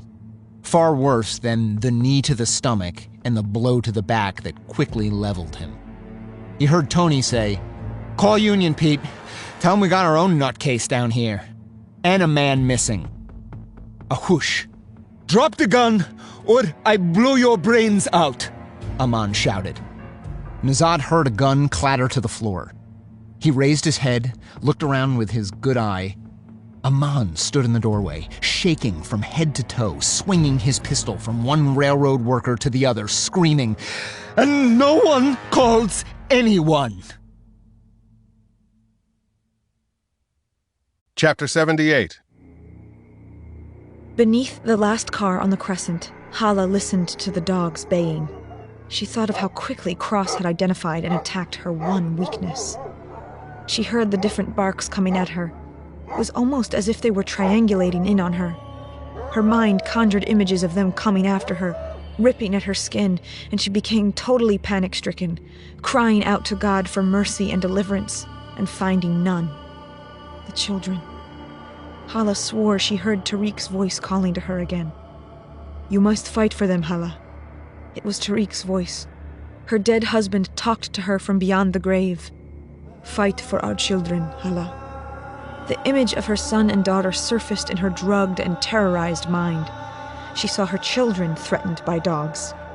In an instant, Hala felt all fear and all pain drain from her, leaving her trembling, blinking, as if her spirit had been slipped back into her body somehow. The dog's barking was closer now. The only possible way to freedom was straight ahead, toward the far north end of the terminal and the Ivy City yard. But she knew she'd be in the open, and she'd probably face dogs and gunfire there as well. It would be a lone martyr's suicide. Hala would not let that be her fate.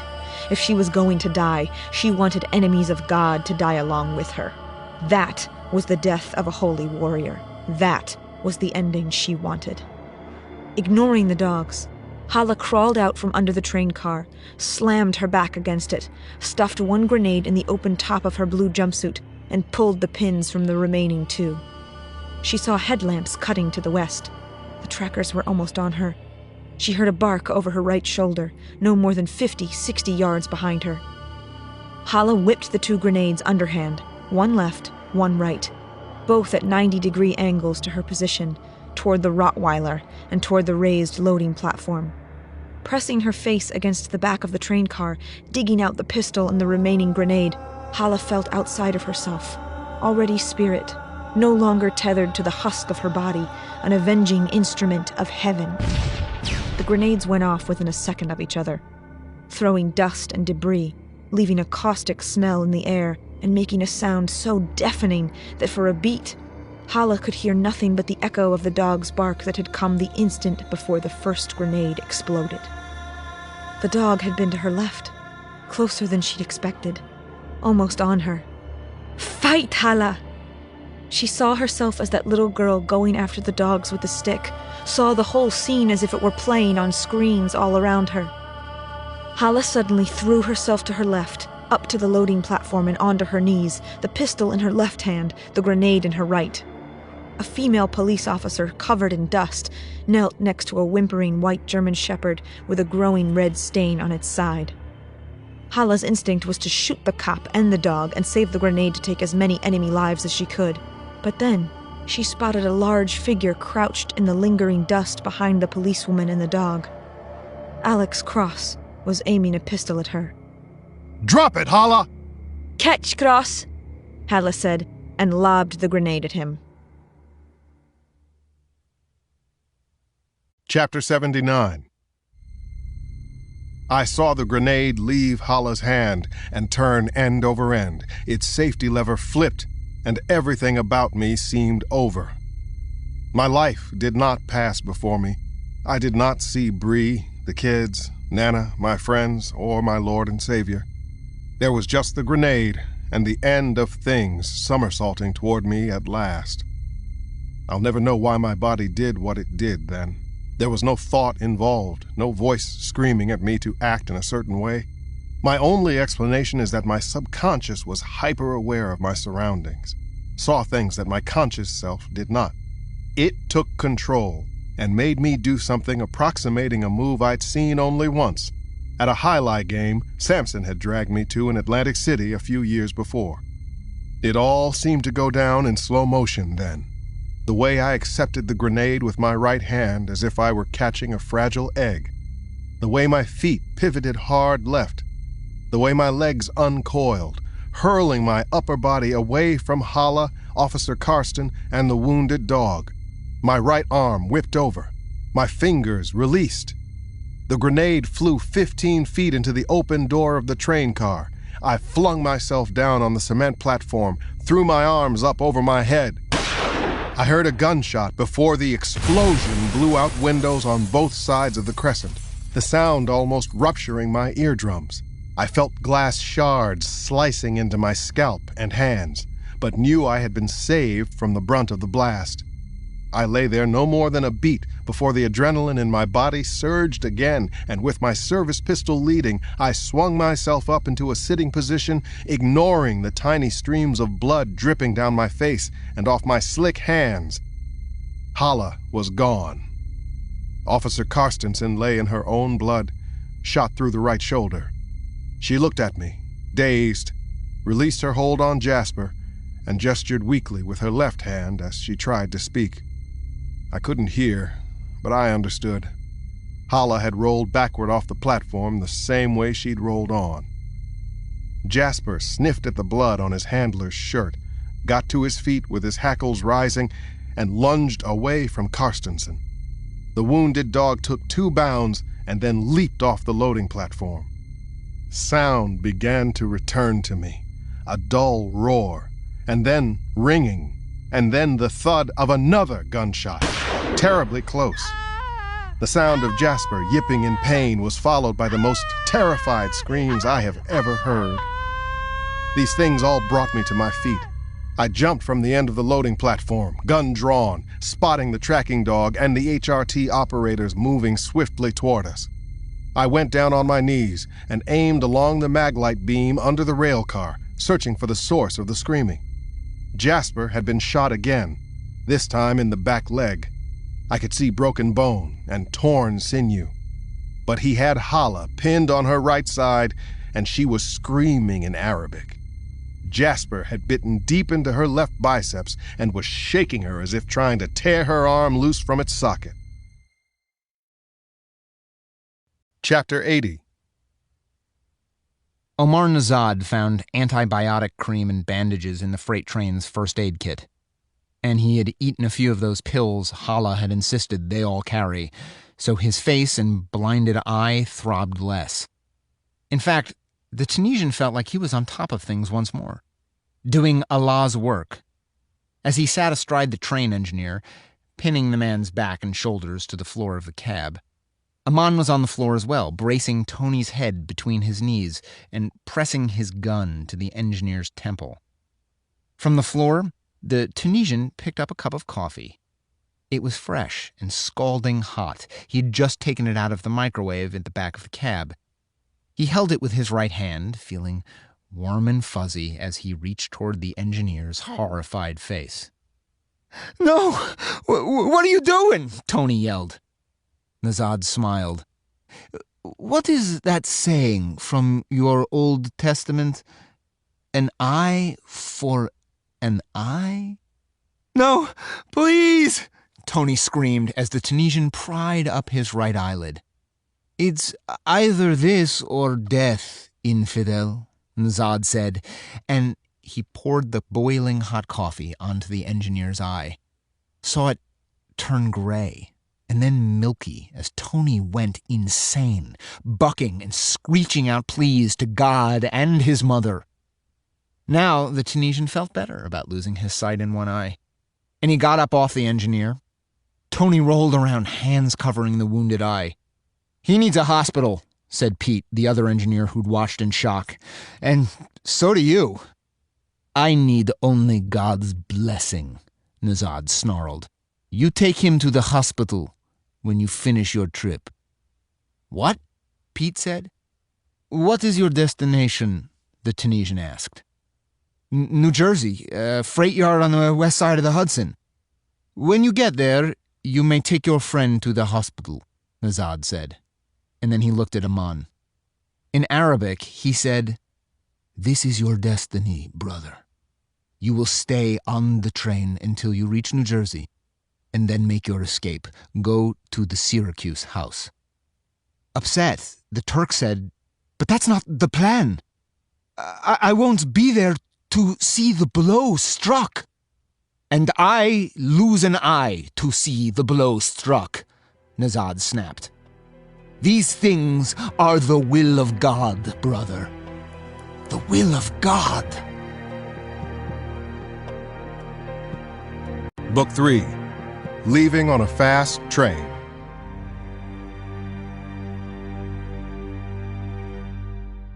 Chapter 81. They rushed both Officer Karstensen and Jasper out on stretchers from the Union Station terminal. They took Hala al-Dusari to Captain Johnson's office on a stretcher, too, that Christmas night. Plastic ties bound her wrists and ankles. Straps pinned her flat to the board. She'd be kept in Johnson's office until the roads were clear enough for the feds to transfer her. As the EMTs worked to clean up my cuts, I called home. Bree answered. "Hey," I said. "It's done. I'm good. Couple nicks, but good. Well, a lot of nicks, but still good." I heard my wife exhale gently. "That's the best news I've heard all day, Alex. When will you be home?" "Before midnight," I promised. "Just a few things to take care of now." "You gonna tell me what happened?" "Full disclosure," I said. "After I open that present you were telling me about at dinner." She said, a bit skeptically. "Unless you're a Superman, I don't think you'll be ready or able to unwrap something like that tonight." "There's always tomorrow." "We're celebrating Boxing Day now?" "That too. Christmas has 12 days, you know." She laughed, said, "I love you." "I love you too. Before you know it, I'll be snoring in bed next to you." "Perfect," she said, and she hung up. Eventually, the EMTs finished cleaning and bandaging my cuts. They said I needed to go to a hospital to have the wounds checked by a doctor. Instead, I headed to Captain Johnson's office. Hala was probably still there, but soon the roads would be good enough for her to be transferred. She'd be taken to the Alexandria Detention Center, where she'd be held until her arraignment in federal court. The office door opened before I got to the FBI agent guarding it. Mahoney came out of the room, his face flushed. She won't say a damn thing in English, Alex, and seems to find the entire situation laughable. That's not right. Someone like that's just not right in the head. I think there's not a doubt about that, I said. Yeah? Mahoney said. Well, I got an idea that just might get her thinking right. I've got to go wake up some important people. Mind if I try talking to her in the meantime? They're starting the transfer in 5 minutes, Mahoney said, distracted. But sure, go ahead. Knock yourself out, Alex. Chapter 82. Northbound CSX freight. We need to get that tunnel cleared, so you'll be first out, said the Union Station radio dispatcher, his voice coming over the speaker built into the dash of the locomotive. You're good to go in 5. Amon pressed the muzzle of his pistol to Pete, the engineer's temple. With a shaky hand, Pete triggered the hand mic, said, appreciate it. Everyone safe up there? They set the dogs on her. Got the bitch. Thank God, Pete said. Omar Nazad wanted to pour scalding coffee into Pete's eye, too. But he restrained himself. There was nothing he could do for Hala now, but execute the plan. Make the great blow himself. I leave then, he said, clapping Amon on the back. Go with God, brother. And you, brother, Amon said. The Tunisian never bothered to turn his weeping eye toward the other engineer, who sat in the corner moaning with pain. The cold wind coming up the tunnel was like new fire against the burns on Nazad's cheek, but the bandage blocked it from hitting his eye. Nazad climbed down from the cab as the diesel engines coughed up black smoke through the exhaust stacks. The locomotive began to rumble. Nazad reached the ground, ate another pain pill, flipped on the mag light. As the freight train groaned and began to move, the Tunisian started to jog in the opposite direction, toward the tunnel mouth, thinking pleasantly about the present he and his men would soon give to all Americans on Hala al-Dasari's behalf. Chapter 83. I went into Captain Johnson's office, saw 2 FBI agents I didn't recognize standing on either side of Dr. al-Dasari's stretcher, near a window that overlooked the terminal and the tracks. Hala gazed at me, seeming to feel a mixture of contempt and interest. Facing this woman who lived beyond the pale, whose beliefs and actions were virtually incomprehensible to me, I felt pretty much the same way about her. I need a doctor, Cross. You are a doctor. Have you not heard? One cannot heal oneself. I have heard that. What I don't get is how a doctor becomes a terrorist. But you would understand how a doctor becomes a soldier. Before I could figure out how to respond to that, I heard the now familiar sound of train wheels on tracks and watched a freight train emerge from a tunnel at the station's east end and chug toward the Ivy City yard and points north. Despite the fact that I was talking to a ruthless terrorist, I couldn't help thinking that some degree of normalcy had returned to Union Station. What was this all about? I asked, gesturing out the window. I mean, was it a spur-of-the-moment thing or part of something bigger? She studied me. Chapter 85. Omar Nazad turned off the flashlight and emerged from the mouth of the tunnel to find the storm had eased somewhat. There were just a few random flakes now. He waded into the snow, his eye weeping behind the bandage, his burned skin twitching at each contact with the frozen flakes. Above him on the elevated freeway, more cars were moving, which meant more streets and lanes had been plowed. It was good. It was a blessed thing. As traffic built, they would blend into the traffic, and... he heard a soft trilling sound. The call of the desert. He smiled and immediately gave a response back. His last two men, Samad and Mustafa, were fearless Bedouins from the rugged, dry mountains of southern Algeria, warriors for God who would not abandon him no matter what. Even with the one eye, the Tunisian spotted his brothers in arms standing there on the bank, and he struggled up through the snow to them. "What has happened to you, brother?" Samad asked. "Where is Aman, Hala?" "Allah took my eye," Nazad replied, hearing the slight slur in his voice. "But I am happy to give it for our cause. Hala has been captured, but she will never speak of what we will unleash 26 days from now. And Aman is on the train and will make sure it gets far away from here before he makes his escape." "Allah Akbar," Mustafa said. "God is great," Nazad agreed. "Now let's get out of here, brothers." Chapter 86. The plows had been busy the past few hours, pushing lanes clear along many of the main routes of the nation's capital. But they'd thrown up huge banks of snow that sealed off driveways and roads and that buried cars, making some streets look like they were lined with odd-shaped igloos. My right butt cheek was sore from the B-12 shot, but, as Mahoney had promised, despite almost 40 hours with minimal sleep, I felt alert. Mahoney drove, following a plow as it exited the southeast freeway onto 295 and took the 11th Street Bridge to Virginia. It was slow going, but we had as good a driving surface as could be found that night.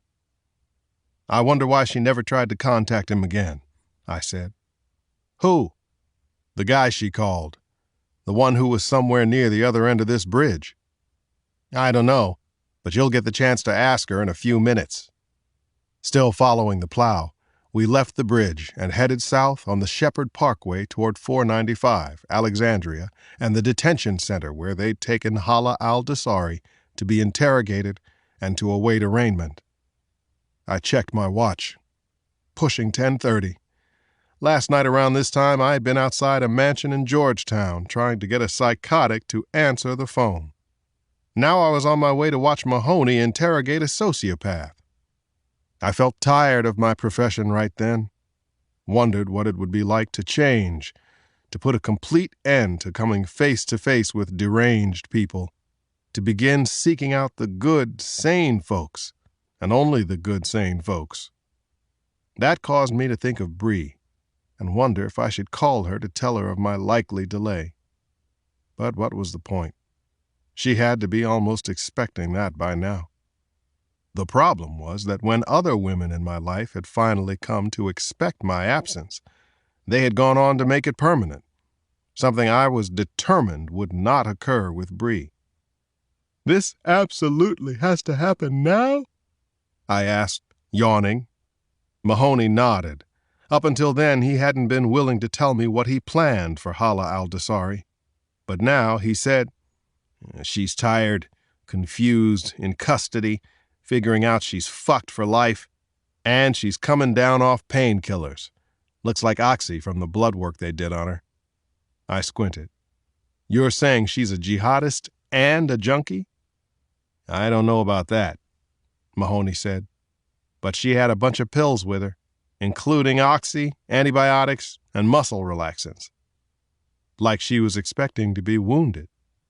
Or was just being a prepared doctor," Mahoney said. Chapter 87. The van's rear wheels spun in the snow, digging deeper and deeper troughs that almost immediately glazed over with ice. Omar Nazad pounded the wheel, furious, an emotion compounded and turned into homicidal rage by the shooting pains and twitches that had suddenly started all around his blinded eye. They'd been at this solidly for the past hour, trying to get the van free without attracting attention. It was 80, maybe 90 yards out to M Street. You could see the snowed-over tracks they'd laid down coming in. But the van hadn't moved more than 6 feet in that direction since he'd returned from the tunnel. Samad and Mustafa were exhausted. He told them to take some of the pills Hala had given them and try again. But even that had not helped. There was nothing they could do, really, except... He jumped out of the van, turned it off, trudged around the back and said, "We dig our way out." "With what?" Mustafa grumbled. "Our hands?" "This is a construction site," Samad said. We find shovels." "Shovels?" Nazad said scornfully. "I'm hoping bulldozer or backhoe." The Tunisian went around the construction site and looked in the cabs of the John Deere backhoe loaders and the Cat D6K bulldozer, but he found no keys. However, as he was climbing down off the second backhoe, the Algerians showed up with tools. They'd broken into a shed at the rear of the site and discovered shovels and picks. At 11:45, they began to dig the 70 yards to freedom. Chapter 88. The Alexandria Detention Center sits just west of the 495 freeway, a couple of miles from the U.S. Federal Court and the local office of the American Civil Liberties Union, which monitors this jail, where terrorists are often held awaiting arraignment or trial. The U.S. Marshals Service contracts with the Alexandria Sheriff's Office to hold suspected terrorists in custody, which they do incredibly well. It's one of the cleanest, most humane houses of incarceration that I've ever visited. We found Hala al-Dasari chained by the ankles to a chair in an interrogation room that had the requisite formica-top table and one-way mirror with an observation booth behind it. A translator sitting in that booth would interpret anything Hala said in Arabic and report it to us through earbuds we wore. Hala had been cleaned. Her wounds had been treated. Her clothes had been taken for processing. She was dressed in an orange prison jumpsuit that said Federal on the back. Her left arm hung in a sling. Hala had evidently been acting in a belligerent manner since being taken into custody by the U.S. Marshals. Despite her wounds, she had refused to cooperate with doctors or jail personnel. They had had to forcibly lift and move her through the medical examination and treatment, and then through the body and cavity search conducted at her intake. She'd refused food and water and had to be carried into the interrogation room by 2 deputies who'd been defensive linemen at Old Dominion. She ignored Mahoney and focused on me with an expression that revealed neither surprise nor fear.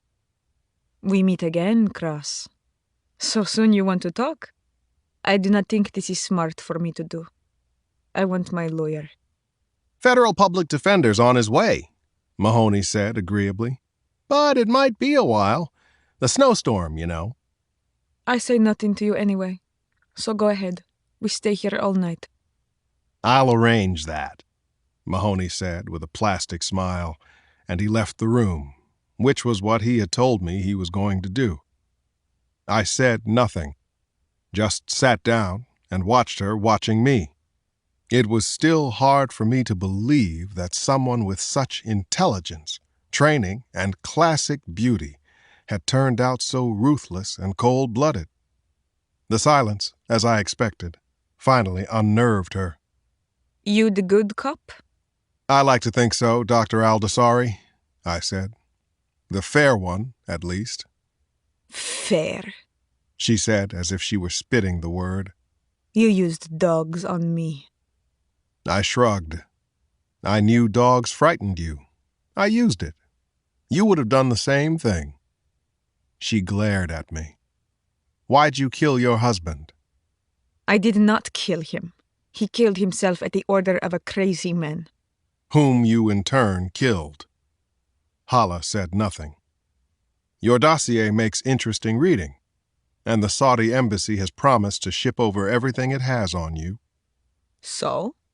"So I'm sure I'll find other things in there. Ways to get inside your head." Her chin raised, and she looked down her nose at me as if she were of noble birth and I were a slave. "You could spend every day of the rest of your life studying me, Cross, and you would not come close to an understanding of who I am."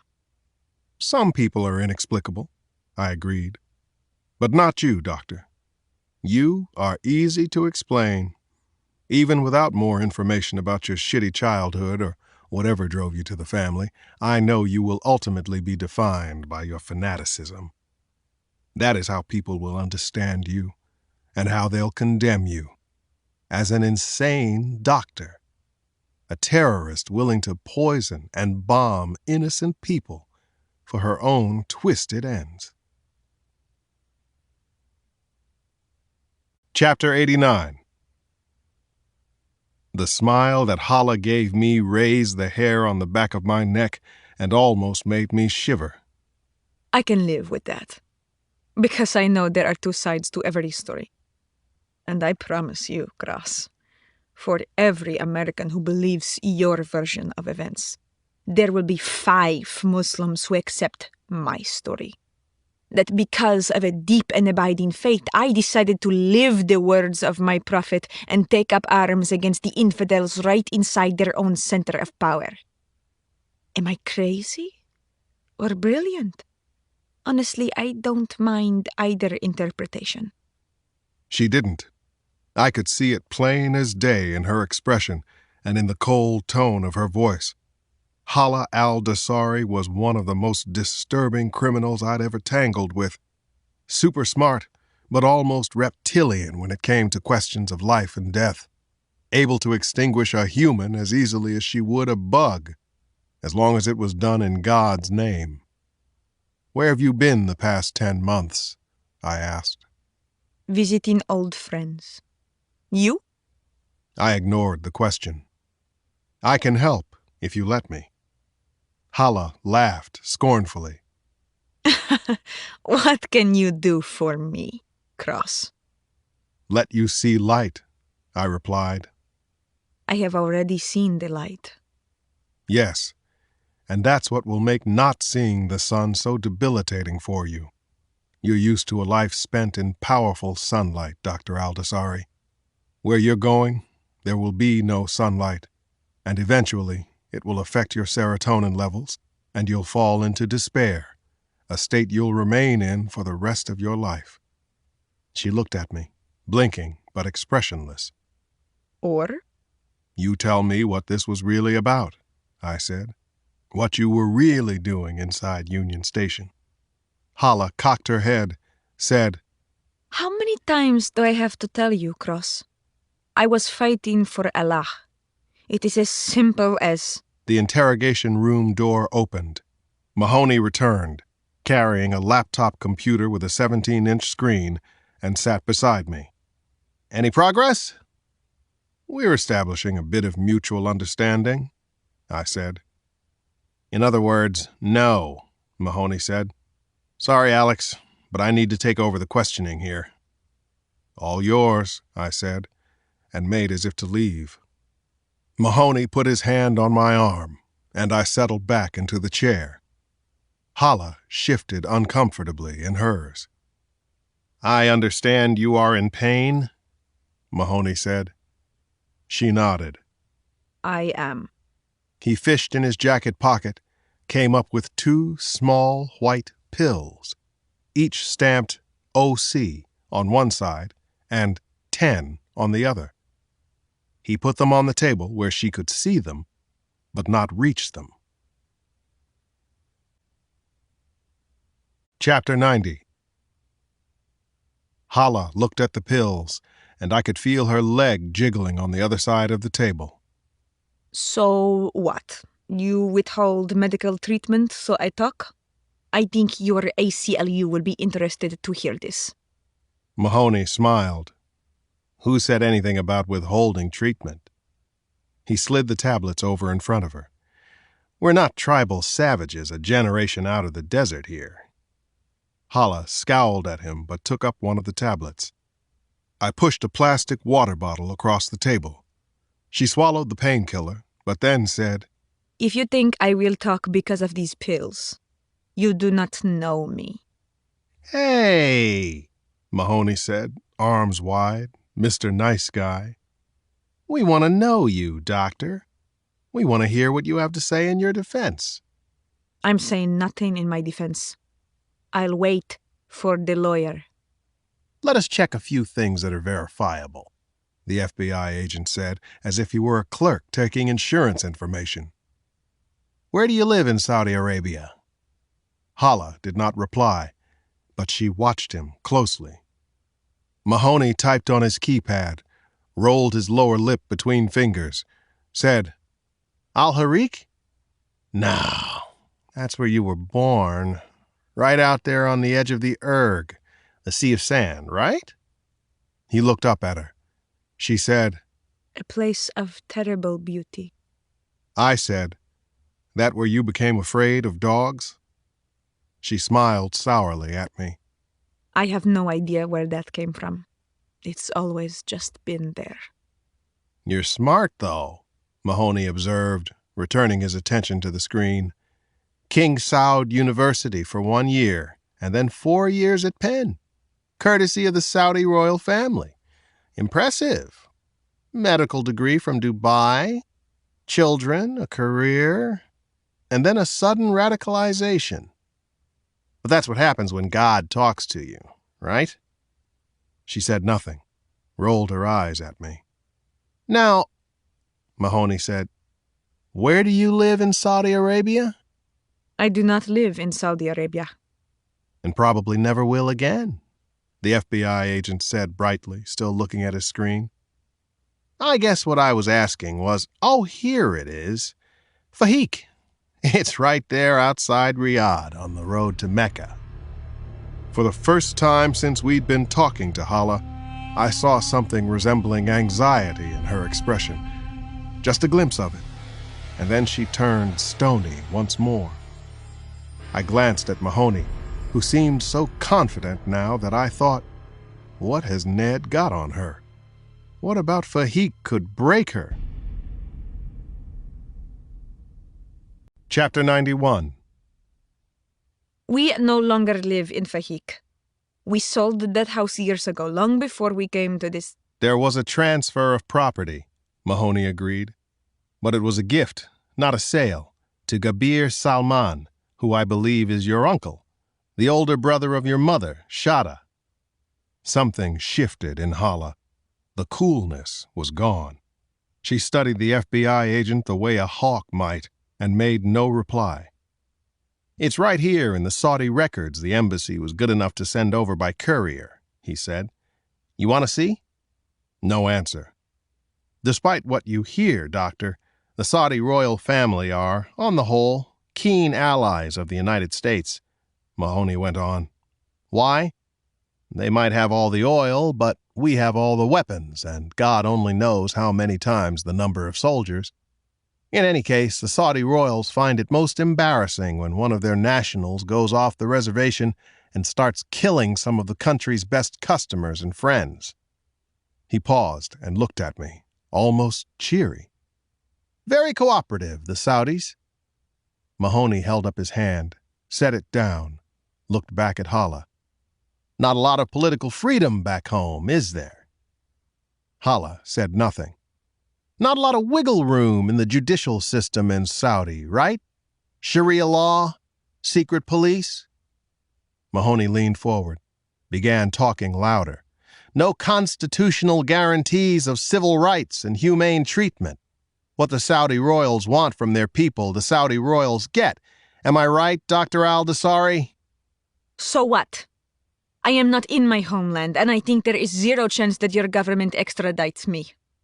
I agree you are not in your homeland, nor are you likely to be anytime soon, Mahoney replied. He paused, glanced at me, then said to her, But your children are there. I immediately saw a change in her breathing pattern.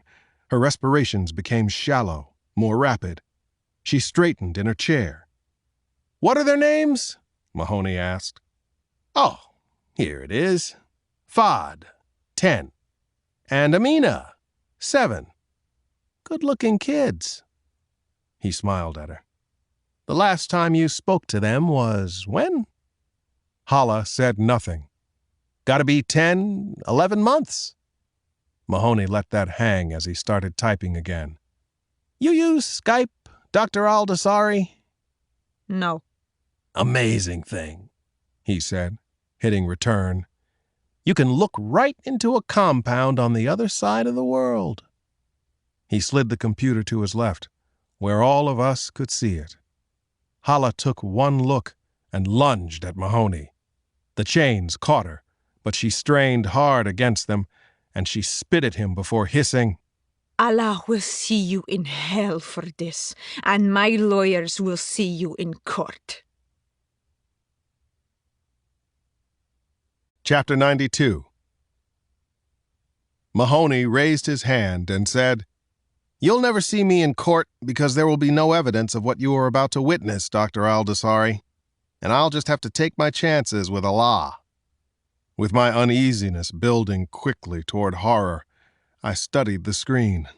A terrace and part of a beautiful garden where purple and red anemones grew tall and stood floppy in a wide section of grass. There was a table in the foreground with a plate of pastries on it and an icy pitcher of water, or perhaps lemonade. In the background to the right of the garden was a high, whitewashed wall. 2 hooded men holding AK-47s flanked 3 wrought-iron chairs that were pushed up against that wall, facing the camera. An older woman in traditional Arabic dress sat without her veil in the middle seat, tied to its arms and legs. She was gagged and looked petrified. A young girl sat to her left, an older boy to her right, each of them lashed to the chair and gagged as well. Hala glared at me. You speak of fair? You let him do this to my mother, my children? "I had nothing to do with this," I said, turning to Mahoney. "Stop this, Ned. I won't be part of this." "I couldn't stop it if I wanted to," the FBI agent replied. "This is not something we condone. It is not something we sought." Liar! You can stop this. Mahoney shook his head. "No more than Al-Qaeda could stop its people from chopping off the head of that Wall Street Journal reporter. I have reason to believe these are Saudi secret policemen. The only people they take orders from are much higher up the food chain, men with mind-boggling power. In the hall, now, or you can forget my involvement," I said. I stood and went out the door. Mahoney followed me. "Are those children going to be tortured?" I asked. "I don't know," my old friend said. "It's out of my hands." "You asked for this!" I shouted. "You said you were going to wake somebody up, for God's sake." "Turns out most of them were already up," Mahoney shot back. "They were contacted by the Saudi government right about the time the good doctor was entering Union Station. The Saudis intercepted an encrypted email from 2 high-ranking members of the family earlier today. So far, they've been able to decipher only 3 words in the whole thing: Dasari, train, and gas."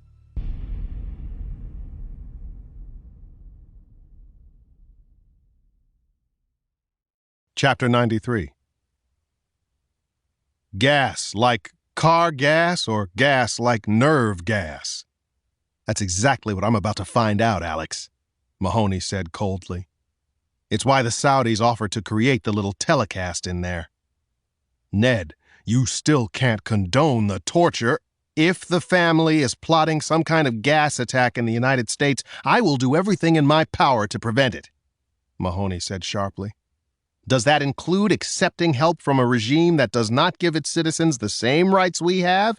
Yes, I'll live with that if I can save even one American life.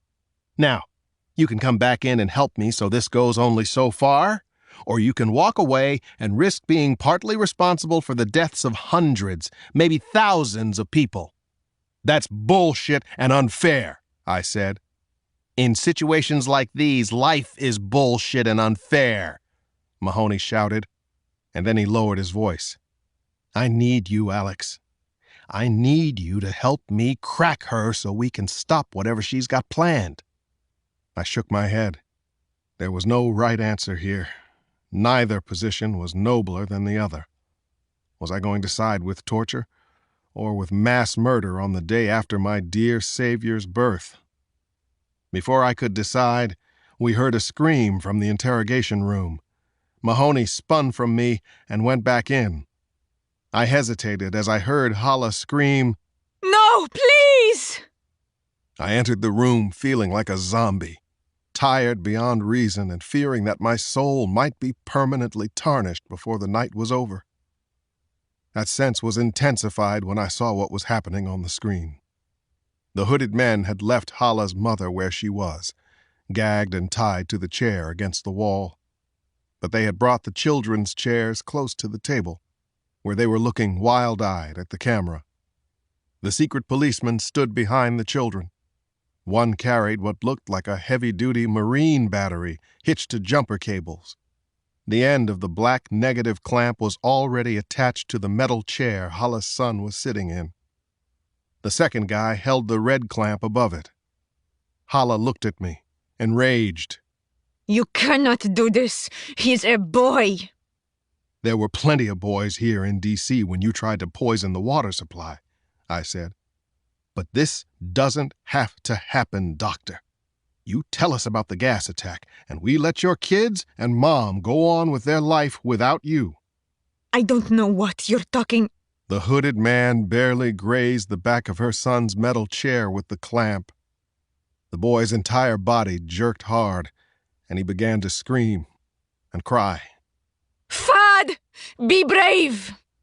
The boy seemed to hear her, but that only upset him more. He began to squirm and make noises like an animal with a broken leg. One of the men released the boy's gag, and he began to scream in Arabic. The translator said, "Mama, Mama, why are they doing this to me?" Chapter 94. My stomach soured and turned. All sense of order in my brain had become disrupted. I thought of my son Ali in that situation and wanted to puke. I waited for Hala to break, a sob, a tear, anything. She turned away and looked at the wall, her jaw set. Mahoney reached over, hit the mute button on the computer and said, "This can end right now if you tell us about the gas." She said nothing. "Turn the camera on us," I said. "Let Fad see us and her." Mahoney snapped a couple of buttons, and a small image of the interrogation room appeared in one corner of the screen. "Fad," I said, "can you hear me? Can you see your mother?" Hala was trying not to glance at the screen. The boy's hysterics had slowed, but when he saw his mother, they began again. "They are everywhere in the house," he sobbed. "Men and women everywhere, in the washrooms and the pantry and the servants' quarters." Hala spoke coldly to him. That is why I have always taught the two of you that the most important thing in life is bravery. "Listen, Fad," I said. "Sometimes bravery has nothing to do with guns or pain or bullets. Sometimes bravery is just doing the right thing. And at this moment, the right thing would be to help us so we can help you. Please ask your mother to tell us what we need to know so we can keep everyone safe. And then those people there can go home." I turned my head toward Hala, who looked at me with utter hatred. One of the men released the gag on her daughter. They'd moved behind her with the battery and cables. "Tell them what they want, Mama," Fad said. "Tell them, or they're going to hurt Amina." The girl began to squirm, trying to look back over her shoulder to see what the men were doing. They had the black clamp already affixed behind her. The red clamp was inches from joining it. I cannot tell them my secrets because they are evil men. Hala said to her son. "Mama, please help, please," Amina cried. The hooded man snapped the red clamp to the metal chair, and the girl stiffened and arched toward the camera, straining every muscle in her face, wanting to scream, but utterly unable to do it. Her brother was screaming for her, petrified that the men would return to him. I wanted to cry when they took the clamp off the chair, and the girl collapsed into hysterics. Sweat soaked the armpits of Hala's jail jumpsuit. It had begun to form on her upper lip, too.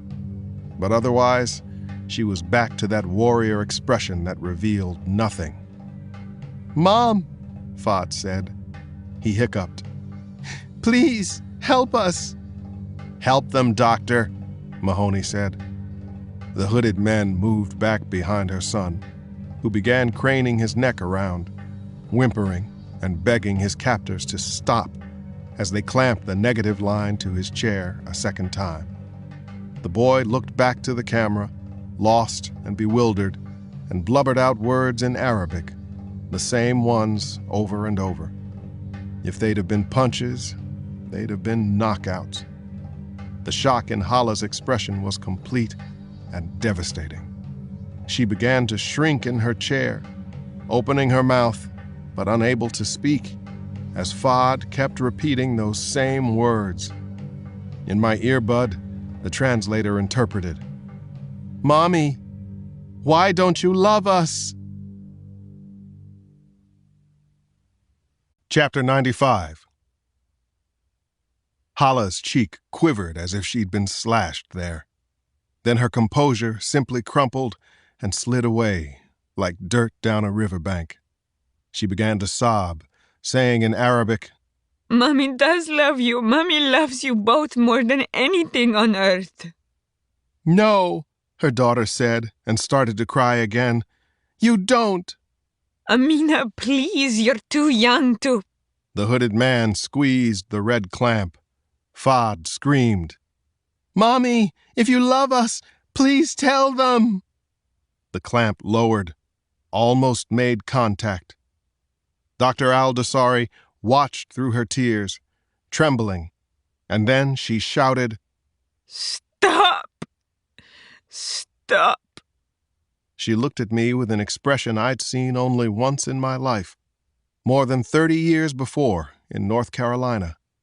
It was on the face of a mother so driven by love that she was able to lift the front end of an old Jeep off the back of her 10-year-old daughter. I'll tell you. Make them stop. "A smart choice," Mahoney said softly. I hung my head and felt ashamed, guilty, disgusted by what I'd been party to. I thought about Henry Fowler, the man I'd coaxed out of murdering his entire family what seemed a lifetime ago, and wondered if this was what he felt when he won those lawsuits. I could see clearly how a man might develop self-hatred by doing the wrong thing to achieve the desired end. "Dr. Al-Dasari," Mahoney said, "when we are finished with our business, I will let you talk with them one last time." He closed the camera that showed our image, but he kept the screen up so she could watch her children being released from their bonds and going to their grandmother. "Tell us about the gas," I said. Hala wiped at her eyes. Nerve gas. It will be used in an attack. Chapter 96. Omar Nazad could not remember ever having been this exhausted in his entire life. They had been digging and shoveling for more than an hour and a half in 20 inches of wet snow that had gotten more and more like a massive block of ice as the temperature in D.C. had plunged and bottomed out at 5 degrees above zero. They had opened a path almost 6 feet wide and nearly 65 yards long. "I can't go on," Mustafa bitched in Arabic. "I must drink, brother." 5 yards, Nazad said, gesturing at the short distance that separated them from M Street, which was unplowed but crisscrossed with tracks. "That's all that separates us, brother. Put your back into it and we go on. Quit and it has all been for nothing." Samad was drenched in sweat, but he raised his pick and began chopping at the remaining snow, breaking off big hunks of it that Nazad and then Mustafa shoveled from the path. After about the third shovelful, it dawned on the Tunisian that there was another way. A better way. "Stop," he said. "We're done. We'll get the van going like hell and just plow through it." "What if we get stuck again?" Samad asked. "We won't," Nazad said. "I won't allow us to get stuck." "But what if we do?" Mustafa insisted. "We'll dig it out!" Nazad yelled, wanting to brain the man with his shovel. "We'll do whatever it takes!" A minute later, they were all in the van, back where they had left it so it would not be seen from the road. The Tunisian debated whether or not to turn on his headlights, opted to go with running lights, just enough to see the way forward. He stepped gingerly on the gas, heard the dreaded whine of the tires spinning, and then the treads caught and they crept forward, first at a crawl and then faster. "Here we go," Nazad said, cocking his head to see with his good eye. "Brother, stop!" Samad cried, pointing to their left out onto M Street and the flashing red and yellow lights coming their way. Nazad slammed on the brakes and shut down the running lights. Two snowplows struggled down their side of the street, one trailing the other, throwing all the snow in two lanes toward them, leaving a compacted wall of snow and ice, 6 feet high and 15 feet deep. Chapter 97. "Talk, Doctor," I said. "Those men are still with Amina and Fad." "You must guarantee me that their safety will—" she began. Mahoney grabbed her chin. "We guarantee you nothing until we hear what you have to say." She shook her chin free, glared at me. "Where's the nerve gas?" I demanded. "Where's it going?" Hala hesitated, glanced at the computer screen and her children with her mother. She said, "It's on a train heading north." Once Hala began talking, she seemed to enjoy our reactions to an audacious scheme designed to kill thousands and instill panic once again in New York City. She said that men loyal to Al-Aila worked janitorial services at Pinkler Industries, a chemical manufacturing concern in South Carolina. The family members discovered that Pinkler had developed a radical new compound belonging to the organophosphate family of chemicals, the basis of all modern pesticides and of nerve gases, such as sarin and VX, Mahoney said, sitting forward. Hala nodded. "The new compound could be processed precisely enough to eliminate a single species of insect in a field while allowing others to live. But it could also be used to create a gas far more deadly than either sarin or VX. We learned there was to be a shipment of the organophosphate, 3 barrels of it, going to a pesticide manufacturing facility in New York. We found out it would be on a train heading north on Christmas Eve, that it would pass through Union Station and end up at a freight facility on the west shore of the Hudson River. Someone loyal to our cause would see all of it transferred onto a barge bound for Manhattan." I frowned, not sure if I bought the story. "Back up a second. What was your job?" "I stopped the train." I glanced at Mahoney, whose initial confusion gave way to understanding. All of that was just to stop the train? "Yes." "Where?" Hala shrugged, said, "Somewhere outside the First Street Tunnel before it goes under Capitol Hill and through Union Station to the Ivy City Yard." I knew exactly where she was talking about. As young teenagers, Sampson and I had climbed the fence and went into the tunnel a couple of 100 yards before we heard a train coming at us. Wasn't that the fastest I'd ever run? Mahoney asked, "So, what? You stopped the train long enough for someone to steal the barrels?" She shook her head a little too quickly and said, "I stopped it long enough for a PhD student in chemistry to attach a timed system that will convert the compound to nerve gas when triggered." "And," I asked, "who is going to trigger it?" Hala shrugged. "Whoever is in the van that is supposed to meet the freight barge tomorrow afternoon." "Driver's name?" Mahoney demanded. "I don't know. I didn't need to know. It's better that way." "So the van driver meets the freight barge, and then what?" I asked. She smiled. "He places the barrels in his van, triggers the system, puts on a gas mask, and drives around the city, letting the gas escape, starting with Wall Street, right after the markets close. I flashed on the freight train that I'd seen after Hala was caught, coming from that tunnel and heading toward the Ivy City yard, and remembered how it had made me think that some semblance of normalcy had returned to Union Station. Actually, I'd been watching a chemical weapon pass right under everyone's nose. Chapter 98. I checked my watch. 12:31 a.m.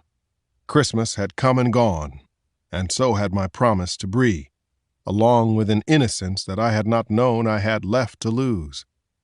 But of course, although I'd heard testimony about it, had gathered evidence in its wake, I had never personally seen children tortured before. The freight train had gotten at least a 3-hour head start, but it was traveling in the wake of a nor'easter barreling toward New York. We'd catch the train, stop it, and disarm that triggering device. Mahoney seemed to think the same thing. He got up and left the room to arrange for the critical incident response group to mobilize while he made plans to intercept the train. I studied Hala, who was staring at the table as if she couldn't believe she was in this position, a traitor to her cause. I said, "Which freight car carries those organophosphates?" Hala looked at me as if she had one last card to play. 29th behind the engine. It's green with CSX and C. Ito markings. You can't miss it. Chapter 99. 15 minutes later, at 1:45 in the morning, I stood in the snow on the roof of the detention center with Ned Mahoney, waiting for a U.S. Marine helicopter that was coming in from Quantico, loaded with members of the Critical Incident Response Group. "We've got a location on the train," Mahoney said. "It's almost to Trenton. We'll stop it somewhere north of there, someplace rural." "What if it's booby-trapped?" I asked. "Believe me, we'll be wearing full hazmat gear," Mahoney said. "Sounds sporty, doesn't it? I can't believe you don't want to be there to see this through." I'd known Mahoney for nearly 15 years, worked side by side with him for several of those years, had been to his home too many times to count, knew all the doings of his wife and children, and yet, right then, he seemed a stranger to me. "I didn't like what went on in that room, Ned," I said. "You think I did, Alex?" he shot back. "It's beneath us." "It is," he agreed, pain rippling through his face. "Shows you that you've got to meet people like that on their own turf, using their rules. It's a sad thing to say, but true. They were kids. They were leverage against an insane scheme." I heard the thumping of the helicopter coming, saw the spotlight on its belly. "What if her attorney finds out, Ned? Demands to see a tape of the interrogation. Everything Hala told us will be fruit of the poison tree, disallowed in court." "Not everything has to play out in court," Mahoney replied coldly. "Besides, when I raised my hand there just before we began, the battery pack on the camera in the observation booth mysteriously fell off. Anything that went on beyond that is baseless hearsay on Dr. Aldasari's part. Her word against ours. And who is a judge going to trust, Alex? A 20-year veteran of the FBI and the legendary Dr. Alex Cross? Or a madwoman willing to send nerve gas into Manhattan?" I gazed at him as if he were transforming before my eyes, seeing new dimensions to his character. "I never pegged you as a master strategist, Ned." He raised his arm to block the snow being thrown up by the helicopter, yelled, "I have my moments. You can take my car home if you're good to drive." "I'll make it," I said, and accepted the keys as the chopper settled into the snow. "Ned?" "What's that, Alex?" "Be careful," I said. "You got a lot of people to come back to." Mahoney locked gazes with me, understanding. He shook my hand. "Thanks, Alex. It means a lot." Chapter 100. I made it home at 2 in the morning on the day after Christmas. Everyone had gone to sleep, though the lights on the tree still glowed in the front window. A beacon left on for me, I guessed. Where had the holiday gone? I kicked off my shoes, climbed the stairs, listened at the doors of my children and my grandmother, and felt drowsy at the rhythm of their breathing. Not even Nana's gentle snoring could keep me awake. I slipped into my room, dropped my pants, and slid into bed, feeling the heat of Bree's body. Her smell was there, too, all around me. She rolled over, laid her head on my chest, murmured, "You okay, baby?" "I'm good now," I said, and closed my eyes, telling myself to compartmentalize, to take refuge in my own bed with my wife holding me, and rest. But as I hugged Bree, my mind slipped back and forth between images of the Aldasari children under torture and the details of the story Hala told us. Just before I plunged into sleep, I remembered something I'd said to Mahoney the evening before. Confessions made under torture can't be taken seriously. They're half-truths mixed with what the tortured person thinks the torturer wants to hear. Chapter 101. For an hour and a half, I slept with no dreams of anything. But then, from the inky depths of my brain, images began to roll. I saw Hala lobbing the grenade at me. I saw Henry Fowler holding a gun to his ex-wife's head and kicking at his children, who became Hala's kids strapped to the torture chairs. The Saudi secret police in their hoods were there as well, one carrying the battery, the other holding the ends of the jumper cables. The one with the battery pulled off his hood, revealing himself as Mahoney. The second hooded man tried to get away, but Mahoney grinned grimly and tore the hood off his head. It was me. I was the one who held the jumper cable clamps. Mahoney and I were laughing, enjoying ourselves the way we'd done dozens of times at backyard barbecues and other family get-togethers. My dream self opened the red clamp's jaw wide, looked at the children, and seemed fascinated by the terror they displayed. I clamped the cable to Amina's chair, expecting the arch and trembling I'd seen her exhibit during her torture before. Instead, I heard a rhythmic buzzing noise that broke the spell and roused me from sleep. I was drenched with sweat. Bree rolled over and slept on. I looked at the clock groggily. 3:40 a.m. I needed at least 14 more hours, but my bladder felt full. And what was the noise that woke me? I slid out of bed as carefully as I could, stood, felt wobbly, and then noticed the message light blinking on my mobile. I picked it up, staggered to the bathroom, and sat down on the toilet because I did not think standing was such a good idea.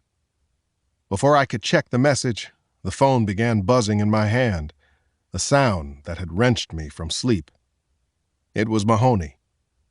I accepted the call, peed, and grumbled, "You a vampire or something? Never need sleep?" Yeah, I'm a new character in that Twilight series my kid's always reading, he replied, and I could hear wind blowing hard. Get the nerve gas? We got in a firefight with one of Hala's co-conspirators, Mahoney said.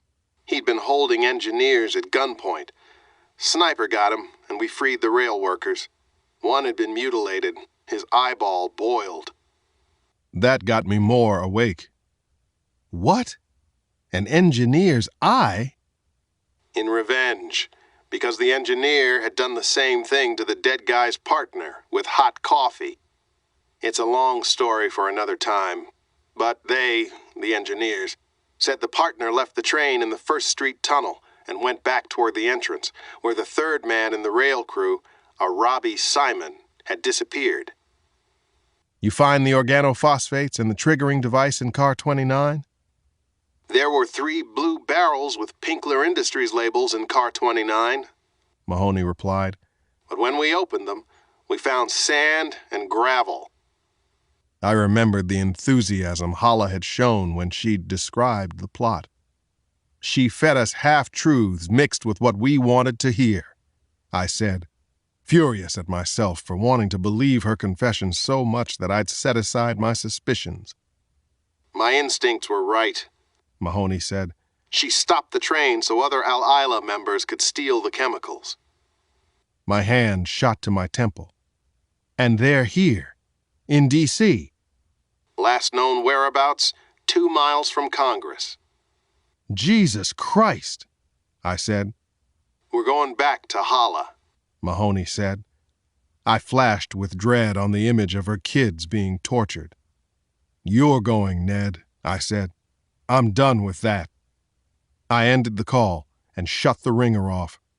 I intended to return to bed, but then I realized that I was no more than 15 blocks from where Hala's accomplices had stolen the organophosphates. So was my family. My first reaction was to wake them all, move them from the area until the 3 barrels were found and neutralized. But then old habits reasserted themselves. Snow on the ground, I thought. They had to have left evidence around there somewhere. I picked up the phone and called the man I trusted more than anyone in my life. Chapter 102. Omar Nazad sat in the cab of the van, feeling his stinging hands and feet begin to thaw, and stared through the windshield at the 120 cubic yards of snow and ice that still lay between him and M Street. He and the Algerians had broken up and removed at least that amount in the past 3 hours. They were still only halfway to the road. They hadn't eaten in 12 hours, and they hadn't had anything to drink for 6. The snow they put in their mouths seemed to make them even thirstier.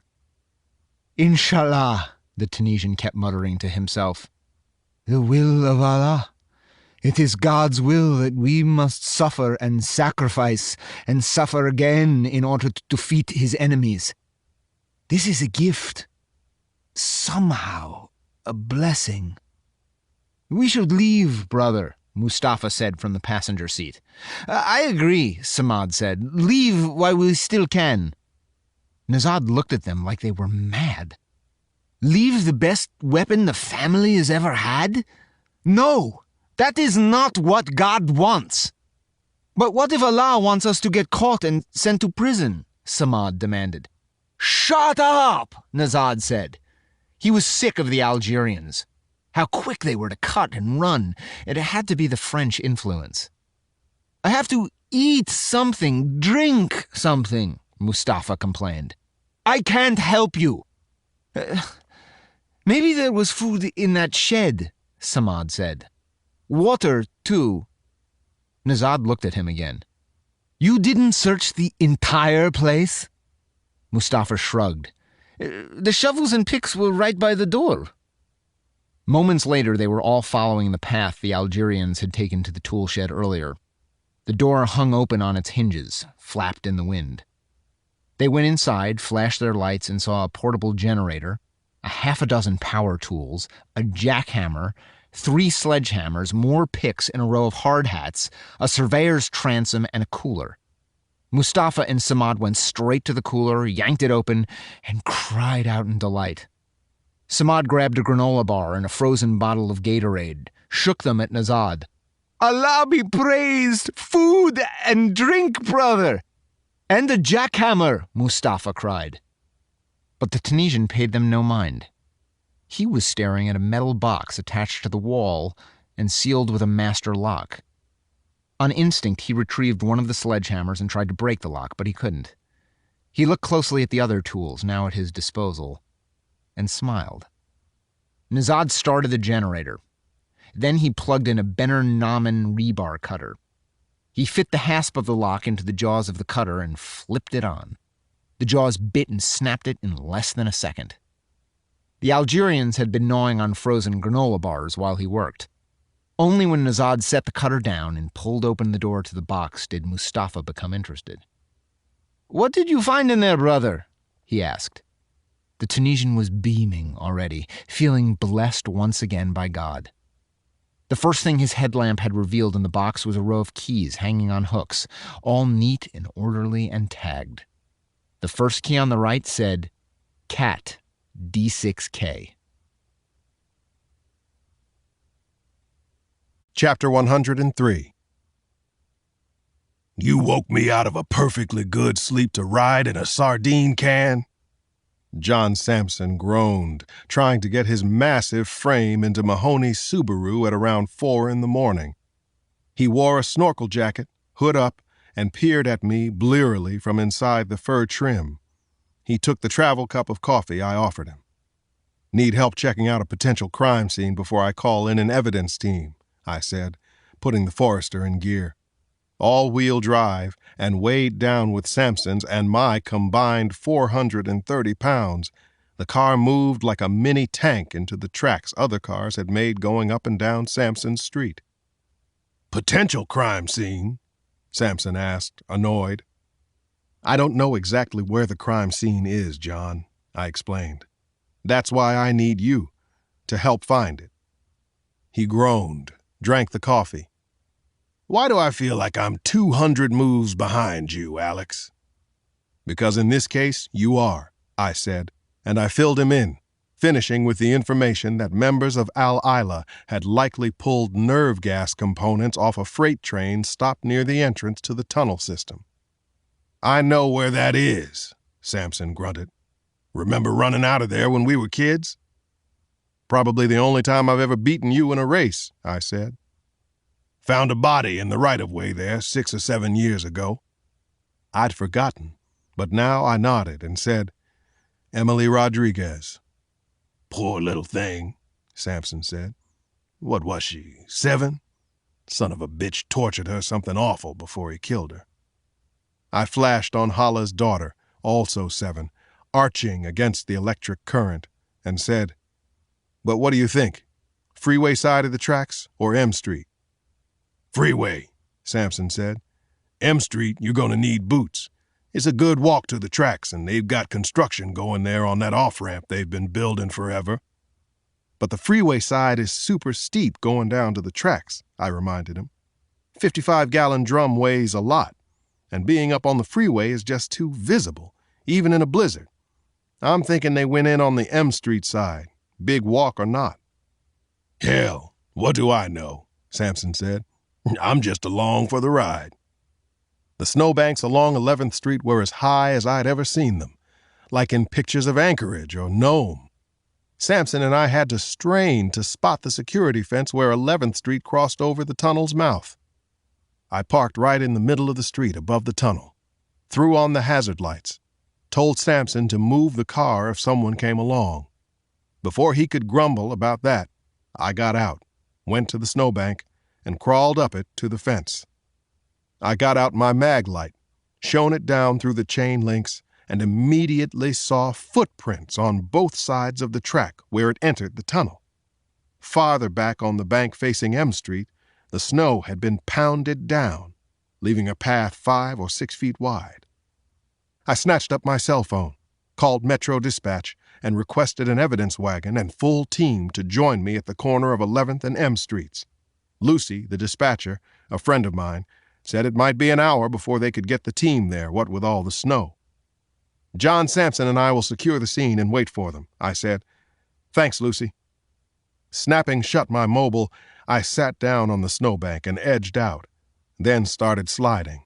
I hit the pavement, landed upright, and was walking back to the idling Subaru, cleaning the snow off the seat of my pants, when I heard a heavy engine backfire and then rumble to life southeast of me, toward M Street. Chapter 104. Praise Allah! When the bulldozer had fired up after he had found a can of ether under the seat and sprayed it into the fuel tank, Omar Nazad wanted to weep. Instead, he thanked God over and over for blessing him, eased off on the choke until the engine ran smooth, and studied the diagram of the control levers until he thought he understood them. The Tunisian looked overhead, saw a toggle switch and flipped it. Small spotlights on top of the bulldozer cab lit up the area directly in front of him. He pulled a lever back, and the blade came under his control, groaned and rose.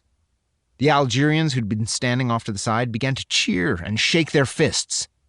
Feeling possessed now, Nizad studied the diagram once more and threw a second lever forward. He felt something engage. He pressed the throttle. The bulldozer bucked, broke free of the ice holding its treads, and began to grind forward through the snow, past the van, and toward the 120 cubic yards of frozenness that separated them from M Street and escape. "Samad, get in the van," Nizad shouted. "Mustafa, get up on the bank where you can see the road. Make sure I'm aiming in the right direction." Samad nodded and ran to the van. Mustafa seemed annoyed at the request Nizad had made of him, but he trotted along in front of the bulldozer blade, toward the wall of snow in the road. Nizad slowed just shy of the huge snowbank, dropped the blade, and set the transmission in a lower gear. He watched Mustafa climb the snowbank. Then he saw headlights swing off 11th Street into the eastbound lanes of M Street. Until that moment, the Tunisian had been nearly pathological about avoiding attention. He'd kept the van well back from the road, and as they dug through the night, every time a vehicle had approached, he'd ordered his men to dive onto their bellies and wait until the headlights passed. Now, he did not care, especially when the Algerian informed him that the approaching car was a little white Subaru Forester, a commuter vehicle, certainly no police squad car. Nizad pressed down the throttle again after the Forester went by, focused on the blade as it struck the snowbank. It bit and pushed, and then the entire front end of the bulldozer began to climb, pushing snow ahead of it. "Here we go," the Tunisian thought. "There is nothing that can stop us now." Chapter 105. "What the hell is that doing here?" I shouted at Sampson, looking over my shoulder as I tried to get a better view of the bulldozer that had surged up on top of the snowbank and was pushing snow out onto M Street. As the bulldozer backed down the other side of the snowbank, Sampson said, "Construction company that's building the off-ramp probably sent him out to clear the site before the rest of the crew arrives." "At 4:15 in the morning on the day after Christmas?" "Didn't you read that piece in the Post last week? They're getting all sorts of heat on this thing. People say that ramp is way over budget and should have been done 2 years ago." "Well, we've got to get him to stop," I said, driving into the traffic rotary by the Washington Yacht Club and heading back. I pulled over and parked well away from the bulldozer, hazard lights blinking. Sampson and I got out just as the bulldozer crested the bank a second time, pushing more snow out across M Street and completely blocking the westbound lanes. Then it backed down until we could barely see the top of it. The bulldozer's spotlight beams lit up a guy standing on top of the snowbank who was dressed in a blue work jumpsuit of some kind. He seemed to be directing the machine operator and did not notice us coming down the street toward him. We plodded up to him through the rubble field the bulldozer was creating, punching through snow up to our shins. I waved my hands at him, shouted, "Hey! Tell the driver to stop!" The man stiffened, took a few steps toward us, put his hand to his ear. "What?" "Shut off that bulldozer!"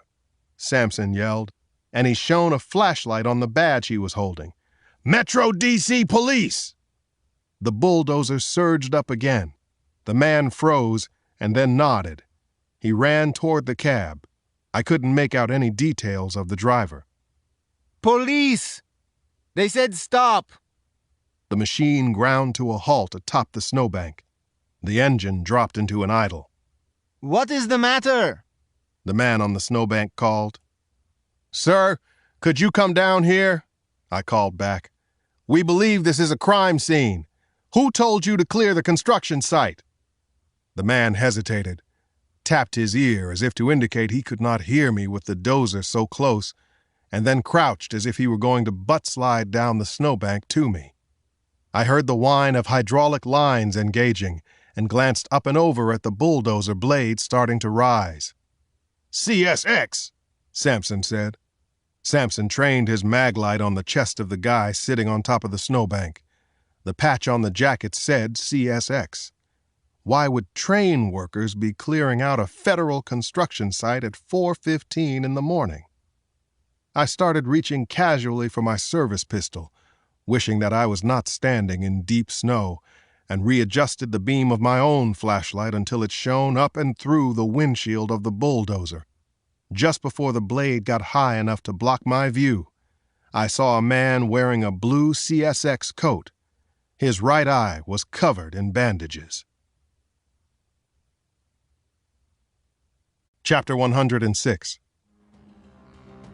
"Gun!" Samson roared. He leaped to his right and got down into a combat shooting crouch, clawing for his weapon. My Glock came free of its holster, and I saw the man lying prone on the snowbank just before he shot. The round hit low in front of me and sprayed chips of ice everywhere. Up to our knees in that chunky snow, vulnerable due to the high ground, Samson and I were the proverbial fish in the barrel. But Samson didn't seem to feel that way. He squeezed off 2 shots at the gunman on the snowbank just as the bulldozer engine roared. Both rounds hit left of the prone man, and he immediately returned fire. I was aiming the Glock when I heard the crack of his bullet passing an inch from my head. My shot hit beneath him. The bulldozer clanked into gear and came straight down the snowbank at us, blade up, blocking any shot at the windshield. Both Samson and I are tall. I go 6'2", he's got 3 inches on me, which means we have long legs, which we used to run in opposite directions.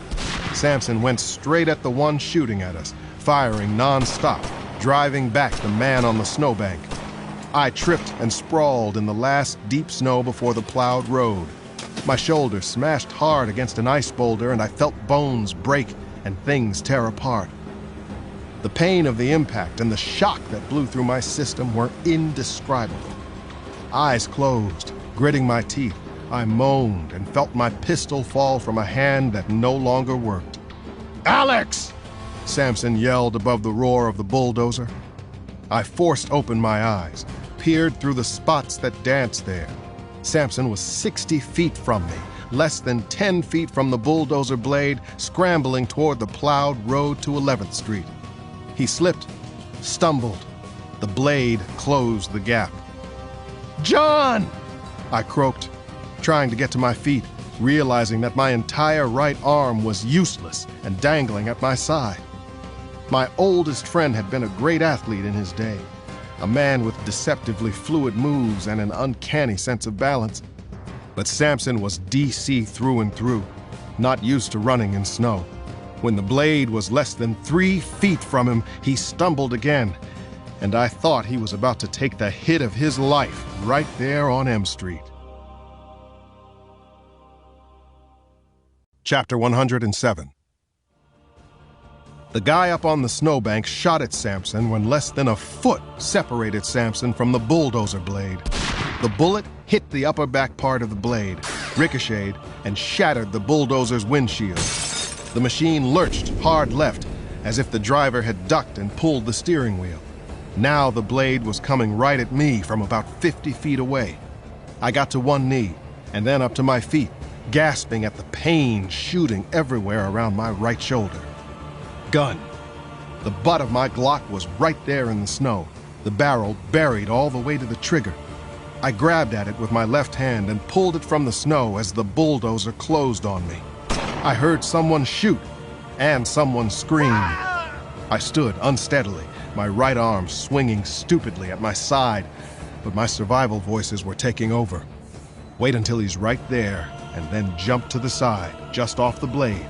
Clear the steel treads, and you'll have your shot at him. Left-handed, but you should be close enough. But then a louder voice screamed, "Snow! You got snow in your barrel! Pull the trigger, and your barrel explodes!"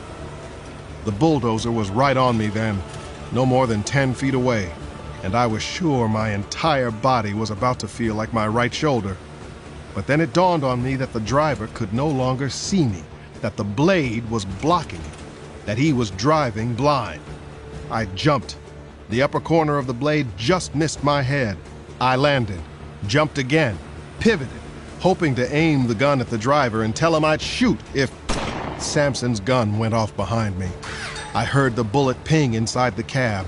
The driver did what I absolutely did not expect. He jumped out of the cab, landing awkwardly in the snow about 3 feet away, while the bulldozer kept on, climbing the snowbank on the median strip, headed toward an office building across the street. I raised my gun at the one-eyed man even as he raised his gun at me. Chapter 108. Our weapons were no less than 2 inches apart. The one-eyed terrorist and I were less than 20 inches apart, in a Mexican standoff that looked like a no-winner for me any way it went down. If he pulled the trigger, I was dead. If I pulled the trigger, my barrel would explode and I was dead. Maybe he was dead too, but I was definitely in a black body bag with a grieving wife and family. The man's uncovered eye was wide and glistening. Inshallah, he whispered to me. I got it. We were both in the hands of God now, about to discover His will. The sound of the bulldozer crashing into something was followed by a gunshot that came from behind and above me. Both the driver and I instinctively cringed and ducked, but I recovered much quicker. My arms were longer than his. I probably had 3-4 inches of reach on him. My right arm was useless, but my left had been bent as I aimed my plug gun at him, not extended at all. My left hand jabbed at him, setting him up for a straight, impossible-to-deliver right cross. Instead, I slapped the side of his pistol hard to his left with the barrel of my gun and then stepped into his very, very large blind spot. The terrorist shot wildly. Sampson fired at virtually the same time, and I heard the sound of a hit and the cry of a wounded man somewhere up on the snowbank before I chopped down with my pistol, hitting the man right in the bandages, right on the bone above the socket of his scalded eye. His knees left him, and so did everything else. He crashed onto his side, out cold. Chapter 109. A week later, it was raining and warm. The deep freeze that had gripped the city so severely was gone, and the snow had turned into slush and puddles. But that would not stop me from taking my wife out for dinner and dancing on New Year's Eve. We were going to double date with John Sampson and his wife, Billy. We'd done it up right, rented a car and driver to chauffeur us to our dinner at the rooftop terrace restaurant of the W Hotel, best view in the city, and then across the river to the Havana Breeze Latin Club in Fairfax for a little salsa, a little merengue. Why not? We were all in a mood to celebrate, and a jazz club just wasn't going to do it. After all, we'd not only put Hala al-Dasari and her co-conspirators in prison, we'd also foiled their ultimate plot, which was a doozy. Documents that we'd discovered in the terrorists' van laid out the plan. The stolen chemicals were to be held for 26 days in a basement apartment Nazad had rented on Capitol Hill. Early on the morning of January 20th, Nazad, a trained chemist, would mix the organophosphates in a rented 500-gallon water tank. Then he and his accomplices would put the tank full of the crude nerve gas agent in the back of a pickup truck and skirt the closed roads in the city until they got upwind of the Capitol. Then they would all don masks, do the final mix, and spray the chemicals up into the prevailing winds in the hope that the toxic vapor cloud would drift over the massive crowds gathered on the National Mall and across to the back steps of the Capitol, where the Chief Justice of the U.S. Supreme Court would be swearing in the President of the United States. It was so crazy it might have worked. Hundreds, maybe thousands, might have died. The President might have died, and the justices, and every member of Congress. It was so crazy I didn't want to think about it anymore. I decided at around 6 that New Year's Eve, as I waited in the kitchen for Bree to finish with her hair and finally choose the dress she was going to wear for our big night out on the town. My younger son, Ali, and Janny and Ava were devouring a plate of fried rabbit, one of my grandmother's specialties. Ava had balked at the idea at first, but once she saw Janny and Ali tearing into it, she'd tried it, and now she was on her second piece. Good, huh? I asked. Better than good, Ava said. I had no idea rabbit could taste this amazing, like chicken, but way, way better. It's the buttermilk, Nana Mama said, looking pleased as she scrubbed out the cast iron skillet she'd used to fry the rabbit. I soaked the meat in buttermilk overnight to make it tender like that. Damon's going to be mad when he hears you made fried rabbit after he went back to school, Janny remarked. Damon could have stayed home until tomorrow, my grandmother responded. He chose to go back early. To get ahead on his studies, I reminded her. Can't fault him for that, Nana Mama allowed. But even the best choices sometimes have adverse consequences. Like missing fried rabbit, Ali said. Nana smiled and pointed at her great-grandson. See there? Always said you were a smart, smart boy. Ali grinned from ear to ear and reached for the last piece of rabbit, but Ava got to it first. He groaned. I'll split it with you, Ava said. My grandmother squinted in my direction. How you doing? 24 hours since my last pain pill, and it doesn't bark at me unless I move it, I said, glancing down at my right arm, which was in a sling. I'd broken my clavicle, dislocated my shoulder, and cracked the head of my humerus bone falling as I tried to get out of the way of the bulldozer. A surgeon had put me back together 4 days ago. In 3 months, he'd said, I'd be good as new. Bree came into the kitchen wearing a very flattering black cocktail dress and a pair of black stiletto heels. Nana Mama whistled at her. So did I. You really going to go out with Alex looking like that? My grandmother asked in a playful tone. Bree's face fell. What's wrong with it? There's nothing wrong with that outfit, Nana Mama replied. Everything's right with that outfit. But look at the man who's going with you to ring in the new year. Arm in a sling, looking all beat up. People think you gotta be his nurse. That's not the kind of man you want holding your hand when you're dressed like you're in a movie or something. Everyone was laughing, including me. Bree threw her arms around my neck, kissed me on the cheek, and said, Honey, from where I'm standing, you're looking fine. Even with a busted shoulder, I said. You wear it well, she assured me, and she kissed me again before looking at my grandmother. Am I right? Nana Mama tried to look skeptical, but then she cracked up. The doorbell rang. The driver had come for us. Nana Mama and the kids watched us through the front window as we were driven away. Dinner was off the charts great. So was the Chilean wine Samson ordered. We got to the Havana Breeze around 10:30, took a booth, and ordered mojitos. Billy told Samson she wanted to dance right away. Who can argue with that? He replied. They went out on the dance floor. I was nursing my drink and having a good old time watching my towering best friend try to samba with Billy, who even in high heels barely reached his chest. You're something. I ever tell you that, Alex? Bree asked. I glanced over at my wife, who looked dazzling. What nonsense are you talking now, woman? I asked. Bree smiled, shook her head, said, No, seriously. I don't know how you do it, but despite all the chaos you get yourself into and out of, you find a way to keep your balance. I love the fact that even though you're called into these horrible situations where you see the worst in people, you somehow manage to remain a fundamentally good person. I flashed on the hooded men behind Hala al-Dasari's children. I felt my expression darken, and I looked away from her, saying, I don't know about that sometimes. She took my chin, turned my face back to her. Listen to me. You, Alex Cross, are the best man I know. I looked into her eyes, hating the fact that I had to keep things from her, hating the fact that I had already secretly met with Father Harris twice so I could try to make sense of what Ned and I had done to prevent a nerve gas attack on Inauguration Day. I kissed Bree, said, and you're the best woman I've ever known.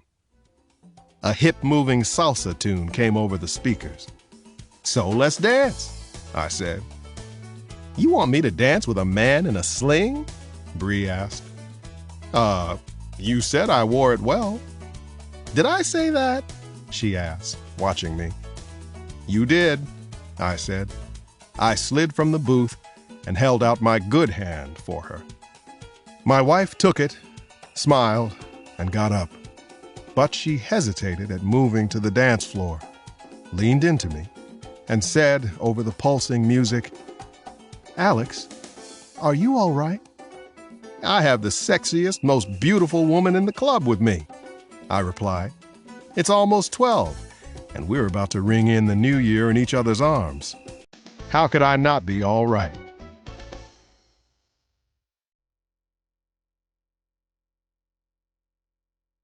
This has been an Hachette audio production of Merry Christmas, Alex Cross, written by James Patterson, read by Michael Boatman, Stephen Kunkin, and Kristen Milioti. Recorded by Paul Goodrich. Post-production by Merlin Studios. Production supervised by John Clem. Merry Christmas, Alex Cross is also available in print and as an ebook from Little Brown and Company, a division of Hachette Book Group. Text copyright 2012 by James Patterson. Audio production copyright and published 2012 by Hachette Audio, all rights reserved.